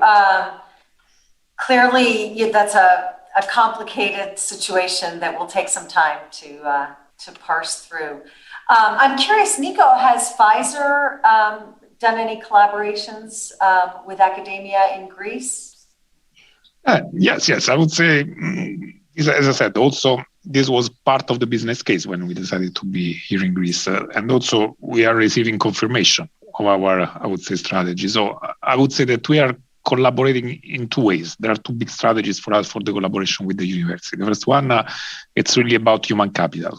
So this is getting the right pipeline of talents, also working, I would say, in understanding what are the future trends in terms of capabilities. So this is something that we are doing also in connection with some specific initiatives, especially, as I said, for improving our talent pipeline. So this is the first area in which we are collaborating. The second one is more related to innovation and solution. So I think really, and this is a belief not only in digital now in Pfizer, but also if you think about, I would say the vaccine that we developed was an external collaboration also with the BioNTech company. So it's also the strategic approach that we are having. Going externally, for me, it's a boost for innovation because you can have different perspectives, you can brainstorm on ideas, and also I would say you can accelerate also having different or additional capabilities to yours. So this is really key.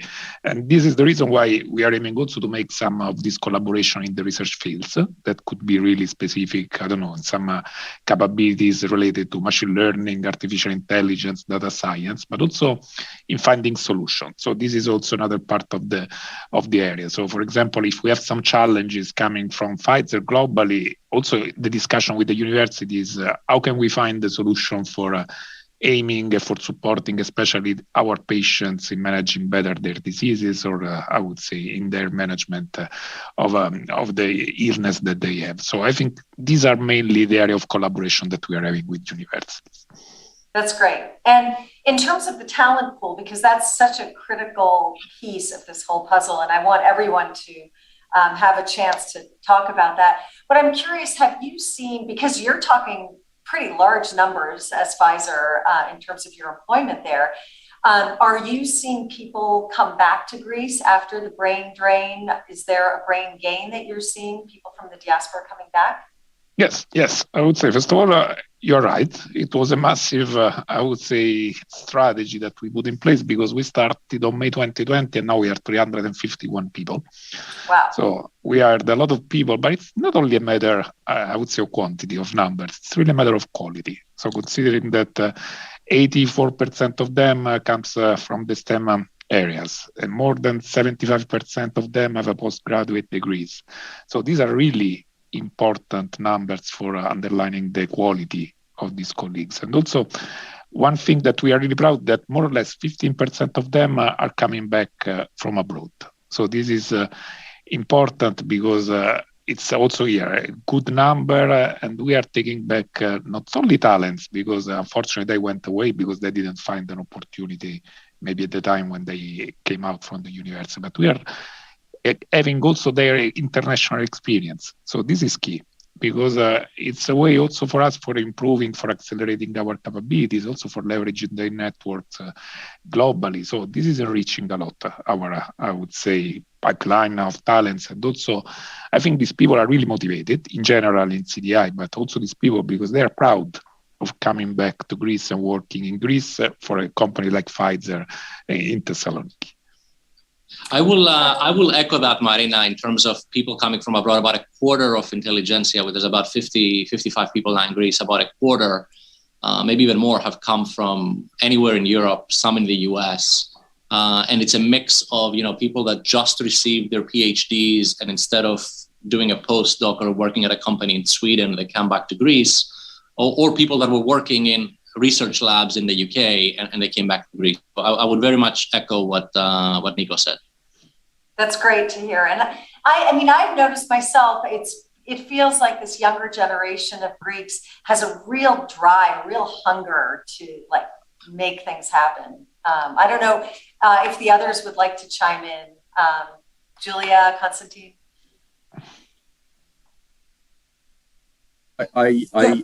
I'm very impressed by the caliber of Greek-trained undergraduates that come to the various world-leading graduate and postgraduate schools, Oxford and elsewhere, whom we get to see not only as university academics, but also at conferences in examining their PhDs and traveling around. And I think that pool of talent definitely exists, and the upskilling that has taken place for the young Greek generation is indeed unprecedented. And so I completely agree with Vangelis and Nico that the creating the correct infrastructure, the correct sense of purpose, because it's really not very much about financials. It's more about doing something that matters and feeling that you're building a future in your country that is going to help people in the longer term. If we can create that ecosystem in Greece, the skills and the will from those young people exists in spades to come and reinvigorate the Greek economy, and we must make it happen.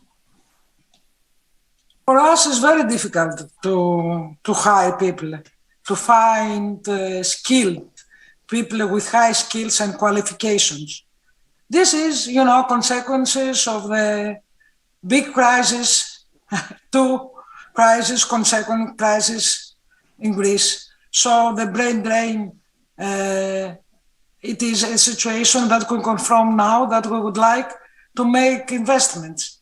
So the only solutions from our side is to go to the universities, to reach out to universities abroad and offer meaningful positions to qualified persons, as well as to increase the salaries that is very low in our country, and to give them some initiatives to come back. We have a safe environment, we have a government that changed the infrastructure in Greece, and we have seen due pandemic how quickly the things moved, and it belongs now to the Greeks or to other people to come back. Even the advantage of teleworking and digital nomads will give a solution to our problem. Would others like to chime in? Like, what would make Greece more attractive for people to return? I think there are a lot of Greeks who want to return. So what does the ecosystem need in order to make that be an attractive option for them? I think, if I may add something along that axis, I think what is currently missing and what we need at this panel, at government level, at senior industry level, help identify is the unique strategic direction that we want the biotech sector to take.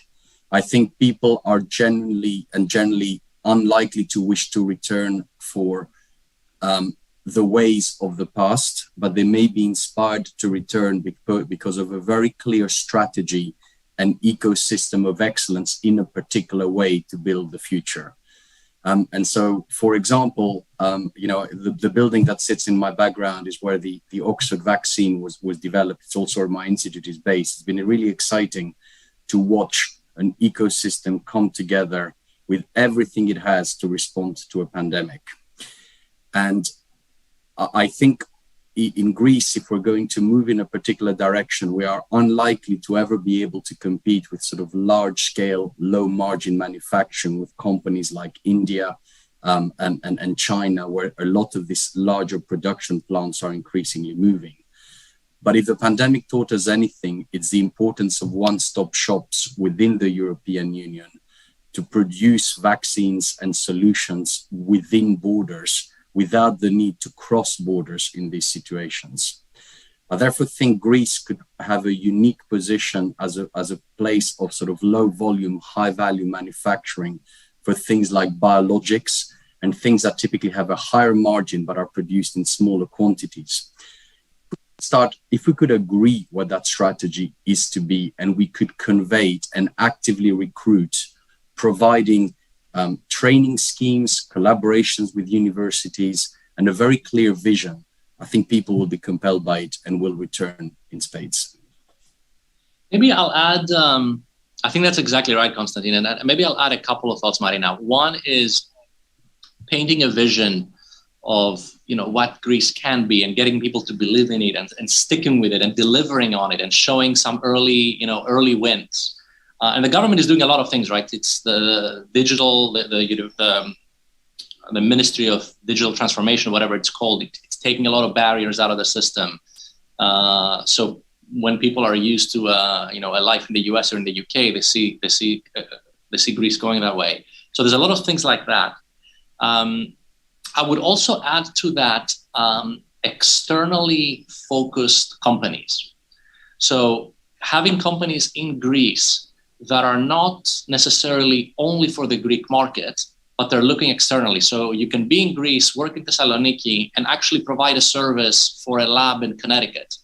You can work for a technology company in Athens, and your customer sits in Switzerland or in Brazil or in Tokyo. So it used to be that if you are working in Greece, you're confined to some degree, not always, but to some degree, you're confined within the borders of Greece in terms of who you interact with, who you learn from, what you do. In a much more global world, you can still be based in Greece, but have a mentor who sits in Switzerland, have a customer who's based someplace else. So being able to deliver that and having externally focused companies based in Greece, I think will go a long way. So Julia, did you want to add something? No, Vangelis and Konstantin, they talk about everything perfect. This is the point now. Said nobody ever, but okay, Julia. So as long as we're talking about geography and physical presence, I'd like each of you to talk about where you have been over the last year and a half, 2 years, and where you see this going. In terms of pharmaceuticals are something that require some physical presence. It's not, bits in the air. So how has COVID impacted your operations, and how do you see this having an impact sort of going forward in the future? I didn't understand very well the question, Marina. I mean, the question is how we can move forward to biotech hub in Greece. I'm wondering for your specific operations and more broadly in general for a biotech hub, how is the physical presence, how important is that physical presence? How did that operate during COVID? What workarounds did you have? Or is this whole digital nomad thing, does that play a role as well? So I'd be curious on all of you to speak to that. Yeah, according to me, I think we need a foreigner direct investments in pharma in order to think BRICS, to facilitate, to create a friendly ecosystem for a biotech environment. And to do that, I think we are ready now because Greek pharma manufacturing is a generic manufacturing companies, and this investment will be fully complementary, pushing the Greek pharma towards competitive and innovative healthcare products and services. Again, go ahead. Nico, please. No, please go ahead. Thanks a lot. No, I was saying that for me, I would say if I should think about our recent experience, because as I said, it's not even 2 years. In terms of operation for CDI, for the Center for Digital Innovation, we didn't have big obstacles. So considering really that we hired 351 people in 18 months, in some way, this was not a big obstacle. And also this period for me has proved that we can also work remotely. But for me, this is not the only way of working. So also the model that we are approaching in Pfizer is a hybrid model. So for sure, this will give more empowerment to people to manage their day. And this is only positive for me, because in some way, this is going to impact better your balance among work and your personal life. You can also avoid, I would say, all the things, for example, related to commuting or work that can be even more stressing. So I see this way of working of the future really as an hybrid model, because you can work at home if you need it, but you can also work in the office because it's the best way for making connection, for talking to people without any barriers, also for making meeting, for brainstorming about innovation. So I see the future as an hybrid model. And for sure, as I said, this pandemic period has proved that we can work even remotely. To build on what Nico has just said, I think it has forced all of us to think in whatever walk of life we work in, which professional functions really need to be physical, which can afford to be remote and still operate effectively, and which needs to be a hybrid with part physical presence, part digital presence. We've all had to think of processes of having multiple teams working and potentially stepping in for each other. So we've operated a blue team, red team a situation with people sort of working in alternation in a non-overlapping way. And I think these processes actually create a unique opportunity for Greece, because the other component, as Julia mentioned, is investment, where bodies like Big Pie have been making a very, very big impact in actually generating investment from within Greece to the outside.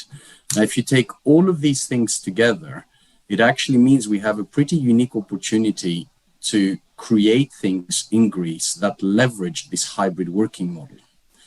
And I think now is the time to actually identify what are the skills that are missing and can operate remotely, and therefore we recruit people who who are based outside Greece in order to fulfill those functions and upskill the local workforce? And which are those skills that we absolutely need to have represented physically, and how then can we grow them organically and make sure that they exist within the factories and the physical manifestation of biotech? Thank you. Vangelis, did you want to add anything? I wasn't sure. Maybe a thought, and I think it was well covered. So without repeating anything that Nico or Konstantin said, the ability, Greece has a unique ability with the talent it has and the infrastructure that exists to actually offer things either within the country or create groups in the country that serve other places. I'll give 2 or 3 examples specific to biotech. We talked about basic research and how that can be incentivized and how can the collaboration between academia and the industry work better and all that. I'll offer 3 more things. I'll offer manufacturing. Now, Julia has forgotten more about manufacturing than I will ever know. But going above and beyond generics and small molecules and creating a manufacturing hub in Greece for biologics, for cell therapies, for complex stuff. And there's a lot of ways to incentivize and do that. The third one I'll offer is clinical trials. So with the talent we have, with the hospitals we have, with the infrastructure we have, there are some things we can change, sure. And if we do them, we can create much more activity in clinical trials in Greece than exists today. And the last thing I'll say, and this is where remote work becomes also a key component, is services in the biotech sector more broadly. So biotech companies, they don't only discover drugs. Once they commercialize those drugs, they need to look at particular data and cut in a particular way to inform their commercial strategy or their market access strategy. So you can have data hubs like the Pfizer one.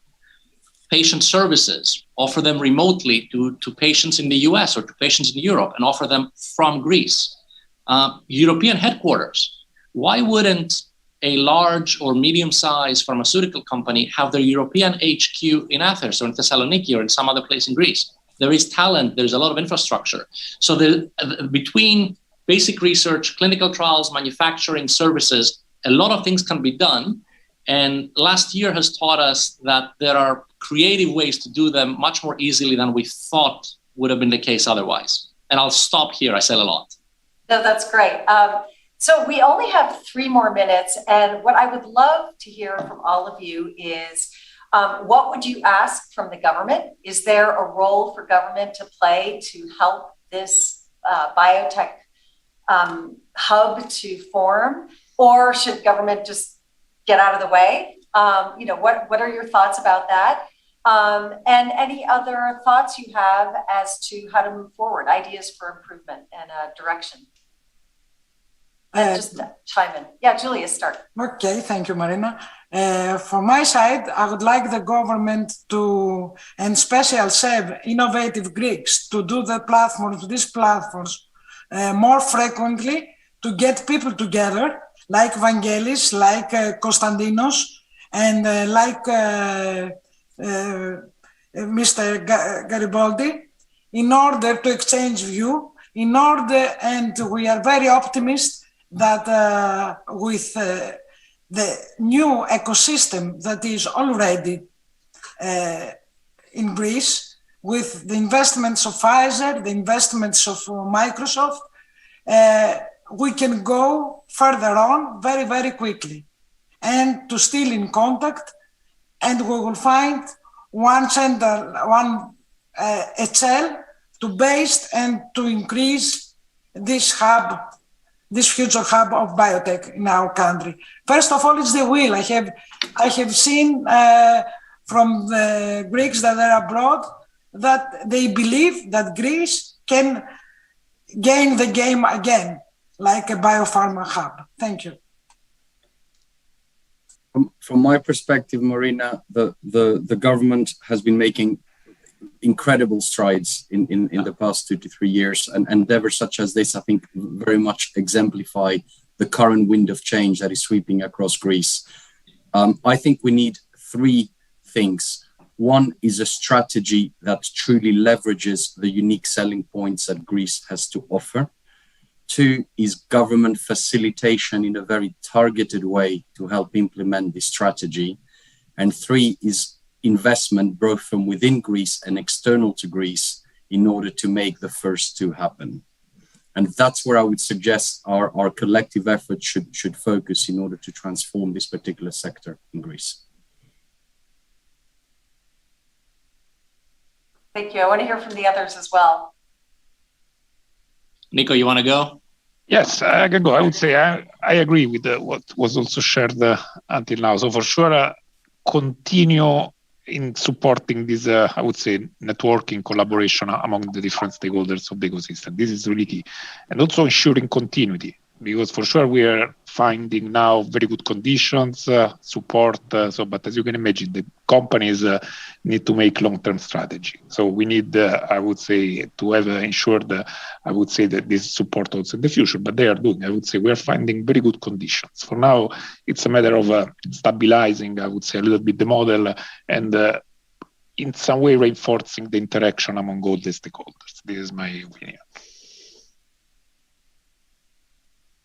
Maybe, Marina, I'll say, look, there are the generalities, if you will, or not generalities, but things that are being said over and over again, reform the legal system, cut down bureaucracy. So forgetting those for a second that need to happen, I'll say, that there is a lot that has been done in the last couple of years, and others said the same thing.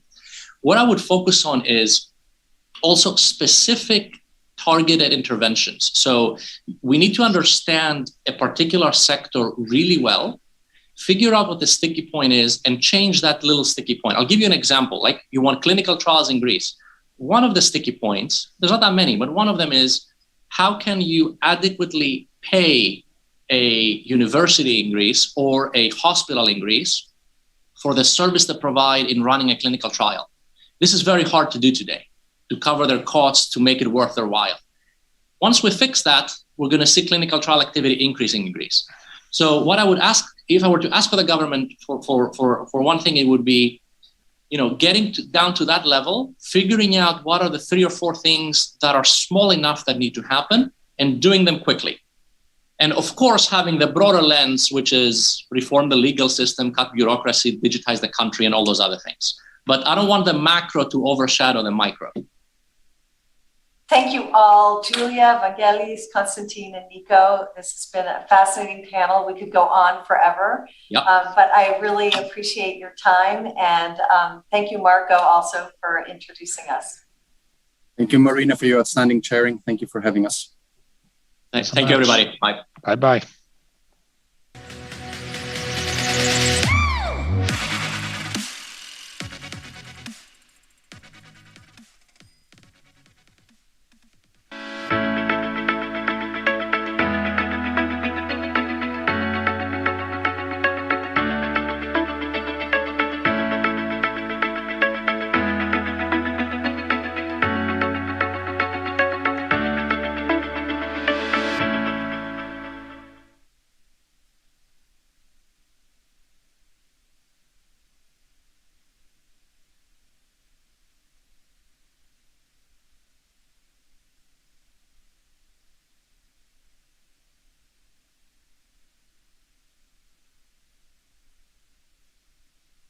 Good evening. My name is Gaurav Gujral, and I lead Accenture's Sustainability Services practice for our government and public services arena. It's an absolute honor to be here at the SEV conference, and I'm absolutely delighted to moderate this panel on game changers, green tech, and sustainability. What kind of investments does Greece need to accelerate its journey towards net zero? We have an esteemed panel here with us today, joining us from different corners of the world. So let's go across and meet our panel. We have Murray McCaig, co-founder and managing partner, Arcturn Ventures, a global VC firm investing in breakthrough tech companies addressing climate change and sustainability. He has founded, scaled, and exited 3 businesses successfully, and is a former Olympic athlete who competed in the 92 Games. The next panelist is Kostas Papamantelos. He joins us from New York today. Kostas has been with RWE since 2008 and currently holds the position of Global Head of RWE's Energy Transition Investment Vehicle that operates out of London and New York. Within RWE, he also has a second hat, the CEO of RWE Renewables, Hellas, the subsidiary that RWE established in 2021 as part of its market entry into Greece. Our third panelist today is Ioannis Kaltsas, the head of the investment team for Greece and Cyprus at the European Investment Bank. And then last but not the least, we have George Tsoupalas, chairman and managing director at McKinsey for Greece. Absolutely delighted and an honor to be with you all today. So a few words to set the scene before we kick off. I think you'd all agree that we're having this discussion at a very opportune time. The climate is under duress, and Greece has felt this very personally. I was at COP26 a few weeks ago, and what I witnessed in terms of the collective resolve and mobilization of both state and non-state actors across the finance community, business, and policy to collectively set a new path forward has never been so strong. We are clearly on a new course, and there's no turning back. And the new course is heading us towards a low-carbon, more sustainable, and greener future. And this will bring with it significant benefits, economically, socially, and on our planetary systems and biodiversity. From a business standpoint, success will be defined not just by setting the right ambition, but also action. Now, Greece enters this arena quite strong. According to the Environmental Performance Index 2020, Greece ranked 25th overall from 180 countries. It is endowed with natural capital, solar, wind, and tidal energy. We've heard several panelists today talk about the immense human capital, the strong STEM skills, the human ingenuity, and a thriving startup ecosystem.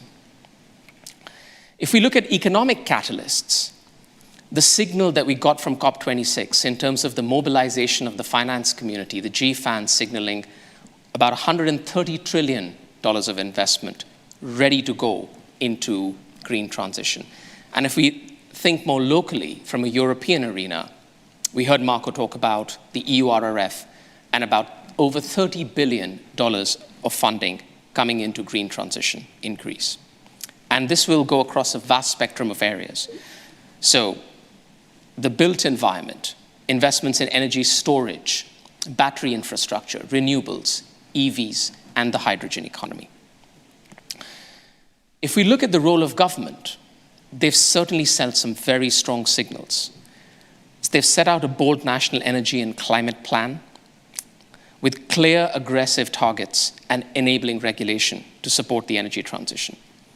And if we look at this from a technology lens as well, clean tech will certainly play a vital role across a variety of these industry value chains, right?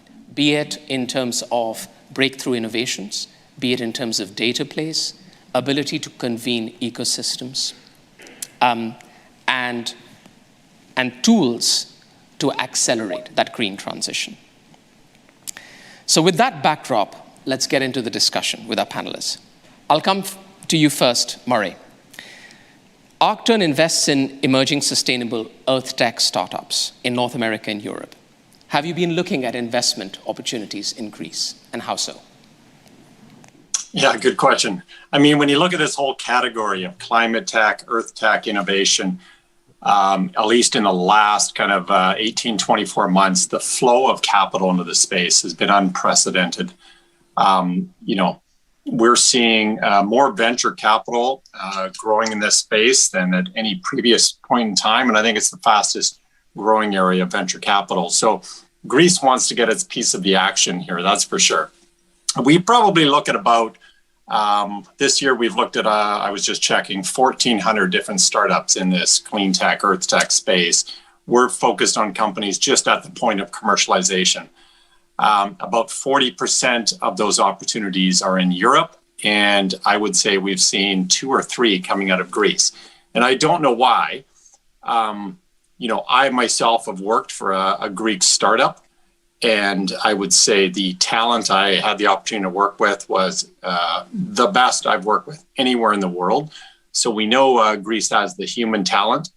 My guess is that it needs more support from the government at the very early stage, at the base level of innovation, to drive that broad base level of innovators that can then be funded by venture capital firms. So I'm really curious if there's some of the other panelists have some further thoughts on why that just isn't happening in Greece. Fantastic. Thank you for those reflections. So sticking with the investment lens, Kostas, I'll come to you next. And if we look at your portfolio in terms of energy transition, I know this encompasses, a broad array of things, but typically people associate this with things like renewable power generation, batteries, EVs, and hydrogen. So from your experience as an investor in energy transition, what else do you consider within this spectrum and relevant to this arena?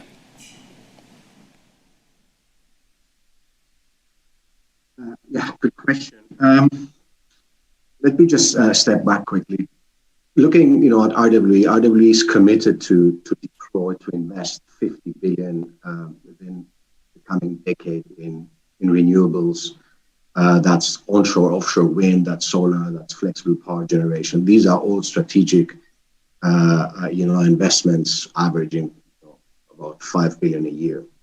So within that very big organization, we've got the Energy Transition Investment Vehicle that, in fact, looks at deploying capital into companies that actually are relevant and facilitate the energy transition. We're up and running since 10 years. We've done over 15 transactions and have deployed roughly $500 million. So over that period. Yes, and as you said, most of the people, when they think about energy transition, they think about, we need to support solar parks and onshore and offshore wind, and that is absolutely correct. But there are industrial goods companies that absolutely are necessary to facilitate the energy transition. You need services companies that will actually provide sophisticated services. You need software companies that will, facilitate the flexible power generation assets. You need industrial goods companies that facilitate, that will provide cables. You will need to start thinking about industrial goods companies that will be providing building materials that will increase the efficiency of the buildings, and so on. So we are looking at all this entire spectrum, and what I've learned through, in particular, 2 investments in North America. The one was into energy storage. We invested into Silicon Valley company a couple of years ago, which is now listed in the US. And we started looking at this at, power in, power out for hotels, hospitals, restaurants, easy, the kind of logical concept of storing the power when it's expensive, when it's cheap, and releasing it when it's expensive. But what I've learned is also through some of our co-investors, Silicon Valley legends like Peter Thiel, this becomes increasingly a software game. And I think maybe we can discuss a bit more about that later, because I think Greece can play a role in that. That's great. Thank you for those reflections. And I certainly want to come back to both, your point around catalyzing the wider ecosystem and the value chain, and Murray's point around the role of government in de-risking some of that investment, especially in the early stages. But let's get a few initial comments from some of our other panelists. If I come to you next, Ioannis, from the EIB's standpoint, How are you looking to engage in this green transition? So what are some of the sectors and the technologies that you're looking at in your portfolio, especially in light of the EU climate goals and now the recent COP26 deal? Thank you very much for the question, and a big thank you to the organizers for having me tonight in this panel. The topic indeed is very hot. And for the EIB, the energy transition, but more generally the climate agenda in Greece has entailed into really fundamental changes. You know, the EIB is working in Greece the last 60 years, and all over Greece has put its name in some of the most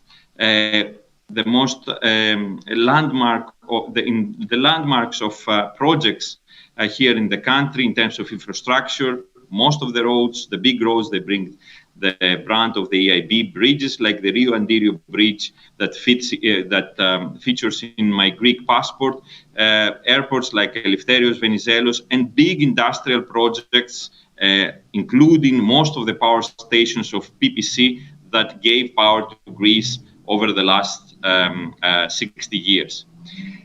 Greece, in terms of statistics for the EIB, in terms of climate change, during the period of 2005-2015, it was second from the last in terms of countries that we did climate change projects. This had to change fundamentally. And this changed also thanks to the great cooperation that we had with successive Greek governments. So last year in Greece, we did over 44% of our lending towards climate change projects. How did we do this? First, we excluded some projects. We stopped doing large infrastructure projects that they're very useful for Greece, but did not have priority in terms of climate change. So we do very few roads that they have the characteristic of road safety, and we're stopping the large infrastructure projects that do not contribute to climate change. The second is we exclude some sectors. That was very difficult. We excluded, for example, natural gas at a period that Greece had not completed its infrastructure like the Western Europe in terms of natural gas.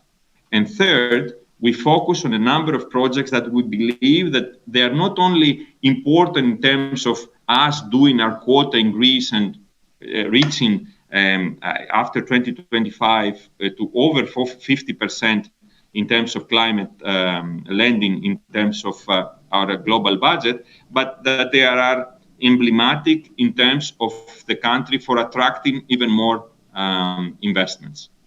This cannot come only from investments in a few sectors. Climate has to be a philosophy towards all the sectors that we are touching. Either this has to do energy efficiency in the buildings that we finance, either it has to do with climate change projects within the energy sector, or in terms of research and innovation, we feel that we have to invest heavily in research projects that will provide groundbreaking technologies for the energy transition in the world, but also in Greece.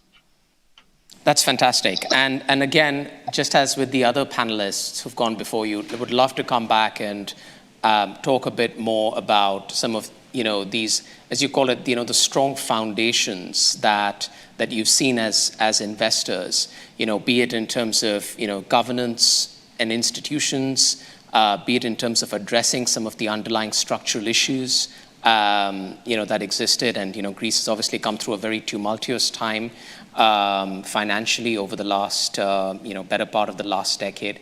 And of course, we heard earlier in the session with Marco and the Prime Minister and Prem Watsa, some of the real sort of concrete progress that has been made on the ground in terms of setting up the right conditions for success. I would love to come back. George, we'll come to you next. So if we step back from the investor lens, and if we look at your role as strategic advisor to CEOs in some of these companies that are involved in energy transition, as well as policymakers. And if we think of this from sort of an economic and social value that can be generated, and how Greek really taps into that potential in terms of its, green transition journey, what are you seeing as the big opportunities when you speak to some of your clients? You're on mute, George. Can you hear me now? Yes, thank you. Sure. Thanks very much for the question. And also I wanted to thank very much SEV for the invitation. And I also wanted to thank SEV very much for the fact that they have supported McKinsey in the development of Net Zero Greece, which is a major study that actually studied and identified the optimal path for Greece to achieve 55% by 2030 and net zero by 2050. This represents a major input that McKinsey is providing to the development of the national new climate law and environmental law. And this comes after McKinsey's effort similarly for doing this to Europe as a whole, as well as doing it for some other like 20 plus countries. Now, what is important here to say is that the study proved that Greece can reach the targets of 55 and net zero. And to do so, it would be needing 500 billion of investment. 500 billion of investment. And out of this 500 billion of investment, 20% will be happening in the first 10 years and the remaining 80 in the next 20 years.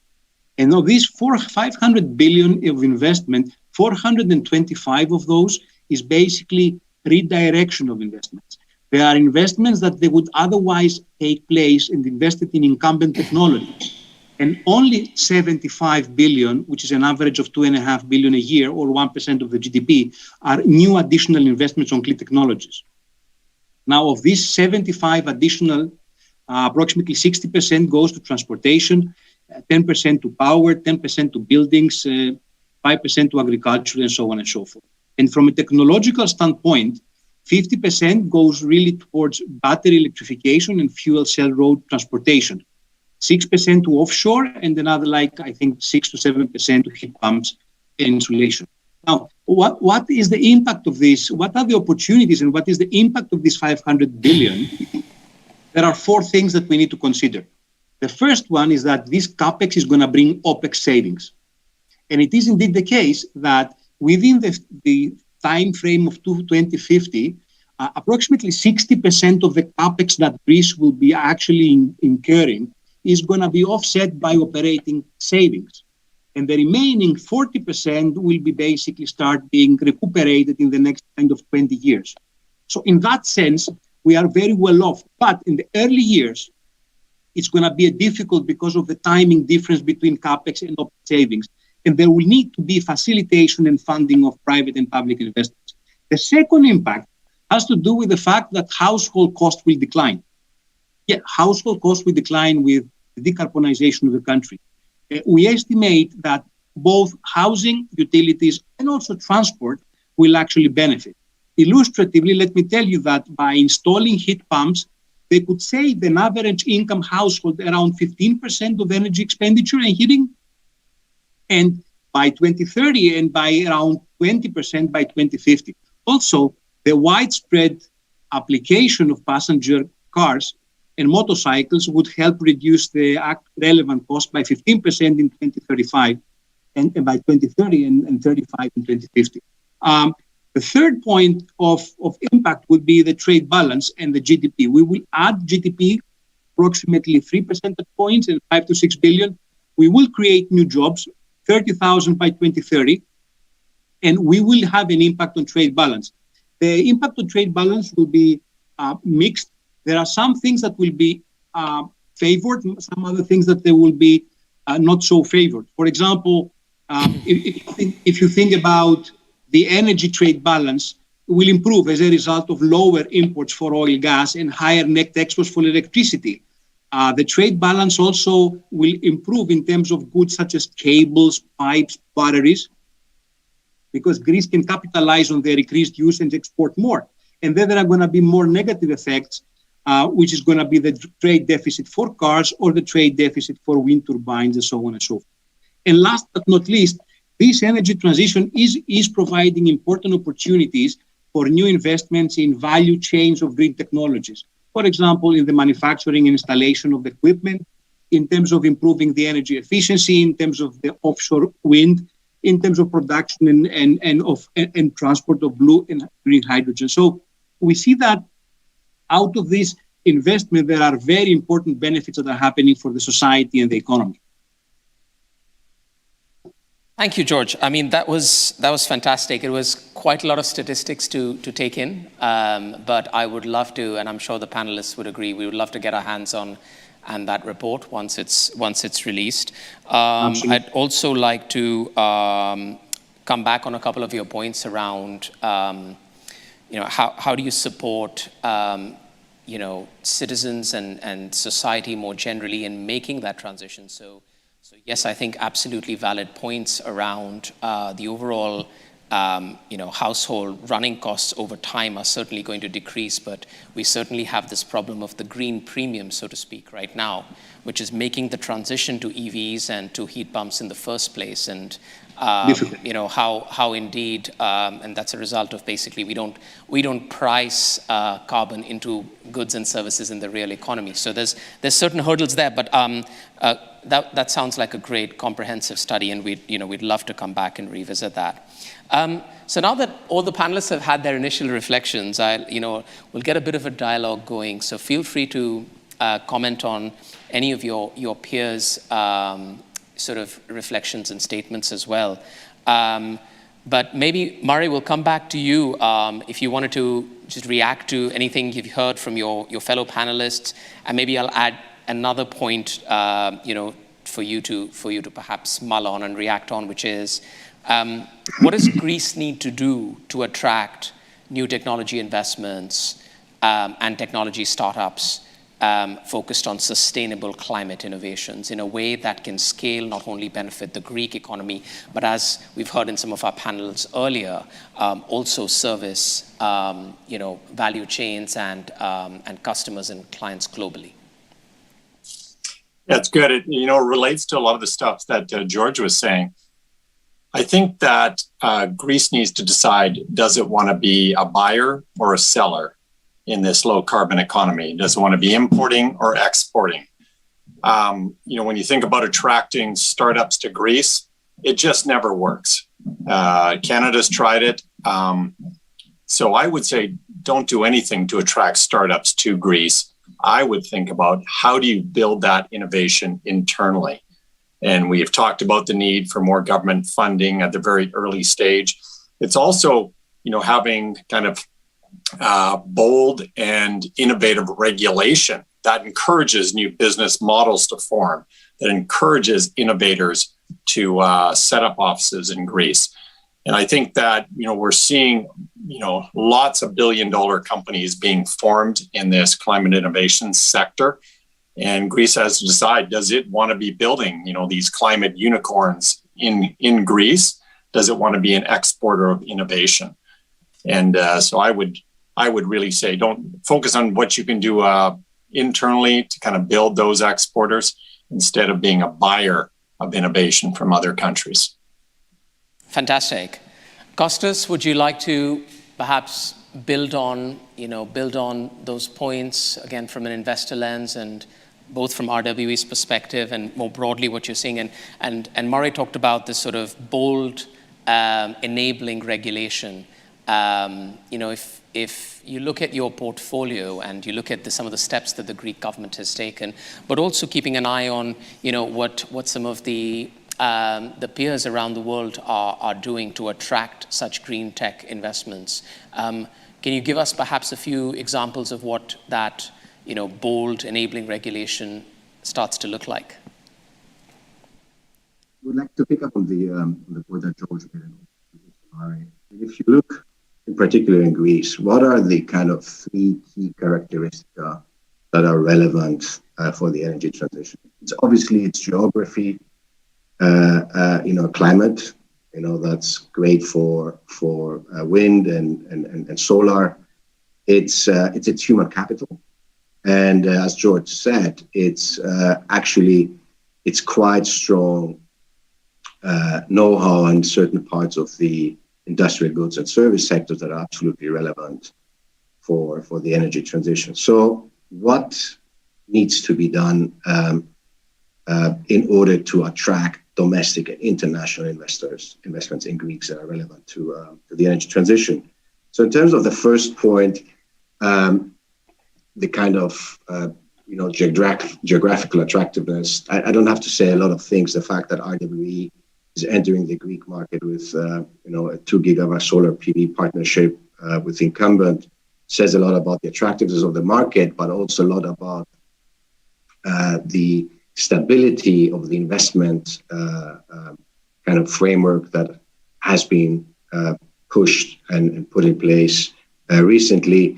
That's obviously kind of wearing my RWE renewables Hellas hat. A recommendation there would be just for the Greek government to keep pushing for the relevant framework also in other parts, hydrogen, batteries, offshore wind. Now, in terms of human capital, as I said, really what we have learned as investors in this space is a lot of the investments are becoming technology plays, software plays, and not necessarily not just venture capital. It's really, if you think about flexible power generation, at the end, it's not the asset that you install there that is going to be available when there is no wind and no solar to produce power, but it's actually the underlying algorithm that's going to make the difference on what the kind of final carbon footprint will be, because all those assets still are going to be, at least on a transition basis, gas fired.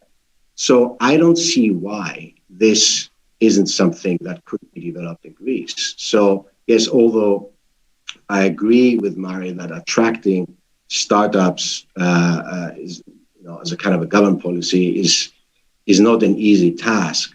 I think there needs to be some funding put in place to allow companies to start working in this sector, because the complexity of the energy transition when it comes down to power markets is immense, and digitalization software is going to be a key element of it. And Greece should play a role with all this. You need to unleash this human capital that is either available in Greece and outside Greece. And then to the last point, the kind of industrial goods companies, there are very successful Greek companies that are absolutely relevant for the energy transition. And they should be thinking of not only, serving the Greek market, which they're not obviously doing, and not only the regional, but on the global, they should become global players. What do they need? They need a closer link to academia for innovation. And that is something, both academia plays a role on that, and the industrial companies. That is what can make a difference for Greece. And we should use that competitive edge, because we've missed the train of building, wind turbines. And Europe missed the train of solar. It's now in China. But there are other far more sophisticated industrial goods products and services that can come from Greece, and we should be pushing for that. Thanks, Kostas. And I certainly picked up in both yours and Mari's comments this sort of clear thread coming through around Greece needs to play to its strengths and to its competitive advantage in terms of building out successful and scalable businesses to tap into those value chains. So that's a great segue into Ioannis. If we look at the EIB's role now, you're clearly looking at clean tech and sustainability as a portfolio across all of the member states. So what are you observing in terms of the underlying conditions in Greece to tap into some of that value and its competitive advantage vis-a-vis some of its peer countries across Europe? No, I will absolutely also agree with the previous speakers. We have to work in Greece with the idiosyncratic advantages of this country. One of the big advantages, for example, of this country is coastline. If you add all the coastline of Greece, mainland plus islands, it is longer than half of the periphery of Africa. So there is a big natural advantage there, which means, for example, that there is a big opportunity to develop offshore floating platforms for wind energy. And this is where also the EIB sees a lot its role. For sure, we also finance renewable energy projects, but wind and solar projects in mainland Greece, although we do these projects and we offer cheap finance, it is also plain vanilla now financing for all the systemic banks. There's nothing exotic in that. What we feel the EIB can offer could be in these exactly new technologies, our know-how, because from a financing point of view, we participate in these projects all over Europe, all over the world, in over 132 countries. And there is where we can help mostly the country. We do not want to compete with the Greek banks. At the same time, we do feel that Greece should grab the opportunity, as the previous speaker said, and maybe look at its advantages, not only for Greece, but in the geographic region which belongs. It was mentioned hydrogen. We do support a lot of big hydrogen projects that are intended to take place in Greece over the next few years, because we believe that Greece not only has a potential, but could be a hub for the Balkans, for Southeast Europe, in terms of hydrogen and this source of energy. Great, thank you, Anis. And George, if we sort of take a step back from those reflections that we've just heard, and start to look at this as one of the things that I repeatedly heard at COP was that we need a systems response to accelerating the green transition. And that came through quite distinctly in the way Murray and Kostas were also describing. How do you galvanize certain actors who are interdependent and feed into those green energy transition sort of value chains, be it whether it's grid infrastructure, we talked about those undersea cables and all of those related type of companies. So if you look at that, and in terms of some of the businesses and clients that you deal with, what do you feel is the sort of level of maturity and readiness for Greek industry and businesses to step up to that challenge and really mobilize itself to tap into that value, to unlock the potential and to really scale? That's a very good question. I have good news and I have not so good news. The good news is that based on our observation at the Greek industry and major national champions in different sectors, such as utilities, metals, refining, cement, they have been quite early on being very acute in picking it up, recognizing the risk, but recognizing also the opportunity. And you know what? They have started doing things, and they have doing things in 3 different fronts. The first front is that they have started developing strategies for the energy transition and sustainability. The second thing is that within the context of that strategy, they have started making investments, focused investments, and developing a broad perspective as to what would make sense and what would not make sense, whether that would be deployment of renewables, blue and green hydrogen, carbon capture, on energy efficiency for industrial processes. And the third thing that they have done on the organizational front is that they have started introducing ESG departments and gradually developing the relevant capabilities and talent. So this is the good news, that we are reacting, and we are reacting positively. Now, is it fast enough? Time will tell, but at least we have some movement. The not as good news has to do with challenges. Challenges, as my friends discussed before, and let me give you specific examples. And let me take power, for example. There are 3 very important challenges here. The first one is that the deployment of renewables is just not fast enough. And it's not going to meet the targets the way it goes, because there are bottlenecks in licensing and the supply chain of renewables. Greece needs to dramatically simplify the licensing process and do institutionalize the renewable zoning, while at the same time, they need to win the local communities by offering them, I don't know, some incentives such as minority shares to participate in the project. So that's the first challenge. The second challenge has to do clearly with the regulatory framework. Take again renewables and storage, licensing and remuneration, and offshore wind parks. The regulatory framework is just not there or not sufficient. And then the third thing is that the existing transmission and distribution infrastructure in line with the renewable development is still not there. So, there is a big effort that can be done by the companies, but there is a lot of support that is needed by the Hellenic Republic to make these things happen. Those are great comments, and George, you've naturally brought us to a place where I wanted to close out the panel in the last 5-6 minutes, which is the role of government and the enabling policies and regulations. So we heard Murray say that in one of his earlier comments in terms of we need bold, sort of innovative, enabling regulations.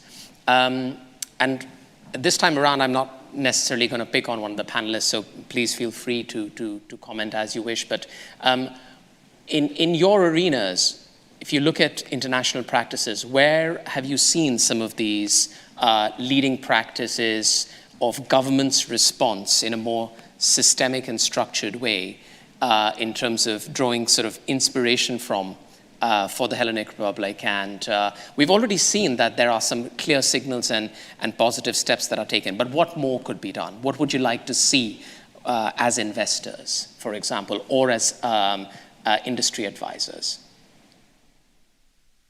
Anyone care to go first? Otherwise, I might have to revert to appointing people. Can you hear me? Yes. This is, especially when it comes on to the licensing process for renewables, that's a theme in Europe, that's a theme in North America, that's everywhere. This needs to be simplified. Coming back to the comment of George, I think that the Hellenic Republic has done substantial steps over the past 1-2 years to simplify that.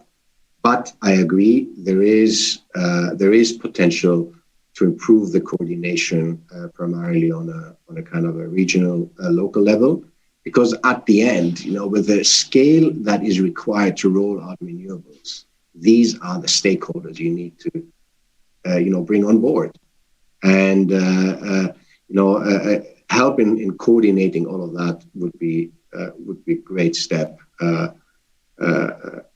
To facilitate really the rollout of the gigawatts that are planned for the country.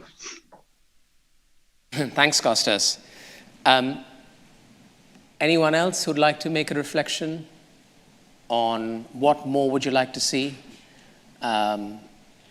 Clearly, you're all very optimistic, but you'd like to see a stronger response in terms of the role of government. Maybe, Ioannis, your experience in terms of, again, going back to that peer comparison across member states, where are you seeing some of that, really bold enabling regulation and positive development starting to happen in other parts of Europe, for example? No, I think, I wouldn't like to compare Greece and to ask Greece to imitate some of the examples of the other countries. What I think is quite important is Greece has put some ambitious targets. It has attracted, we see massive investments in renewable energy. Really, I think that over the next few years, we're talking about billions and billions of euros in renewable energy efficiency investments will come to the country. If I had a wish, something that I want to happen in the country, I would wish that the machine of the state should be able to accommodate all this without the need of political intervention, without the need for ministers to intervene. This, I think, is what it would make even more investors to come and to trust new technologies and to take even more risk for Greece. Thank you, Ioannis. Yeah, that I think I absolutely appreciate your point around, Greece needs to sort of situate itself within its own context. It's both its administrative context, political context, and find its own path, but certainly, play to the strengths and seek inspiration from, from other parts of the world. But we're certainly seeing steps in the right direction. Mari, you haven't had a chance to do your wish list, so to speak. Yeah. What would you like to see? I'll just make a quick comment. I mean, my focus is on innovation. I mean, obviously, Greece needs to meet its climate obligations, and there's a lot of investment that needs to go into that kind of larger infrastructure. But on the innovation side, what I've seen work best, you have very early stage grant funding, but the next stage to that is providing capital when a startup can find a corporate sponsor, a local corporate sponsor, to put up kind of 1/3 of a project or a new funding program. The startup themselves, through their investors, puts up 1/3, and the government puts up 1/3. And that kind of a framework ensures that all the goals are aligned, and you have that strong industries partner. And Greece has a lot of industries that need to adapt and can, through that adaptation and the building of local innovation, become global exporters of that innovation. Thank you. And I think that was a great note to sort of close this panel on. We're approaching time. So with that, I really wanted to...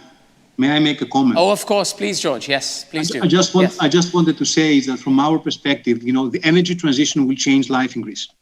And we are very happy about it. There might be challenges, but huge opportunities are ahead of us. And I just want to give you one fact. I told you that we're going to have 5 billion of GDP and we're going to have 30,000 jobs.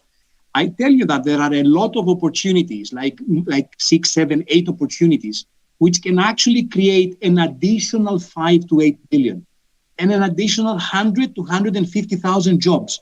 And things are, it's not only the obvious things such as the manufacturing and installation of wind parks. It's also having to do with energy efficiency in buildings. It has to do with the Mediterranean hub for offshore wind. It has to do with the production and transport of hydrogen. It has to do with having a role in low emissions ship refurbishment and buildings.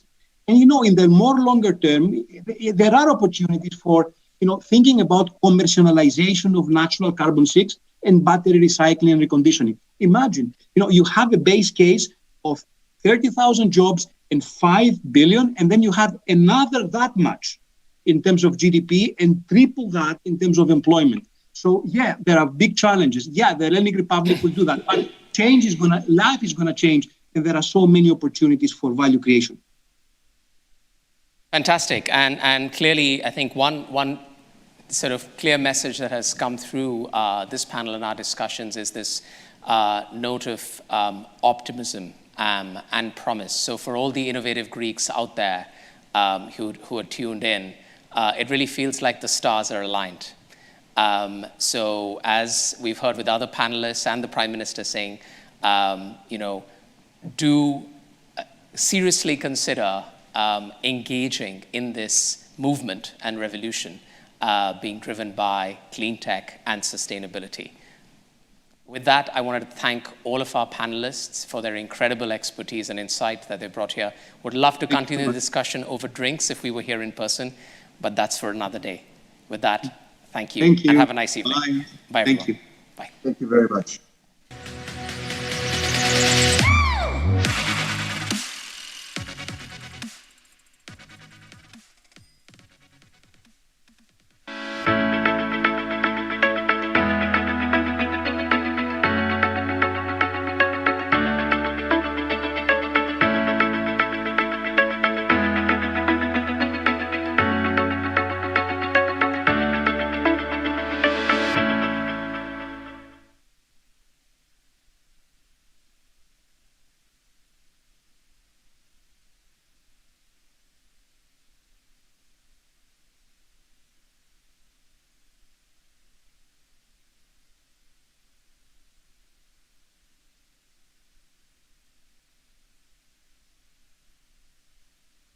Very long day. Thank you to all who have stayed on until this late hour.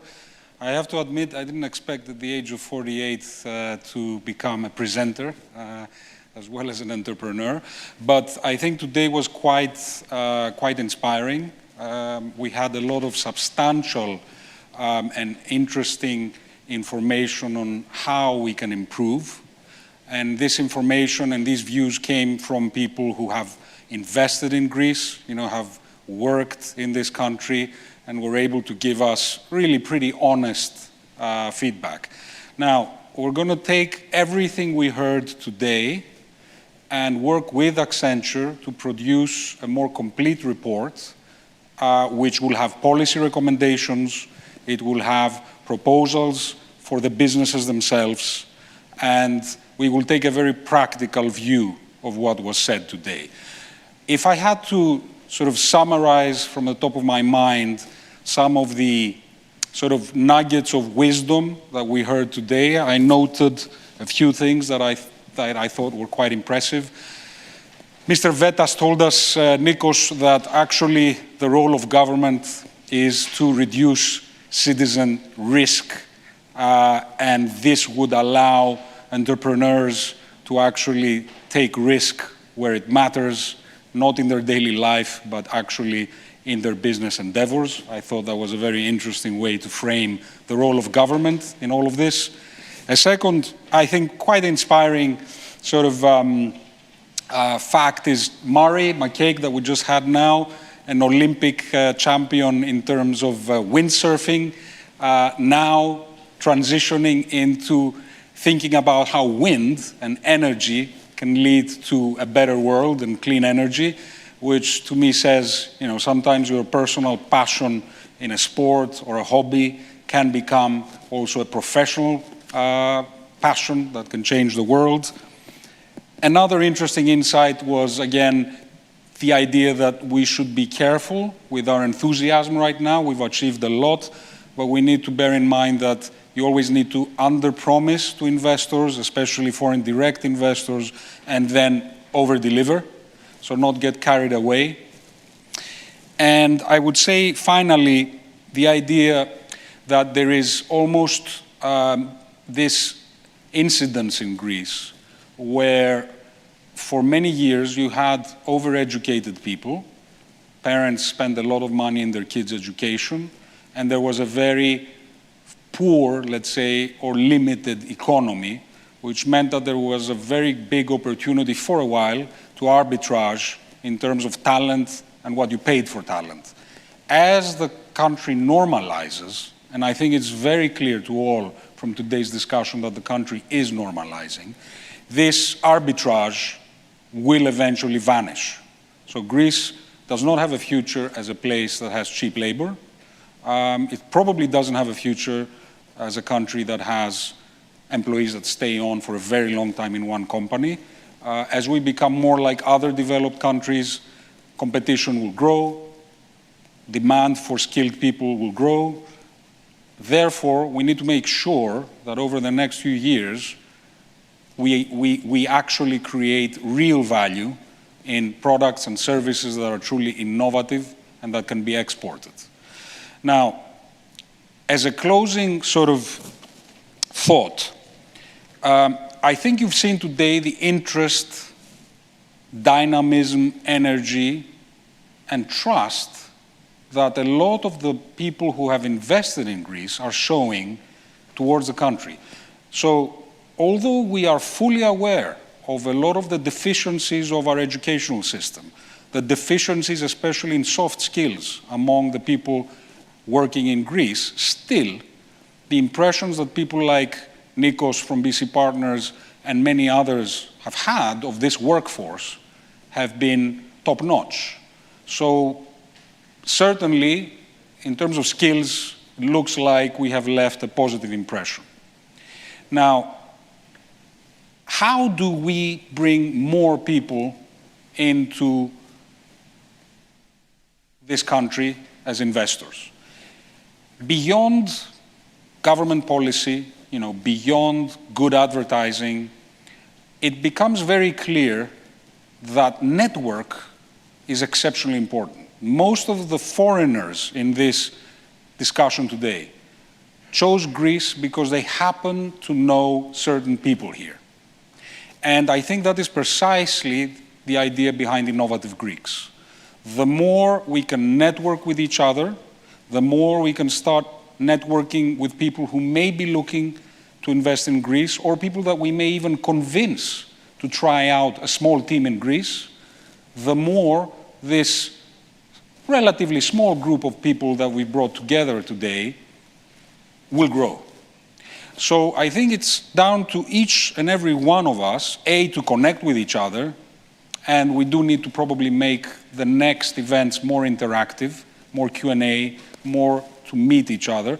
But ultimately, we all need to act almost as preachers or as ambassadors of this effort and network towards at least suggesting Greece as an investment destination.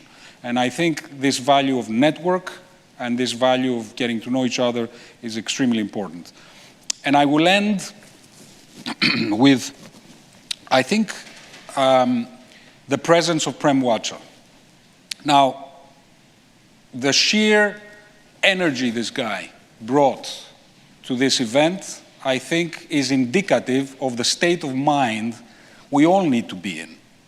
Here's a super successful guy who started from nothing in a country far poorer than Greece, India, from a poor family, became one of the largest investors in the world, and is still as fresh, as enthusiastic, as optimistic as probably an 18-year-old. So I think, if anything, his advice that, or rather fact, that the Chinese have an ideogram where opportunity and crisis are depicted in exactly the same way, makes me hopeful that our crisis did not go wasted, that we are in a different place now. You've seen today the energy, the potential. Let's, keep at it, low profile, hard work, under promise, over deliver. Thank you all for watching this event, and I hope to see you soon in the next one.